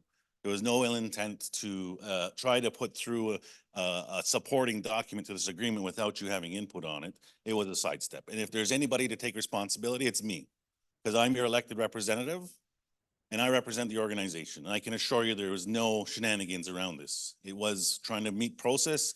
And as I've said, this ball has been rolling really fast. Like the agreement, like we mentioned earlier, the changes on the seats have happened really quickly because we have the national negotiations that are going on. So that's a context in it. And I apologize for the way it comes off, but there's no intention to try to put through the trilateral agreement, which we want to have a more fulsome conversation next month, provided that the national level accepts this. Because if the national level doesn't accept this, then the conversation we're going to have next month is about now what, right? And if there is going to be a now what, or it's going to be completely off the table. I don't know the answer to that. So that's where that information has come from. I assume that there's going to be a motion to remove that specific section because we didn't want it in there. We had to make our own timelines based on the rules that exist. So that's the background. Yeah. Miigwech, ORC, for that explanation. So we've heard twice already, the suggestion is to remove paragraph 14, to remove it. Now, it's not my role, it's not our role up here to do that. That request would have to come from a chief. And then if I get that request from a chief to remove that, to amend the resolution, I would then have to go to the mover and seconder. So there's been discussion that maybe paragraph 14 be removed, and that whole trilateral agreement that be discussed at the assembly in November, at the Chiefs Assembly in Thunder Bay. So Chief Shillingworth Frappier, Tamagami First Nation, I'd like to strike number 14 out of that, which would speak to all of that. Okay, so the request is to remove paragraph 14, mover and seconder. Are you okay with that? Chief Muskokuman agrees. Chief Wabas agrees. So we'll scratch paragraph 14. So thank you. Is it dealing with this? It is. Because That's why I'm standing there, I have Mr. other Chair. chiefs. I do have other chiefs that wish. That's why I'm standing here, because it deals with this, Okay. Chair. I suggest you move number 15 as well. Going back on the same premise, we're here to talk about this agreement. And if it doesn't get signed, then none of those other things matter. So let's just deal with the one in terms of that we ratify and support this agreement. Thank you. So in terms of process, the process is we're dealing with one matter at a time. There were chiefs that were lined up. The discussion was on paragraph 14. So we've dealt with that. The mover and seconder have agreed to remove paragraph 14. In terms of order, I will go through that process, and there are 4 other chiefs that wish to speak. And so we'll have you come up and address that once your turn comes up. So I appreciate that, but it is with respect to the chiefs that are waiting at the microphone. So miigwech for that. I will now go back to microphone number 1. Rodney Howe, proxy for Poplar Hill. It's getting towards the end of the day. I'm a little disappointed that we don't really have youth sitting in the audience. We did yesterday, I believe. And I think we need to do better. I think there was comments and documents that I seen, even from our mother agency, and I have to thank Tikanagan for protecting our children. They will be with us. We will be with them as we transition in the future. Several years ago, I had lunch with Tina Keeper. You guys might remember her. She just lost the election. And guess what? As we sat there and discussed what she was chosen to do, if they won the election, her and Paul Martin, she was going to introduce the residential school settlement. You remember back in that day. They lost the election, and guess who won the election? The Conservatives, Stephen Harper. He took credit for all the work that the Liberal Party did. And some people believe that was the last thing he did for our First Nations. We're in the same exact situation here. Think about it. I sit here as a former trainer for Child and Family Service. This is a risky decision that we're taking. And I feel like a family service worker, when you're dealing with families, you walk in, you are making a risk-based decision. And that's what we're doing here today. On behalf of our First Nation, I respect the comments that were made here today. And as a former child in care, former residential school survivor, I believe, based on the recommendation I've been given, that this is a once-in-a-lifetime offer for us. And I think we have to really take that serious thought. It is a risk-based decision. There's a lot of what ifs. If we do this and if we don't. We will be voting on behalf of my community to accept this once-in-a-lifetime offer and move forward. Thank you. Rich. Microphone 2. Thank you. Name is Alan Brown, Deputy Chief Proxy for Wapaka First Nation. Almost each day we talk to the government. Duty to report. Report to us what you're going to do. Report. What is the process? We ask the government almost each day. It is your duty to report. But this process, although it's on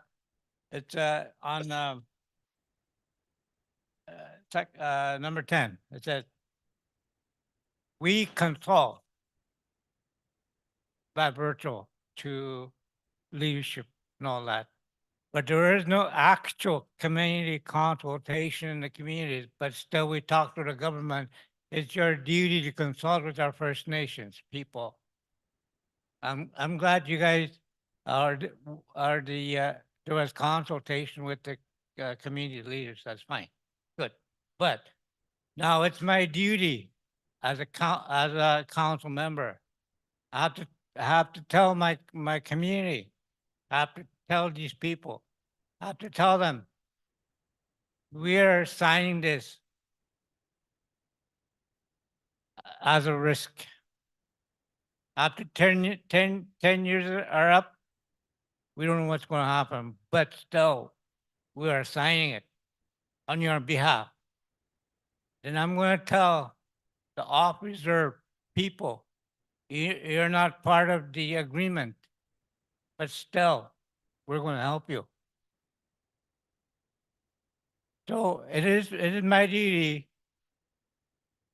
to tell them after the fact, after AFN meeting, then I'm going to come back and tell them, we signed this agreement on your behalf because it is something that we have to do on your behalf. So if for any further processes that comes from even from NAN or Chiefs of Ontario, make sure you put that duty to consult in your process, community consultations. It's our community people that are being impacted in this, whether they're in the community or outside the community. It is them. And I thank you for consulting the chief by virtual, but you didn't consult my community people. And that's my problem. And it's my duty. I'm going to tell them, I'm going to sit down and tell them, no, sorry, we didn't consult you. We accept on the basis of risk 10 years, within 10 years. And you're not part of that agreement. And also another thing I wanted to mention, back then in the ages, we consulted with our elders. So how much consultation did we do with our elders around the table? We have elders within our organizations. How much did we do that? And I'm still glad, we still ask them to pray for us each morning. Bless us. But still, they are the ones that walk on this land through blood, sweat, and tears. Keep their family together to feed their children. Yet, they don't matter anymore. I want to emphasize that. Any further consultancy, any further agreement or anything that comes from these organizations, consult our elders. They are there for a reason. We can't put them aside and let them sit there all day listening. We need to consult them. Thank you. Miigwech. Nobody online, microphone 1. Chief Shelley Moore, Frappier, Tamagami First Nation. It's a little low. Went to the short microphone for the tall person.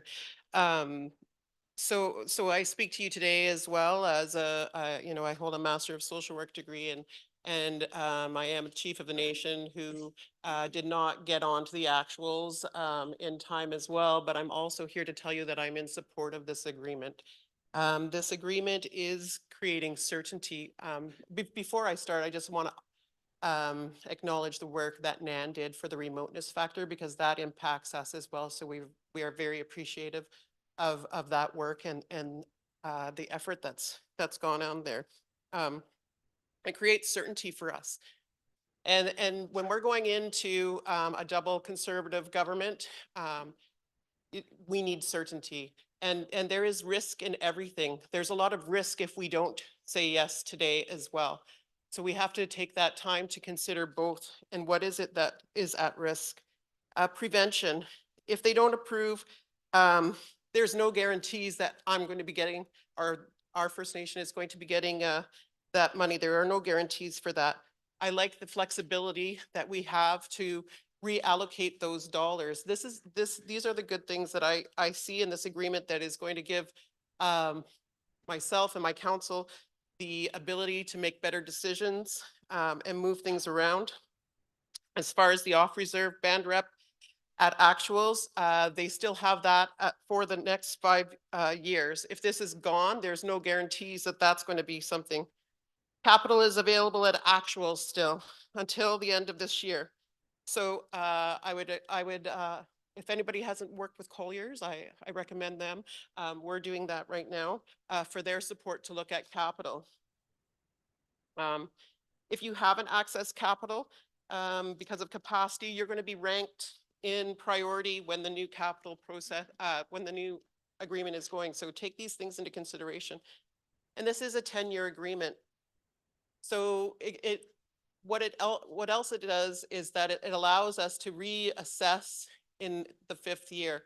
I think these are really important things that we need to take into consideration as we're making this decision, and that's why I'm in support of this agreement. Miigwech. Miigwech. Microphone number 2.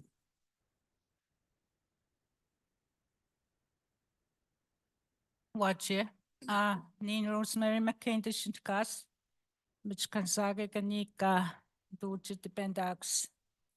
I'm a proxy, Ninipa Witamoa, Dayamitamoa Gehak.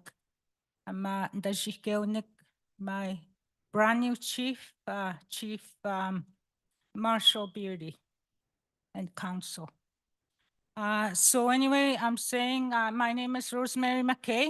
I'm from a community called Bearskin Lake, also known as Michigan Lake. So anyway, like I've been saying, yesterday I spoke a few times.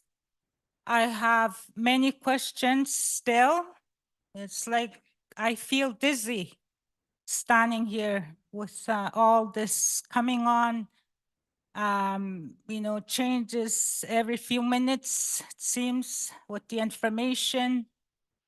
But anyway, I acknowledge the Chief Wabas. You know, he spoke to us from his where he's coming from, because a lot of us are coming from there, that background, the trauma, and that we're still trying to find ways how we can heal in our children, in our communities. And just for a little second here, I want to say too, I probably cried a bucket of tears myself as a woman, a mother, grandmother, grandparent. And when I'm sitting here thinking about, oh, this has to be done, it reminds me of the time when my parents or my grandparents said they had to rush because they were breastfeeding their babies. And that's how I'm feeling right now. It comes back when my children, I had to breastfeed, I was always rushing. But I was in control of looking after my babies, that they become healthy. And that's the way it was before. And now we can be gone days and days, and our children are out there somewhere, parenting themselves or something. And now our children are dying. So I'm saying that because I said yesterday, I'm not ashamed to say that, because I've suffered too as a residential school survivor in my family. And one thing I've been thinking about, I said that yesterday too, our children it seems like they have no foundation. And I watch this process here, you know, like it's going like this, you know, how are children supposed to have this firm foundation that they can go from their lives to see that hope, that vision, the dreams, when we as supposedly mature adults, parents, leadership, you know, to provide those steps to be, you know, solid. This is what I'm thinking about. Once again, let's not do this mamajish. I call that, to me, there's probably another proper translation for that. Mamajish. Mamajish is sloppiness. Every day. Like my chief, this is what I'm going to get into. My chief, Marshall Beardy, I tried to reach him all day yesterday to consult with him, because I'm standing here on behalf of him as a new chief, because he was honest to say, I cannot be there because I don't know anything about this. So anyway, I'm here. And last night by 10 o'clock, he finally messaged me back. And he was still at the band office because he was dealing with an attempted suicide and a missing person. I'm sure you know, you're familiar with that. So this is what we're dealing with. Crisis after crisis and more crisis. And we're rushing. I guess that's what we're doing. I hope this is not a Band-Aid solution here. Another Band-Aid solution. So my chief says, if I can find it.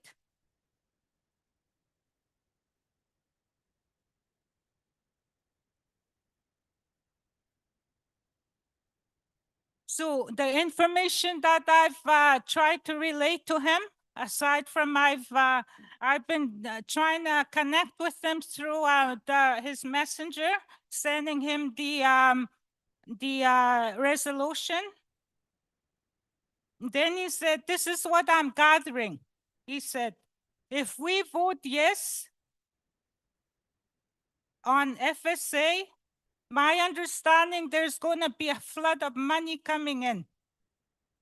But what I'm aware is that we don't have the resources.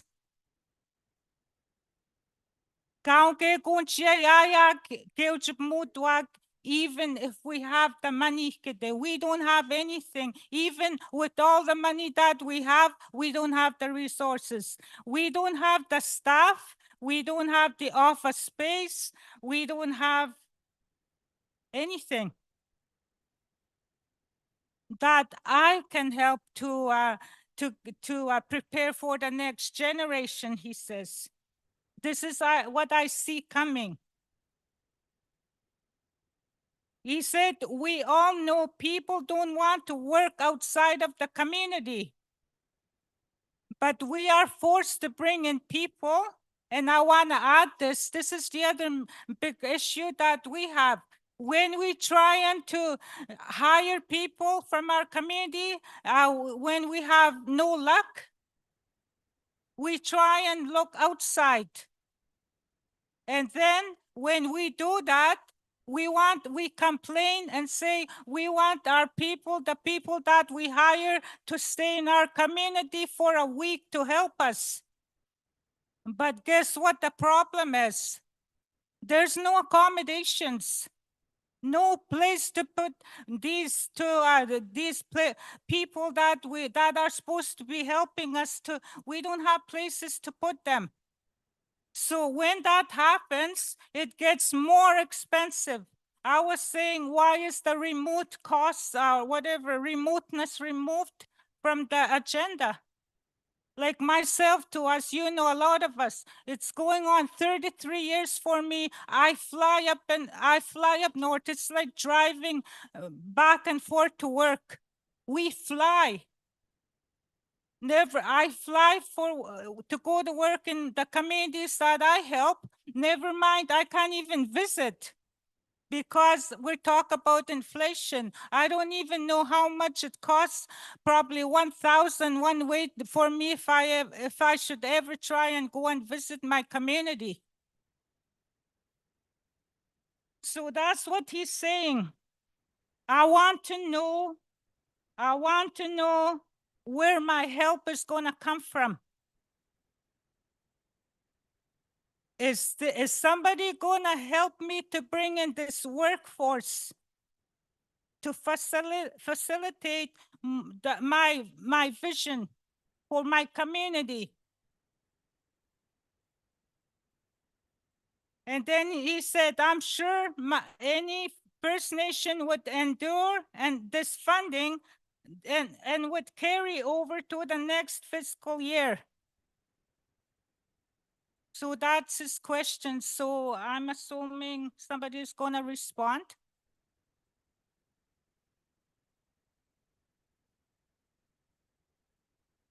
Miigwech, Proxy Rosemary McKay, Grand Chief Alvin Fiddler. Miigwech, Rosemary, for your question.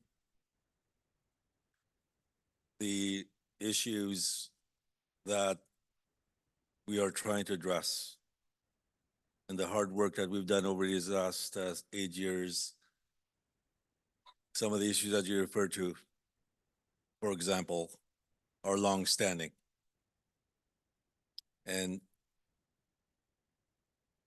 is it going to take one agreement to fix everything? Most likely, no. I would answer no.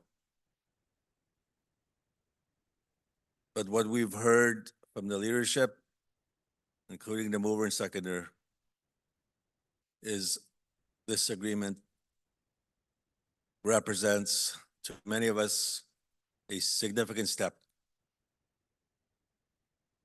that will begin to address those long-standing issues. And you talked about remoteness. That's why NAN intervened back in 2016, is to ensure that the unique challenges that we have in the NAN territory are addressed and reflected in this agreement. And for the most part, the work and the results of the remotest quotient table are there. And while I may not be able to answer every single question and issue that your chief raises, if we ratify this agreement and once it's implemented, you will see a significant amount of resources either directly to the community, or if the leadership in that community chooses to divert that funding somewhere else if they feel they're not ready, and many of our communities are not ready. But that's a transition phase that we talk about, that we need to do that planning together and creating these protocols with existing agencies to figure out how that work will be divvied up.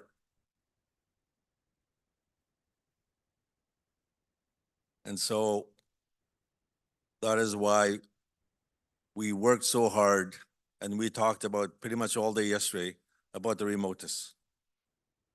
What would this mean for our communities, and what will it mean for those agencies that currently do business in our territory?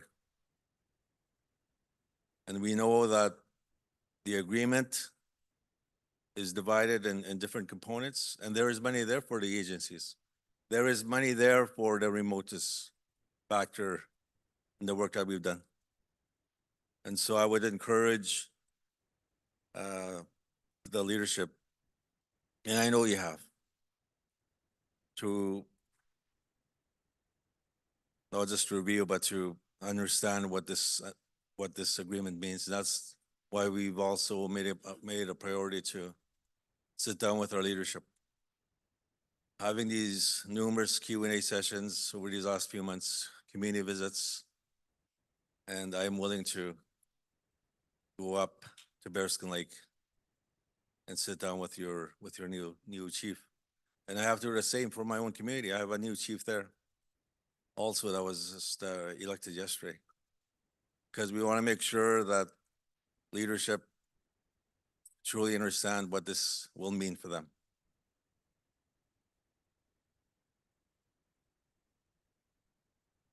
Migach, Grand Chief, for the response. Nobody online, microphone one. Bonjour. Bruce Hatsnipanishkam, Chief Martin Falls First Nation. I want to acknowledge traditional lands of Mississauga, Haudenosaunee, and other nations. Here today, I want to honor the drum and the prayers, and all our knowledge keepers also today. I come to you with some thoughts and some words that it is a little bit sad, at times, with our youth. Recently we had a funeral of one of our youth. And with that youth, he was a young friend of mine who visited me now and then, and his death was unexpected. And he went through the system from early age. And why he was put in those systems, are many. But he left this world at the age of just barely 20. So he went on his journey a few short weeks ago, less than that. And it was hard to see him go, just like many other chiefs have done the same. Say goodbye.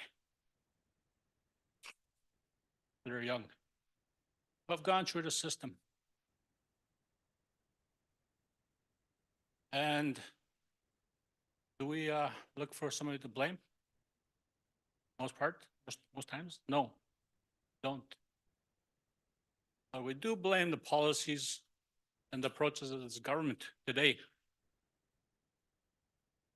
Current policies that are enacted under the Indian Act, 1965 Welfare Agreement, both provincial and federal. And that's what we have to deal with. Be content with that today. All our leaders. Yet what do we do? Mostly nothing. Status quo. See our people suffer. But when is the time for us to act proactively? As a chief, I try to act proactively, try to bargain, try to make best deal possible for my people. And sometimes it's not perfect, as other leaders have said here. But today, when it matters most, our children, we need to move. We need to move on. I don't have more children to bury. We need to create a better life for them. We need resources in the community. Capital. We need infrastructure.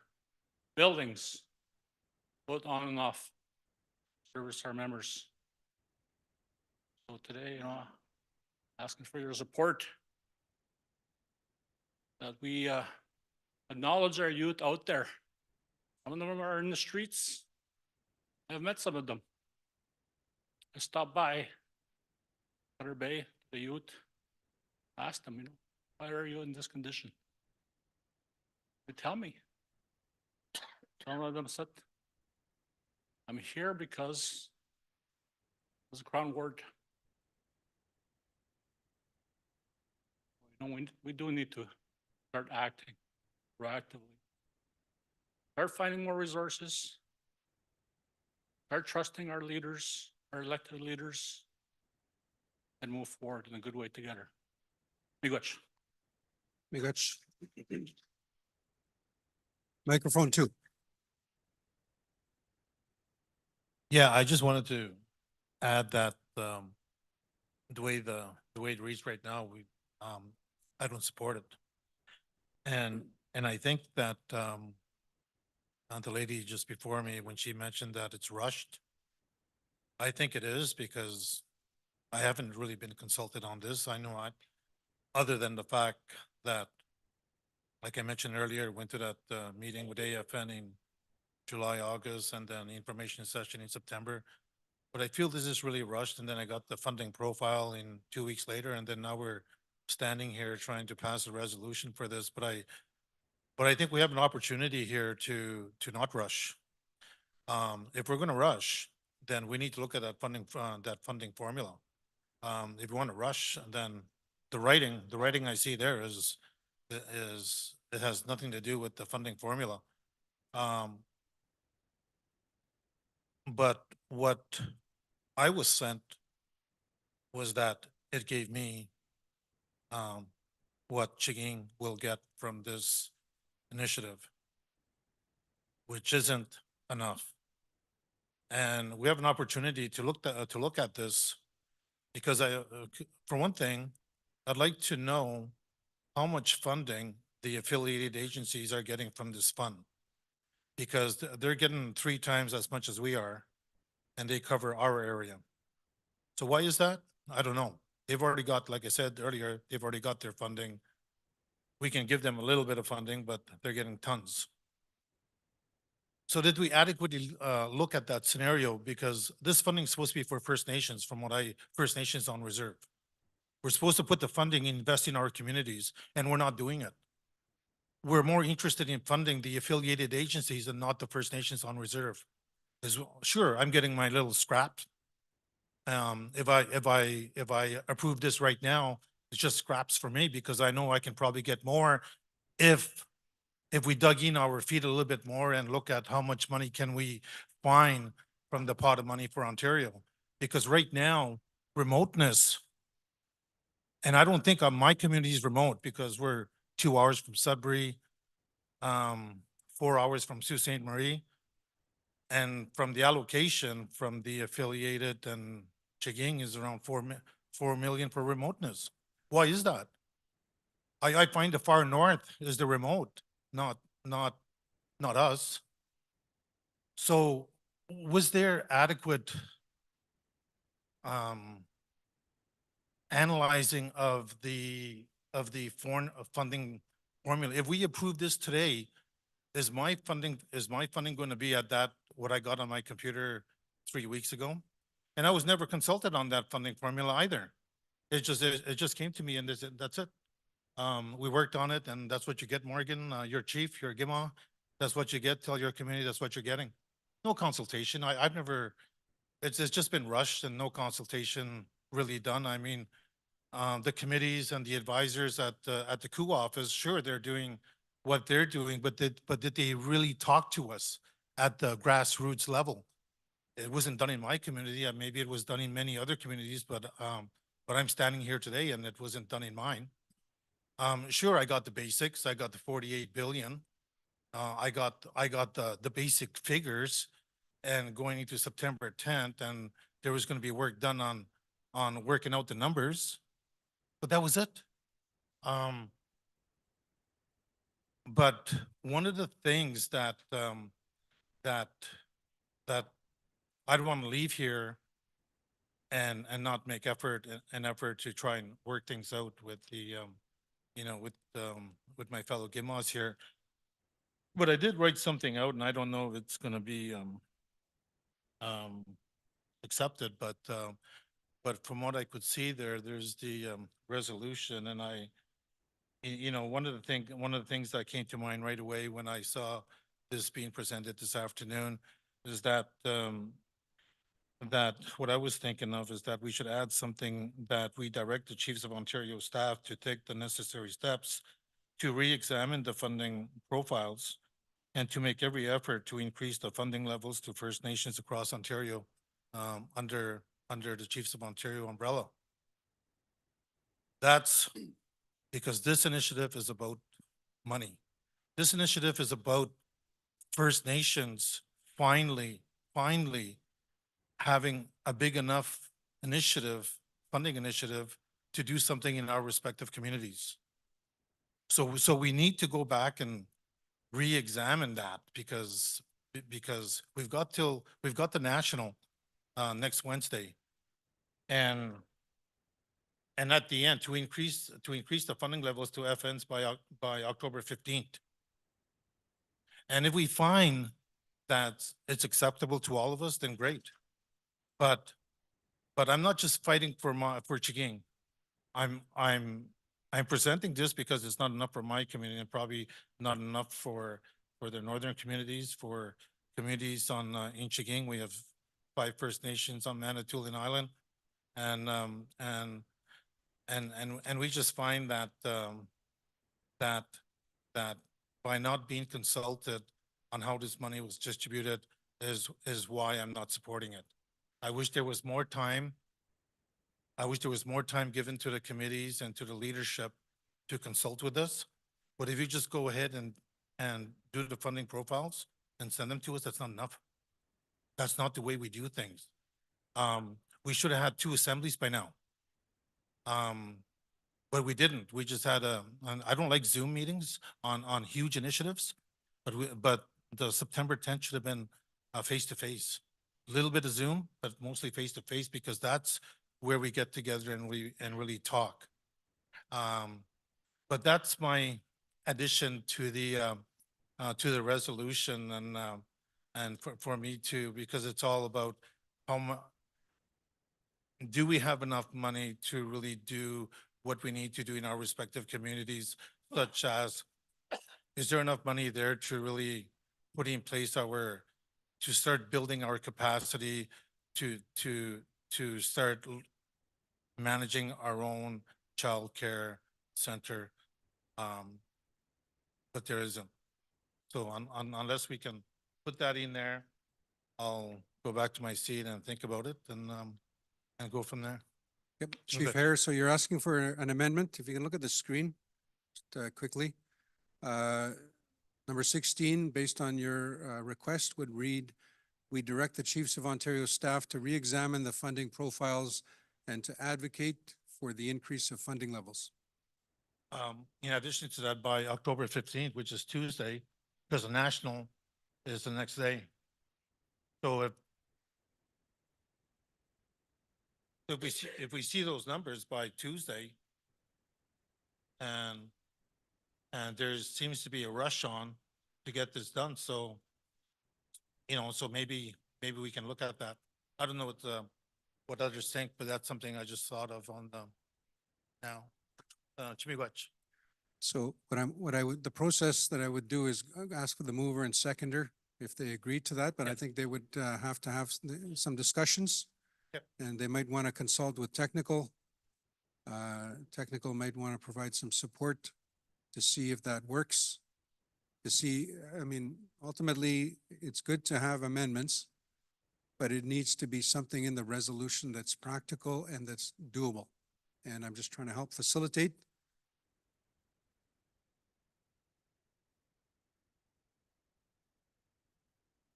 So the mover and seconder are just, we have our technical expertise here, Grand Chief.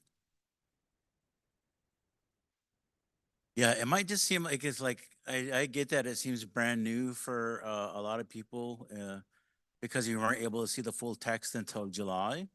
But trust me when we say we did go as in-depth as possible and try to get as much as we can,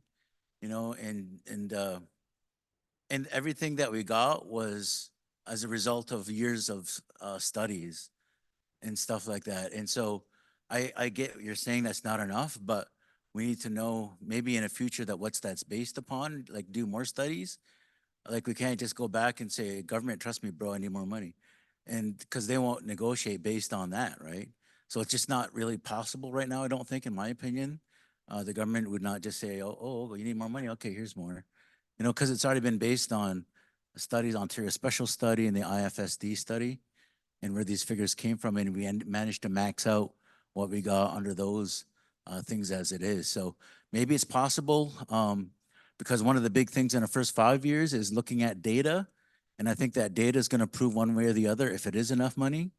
Then again, that's what that Reform Implementation Committee is about, is suggesting new formulas going forward. And so maybe, we can do studies in the meantime that'll support increasing some of those numbers. But I just don't see it as a thing that's gonna fly right now. Rich, Grand Chief. So the mover is just having a discussion with the chief on the request for an amendment. So we'll just have the quick huddle there. Depending on how long that takes, I might go back to microphone 1. But I'll just give them a minute here to have their huddle.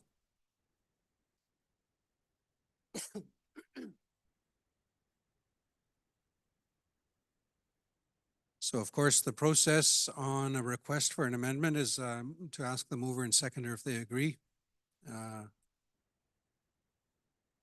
And we're just waiting for that discussion to take place. Sorry, I was just explaining while you're having your huddle that the process is, if there's a request for an amendment, I would ask the mover and seconder if they're in agreement to that amendment. So you're not comfortable with the amendment? Okay, seconder, I guess it's redundant. Okay, thank you. So that would be scratched. Microphone 1. Yeah, I'm following the order, so microphone 1. Victor Linklater, proxy for Chapleau Cree.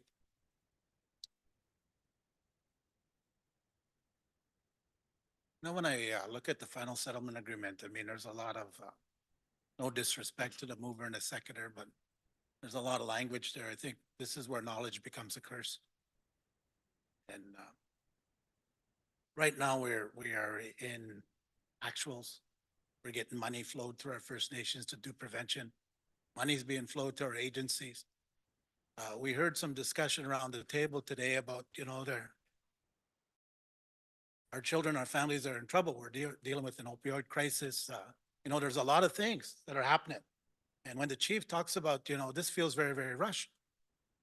When we question about free, prior, informed consent, we're very hard on our proponents that come and do development on our land, but yet when our own organizations are pushing something, that's actually not even complete, you know, it's still in draft. When we went through this process, starting in the new year, I was sitting as one of the executive at NAN, and we didn't get the document, even though we were party to it, till May.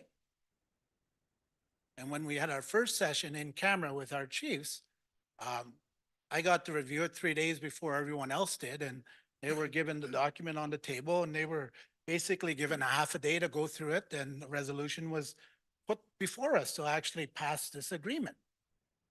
Our chiefs pushed back and said, no, we need to take it back to our technical people to review.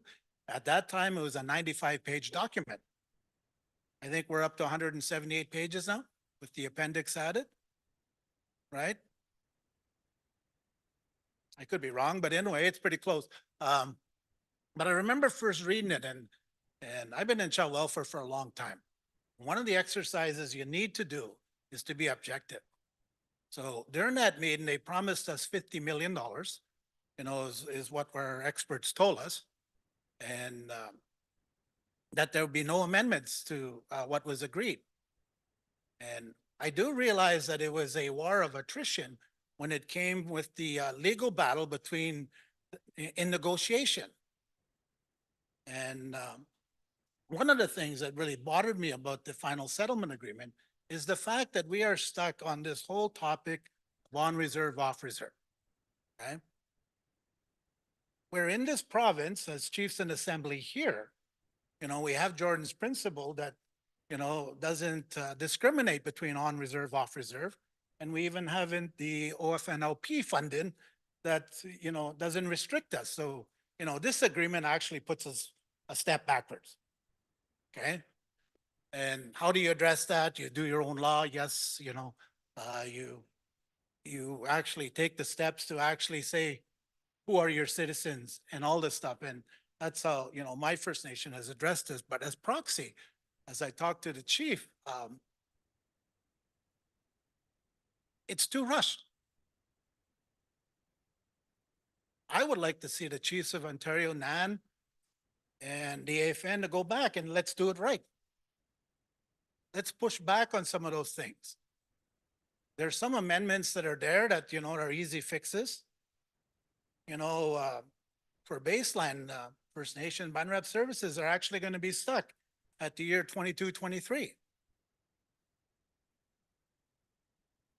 And the fact that many First Nations weren't started, so they were limited coming outside of, being in COVID, there are restrictions there. So unless you're first at the table, and we started at 2018, but many of our First Nations have just started last year, this year, and so they're going to be stuck at 75,000. And when it comes to serving our children, that's not good. We're signing an agreement that puts us in a box. And I've been told, you got to take it easy on the legal. They did great work, but I expected more. And I don't think the negotiation is done because since they told us there's no amendments, we lost 3 million from May to July. Okay. Either, they were puffing up the numbers or they lost somewhere in negotiation. I asked that question yesterday, never got a response. So be it, but if we stay status quo now, and I don't want anyone to misconstrue status quo, but presently, as we're doing this program, we are getting funded at actuals as we service our children. Our agencies are actually receiving funded. Because one of the things that you have to analyze, and I think the fact that the chiefs of Ontario, NAN, and AFN disconnected in February to the experts in child welfare, and they made it a total legal process as a part of negotiation. They forgot that skill set that was needed when it comes to servicing children. But we don't have to sign this. We don't have to agree to it. We could send back to our negotiators, our organization, say, you know what? We want amendments to this. And the fact that we are told that there's none, Then the AFN sends us a document 2 days ago saying there's amendments to this agreement. You know, we're not getting the whole story here. So as proxy of Chapleau Cree, we are against this agreement. You know? And I would like, you know, there was a lot of rhetoric today to accept it as is. You know, it's the best deal possible. But if we don't push back at all, I mean, we're gonna put ourselves in a box. And there's no guarantee that government could just after go 10 years, wipe their hands, said, we gave you all the money. You know, and they use this word intergenerational equity. Took over 150 years for them to try to destroy our nations, and they want us to fix it in 10. And they said, we will give you the money. I mean, so as chiefs of the assembly, I would actually ask you to think about what you're gonna sign. You know, I see Alvin walking up there, but when in July in Montreal, I told him I don't want my name on that. Because I knew I was outgoing executive, and because I don't think it is the best deal.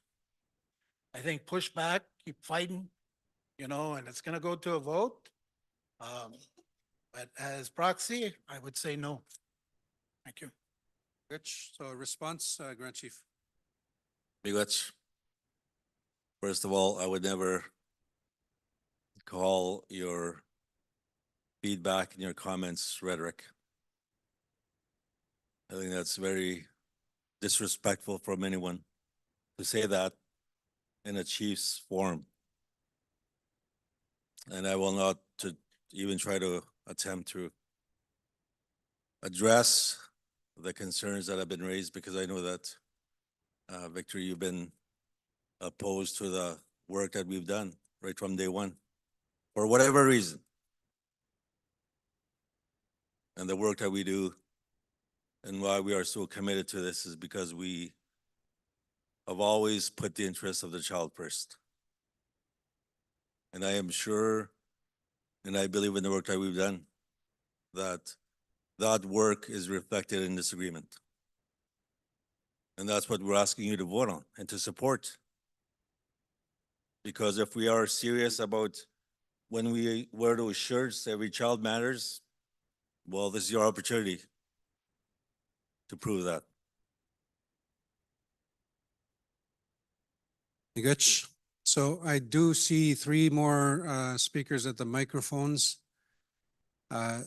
My job, my responsibility as speaker is to find consensus, to see if we can make one decision collectively. At this point, it is obvious that there are different views. Those have spoken very passionately in support of the resolution. Others have spoken passionately not in support of the resolution. So ultimately, what will happen is people express their positions, their opinions, how they will vote, and we will have a decision made through a vote. That's the process. But I want to acknowledge the 3 that are up, microphone 2, and then the 2 speakers at microphone 1. Yeah. Hello. Majik. Been exhausting past 2 days. Matine, Michelle, Kegwan, Kanamutagatik, Nistigagongi, Mamatinajatik, Mamatinajatik, Ohogegona Gakusuke, Gakusuke, Kanamutagatik. Ushkachmaitian, Sovia, Gustajin, Matadawaban, Dishnahasan, Adawabusket First Nation man, the Shostin. Ninape Magrinos Chiu, Istabigo, Port Albany First Nation. Nanigahego Maga, Ashigina Mateo Nohtawi, Gregory Gustajin, Nahasibin, Egamanagawi, Gabamatiso, Mary Gustajin, Pomarden, Ishinahaso. Duiste Maga Shustian, Ekistendeman Winistamo Aski, Dino Distajik, Egimotetzik, Unigahego. Kakano, Netinostimaki Shinastagajik. But just the man in the Nimon, Oskatskagon and the Motaman. Chagotik is the man, Ashigi Shuyan. Egon hema garbage ki muhtat mo hubin. Egis kana mai ki tishan Josh mishnano. Chikisten de higneste ogi show now nesta gashu stichik. Nesta chikiskene chik. Tandiga ke bi jishnagas chiguni ki hegon nesto mo show ma nesto to jaba now. Egi no stachigo maskino. Egi muhtat hik mitene mission. Ega ma mischick egi taspanetic kitini nog nesto egi Josh mischick egi nesto vinagi animistic. Thank you. I like to start off with my language, introducing myself and my roots, and mentioning my father and my grandparents and my great grandparents, because they're the stories I'm carrying with me, and I'm still carrying that, passing down to my son. I have one son, but I have a lot of I have a lot of daughters and sons and grandchildren through my family, because we're all family. And I come to this, I come to stand. I wasn't gonna come and stand here because I was kind of disappointed in every time I address my issues. I'm one of those communities that are still trying to meet the basic needs for my people. I need land. I need infrastructure to build those homes, to house our families, to bring back families. I'm still trying to find our children out there. And what I'm saying yesterday too, I'm sorry I couldn't be there to the end. I just got sick. But what I'm trying to say is, from you chiefs and assembly, how do you ensure that no more communities like Arabsket are out there? We talk about children, the lives of our children. We talk about every child matters. How do we ensure that none of us are out there fighting for the human rights that continue to be violated in so-called Canada? Look where we're coming from. This thing is top-bottom approach. You know, if we had gone inside those communities that are struggling, we would be here at the table. We would have consensus and fighting together. We're here for our community, and I value that. I heard your stories. I heard the comments being made, and I respect that. But what I'm saying is, we are jurisdiction. It's in our heart. When are we going to fight that? When are we going to fight the injustice that's still happening and the violations that continue to happen today? Yes, we talk about child reform. What about ATR reform? What about all those stuff, the education reform? We're still isolating all the issues, and it's not a road view of how we should tackle these issues. Our road view is circular. Everything is interrelated. And I'm asking, how are you going to help me? I'm tired. You know, I've been in chief for 2 years, but I've been on council. And it's the same struggles my past chiefs fought. It's not new what we're fighting. I haven't had a break since I became chief for the past 2 years. And it's hard because I hear the cries of my people. I just want to house these families in a nice place. That's what they deserve. Because no matter what we do, everything happens in that house. And that house has to be safe. That house has to have help at the tools required. Healthy living. Monigi siskenamok pekuteson was amestitig is panaganama pekuteson. Monigi siskenamok egaminoshka shistatic. Egamisayanik kapamitininote. I'm still fighting for safe drinking water. The basic needs, and we heard many years, Grassy Narrows, Niskanjaga. Where were we? That's what I'm saying. If we're ever going to be unified, let's do it now because I'm struggling here. That's what I'm saying. And in struggling communities, Washashik, Tijishik, the kids, the babies, the unborn. I have to leave now. I have to catch a flight. That's where I was trying to go. But I'm not ready. So what do we do? I commend the work that's been done. I appreciate it. I respect my fellow leaders, chiefs, grand chiefs. I'm a kind person, but I take it to heart. You know, that's what I was told. Always speak from the heart, but never degrade or belittle anyone. It's not your place to say. And I always been told, be kind to others because you don't know what that person is carrying. You haven't walked their path. Just a reminder. Mingash, thank you. Yugach. Two more speakers, microphone one.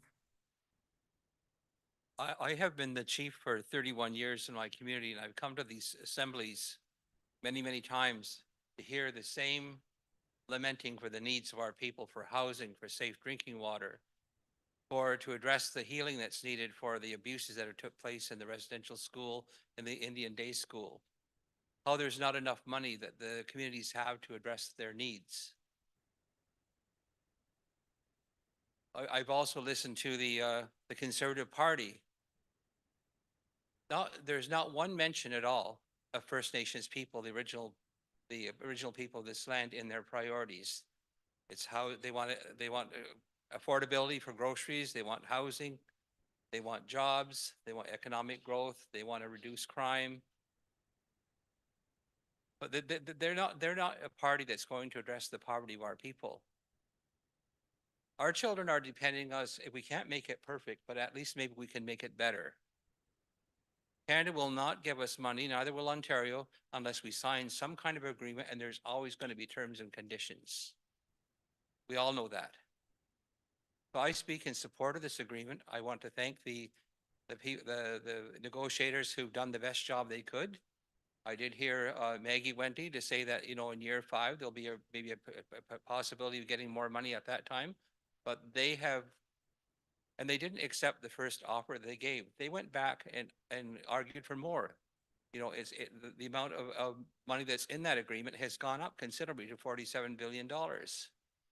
I don't think that Pierre Poilievre, if he becomes the next prime minister, his government is going to carry on with these discussions or even be sympathetic to any of our needs.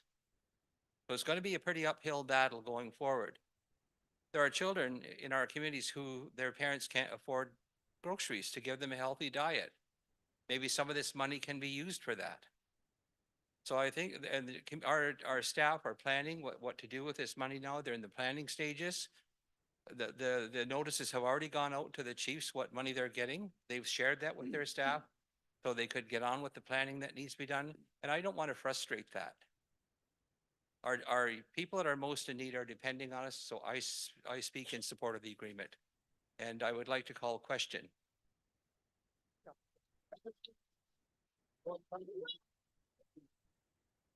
He took my thunder. I was gonna call question. You're calling question, okay. I was gonna say we have one more speaker. Okay, question's been called twice. So a lot of good debate, discussion, questions, answers. Question has been called and the resolution is before you. So what I'm gonna ask is any before I.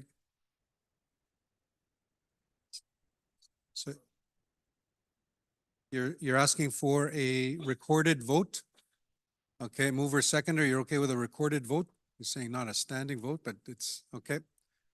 Any opposition? Okay, so what I'm going to use is your red lanyard. Red lanyard, use your lanyard. Opposition to the resolution. Please raise your lanyard. I'm going to get staff to help me out, actually. I don't know who's.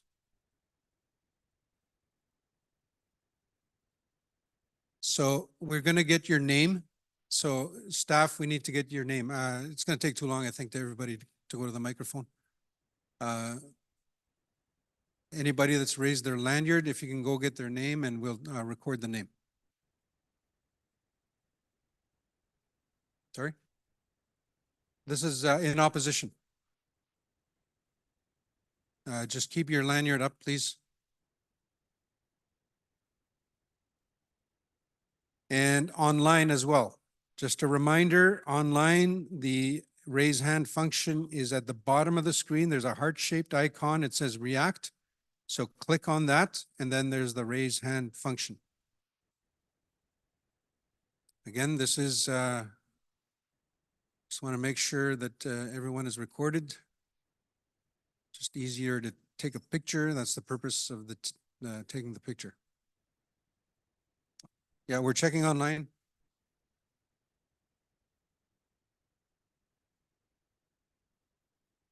Okay.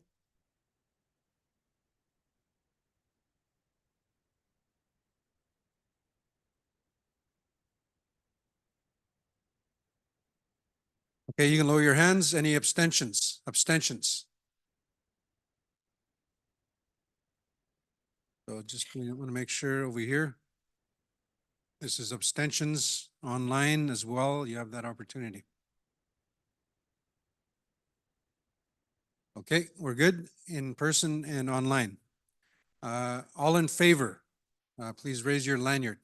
All in favor. Just if you can keep your lanyard raised, please, so that we can get the count for the record.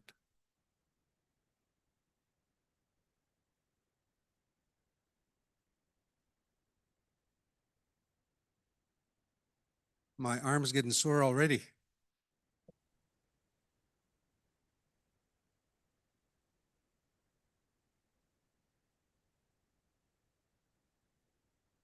I see some chiefs are coming in. This is in favor of the resolution. You can raise your lanyard, and there's been a request for a recorded vote. So we're going around making sure we record your vote. Excuse me, this is Chief McQuaby from Henvey Inlet. Go ahead. Yeah, I voted in the wrong fashion. I understood it was a vote in favor and I voted against. That wasn't my intent. I wanted to vote in favor of the resolution. Okay, just to clarify, who is this speaking again? It's Chief Wayne McQuaby of Henvey Inlet First Nation. Okay, thank you very much. We will correct that. And if you can hit the raise hand function if you're voting in favor. If you can please keep your lanyards raised until we're done the count. Even if you've been recorded, we are counting and we're also recording, taking a picture. If you can keep your lanyard raised.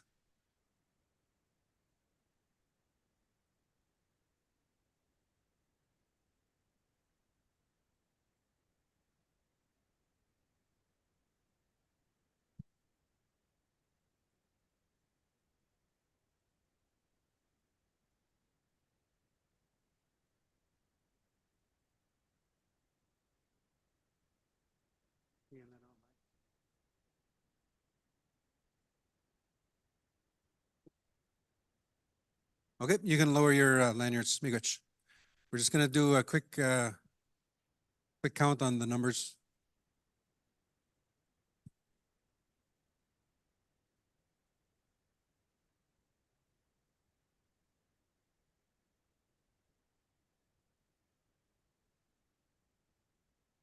So,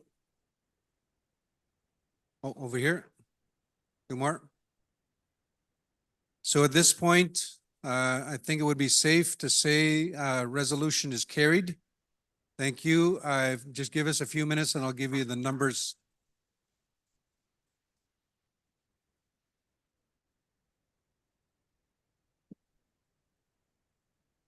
So with that, what we'll be doing is I'm going to turn it over to Ontario Regional Chief Benedict for closing comments and then the closing prayer with our two knowledge keepers that are here. So that concludes for my part. Again, it's been an honor. Thank you very much for allowing me to be here and to help assist in the discussions. I see Proxy Frank McKay. Yes, yes. The numbers? Yep. I just was saying, we're adding it up right now, and I'll give you the results probably as soon as Regional Chief makes his closing comments, unless we have them now. Okay, so in favor is 61. Opposition? So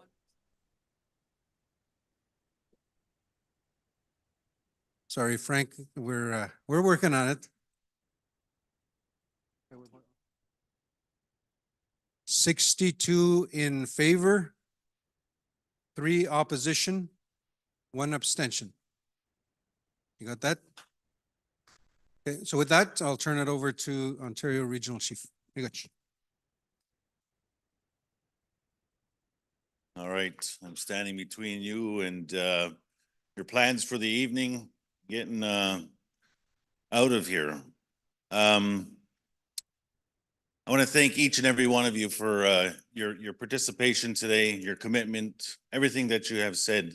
As I've said earlier, their comments, concerns, your ideas have not gone unnoticed.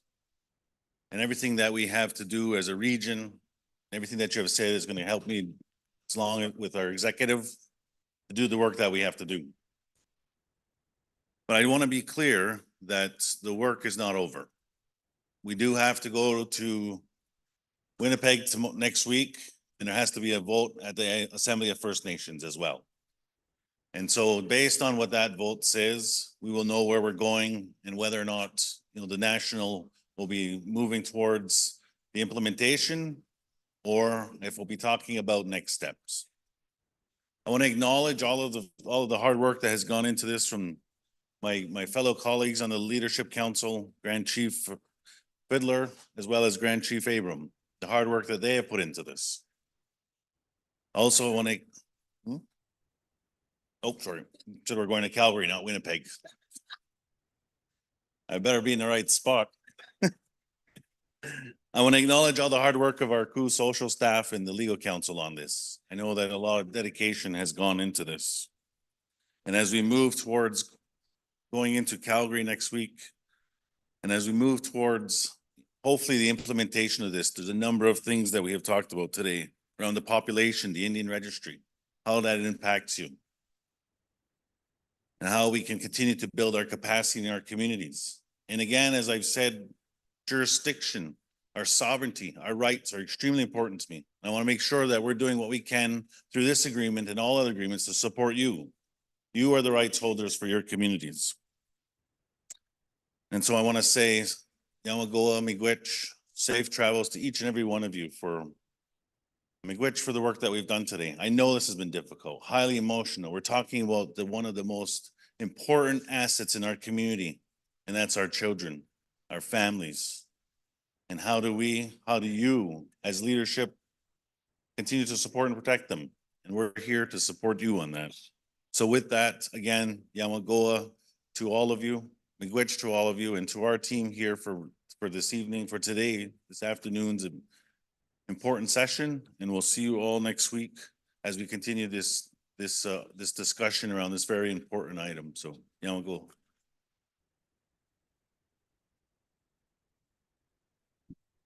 Miigwech, thank you very much. I'm going to invite our knowledge keepers, Vera Pewis Tababandang and Barney Batiste, to make their way up.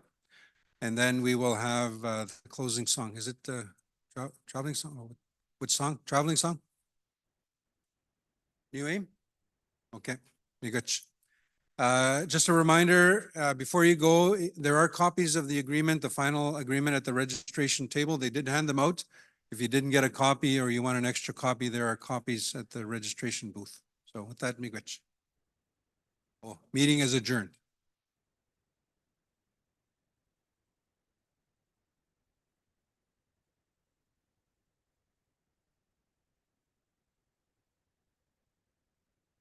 So you've exercised the gift that the Creator gave you, making your own decisions according to your heart. And you've done that, and there's not much else to say other than that. I don't want to stand here and steal the thunder from some of the comments that were made, some really super good comments. And so all I can say very shortly is miigwech for your participation and miigwech for the thought of treating each other kindly and respectfully. So miigwech. Miigwech, Barney. I want to say miigwech to all of you for making me so proud of your ability to be leaders and to be the ones that our children can look 7 generations back and say, these are the leaders that decided that it was a good idea, and know that we have much work to do. I have to say miigwech to the leaders that they absolutely put it as a priority, and they've showed up and been there in the trenches for the past 10 years and the past couple of years that we've been the negotiators. And some people are not nice. Some people are not nice in this room. But more important, some people are not nice out there. And we try not to take that home with us. We want you to leave that here. All of those unkind words that some of our negotiators had to sit through, we had to brush them off and medicine them up all of the time so that they came from a good place, that they came from a good heart, that they could see a vision, that they could remember the words that you gave them and ask them to go out there and do and come back. So now we go miigwech to them. That's what those, you know, that volume, that book there that so many people will want to have copies of. But people will be able to write their thesis or maybe get their degree in child welfare or social work because of that work and what that paper says.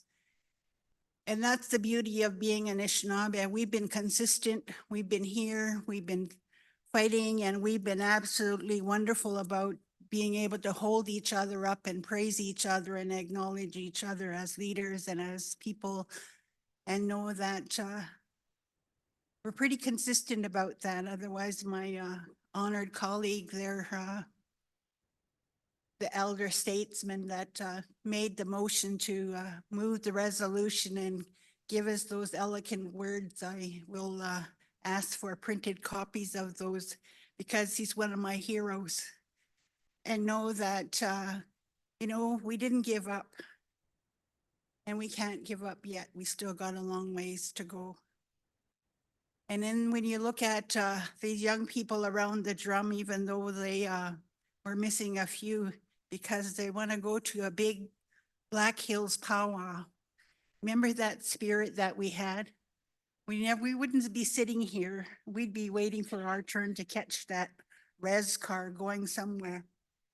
So we acknowledge them and say miigwech to them, and that they will have safe travels. That you will have safe travels, that you will continue to love the work that you do and love the people that ask you to do that work. And most importantly, to say miigwech to your families. The families that allow you to come here, shine up, dress up, and do the work. Because it most certainly is important, and it's so great to see is come to agreement to go ahead, because that's really important. We know that if it's Ontario strong, then it's going to be Canada strong. But most importantly, Ontario strong. Miigwech for listening, safe travels, and always remember it's those ancestors and our aunties and uncles before us that sat here today, and you know, we're just probably pushing and poking to say, keep moving. But for them, we say the miigwech for sure, for guiding our work and guiding our mind and our spirit so that we can be wonderful human beings. Miigwech, miigwech, miigwech, miigwech.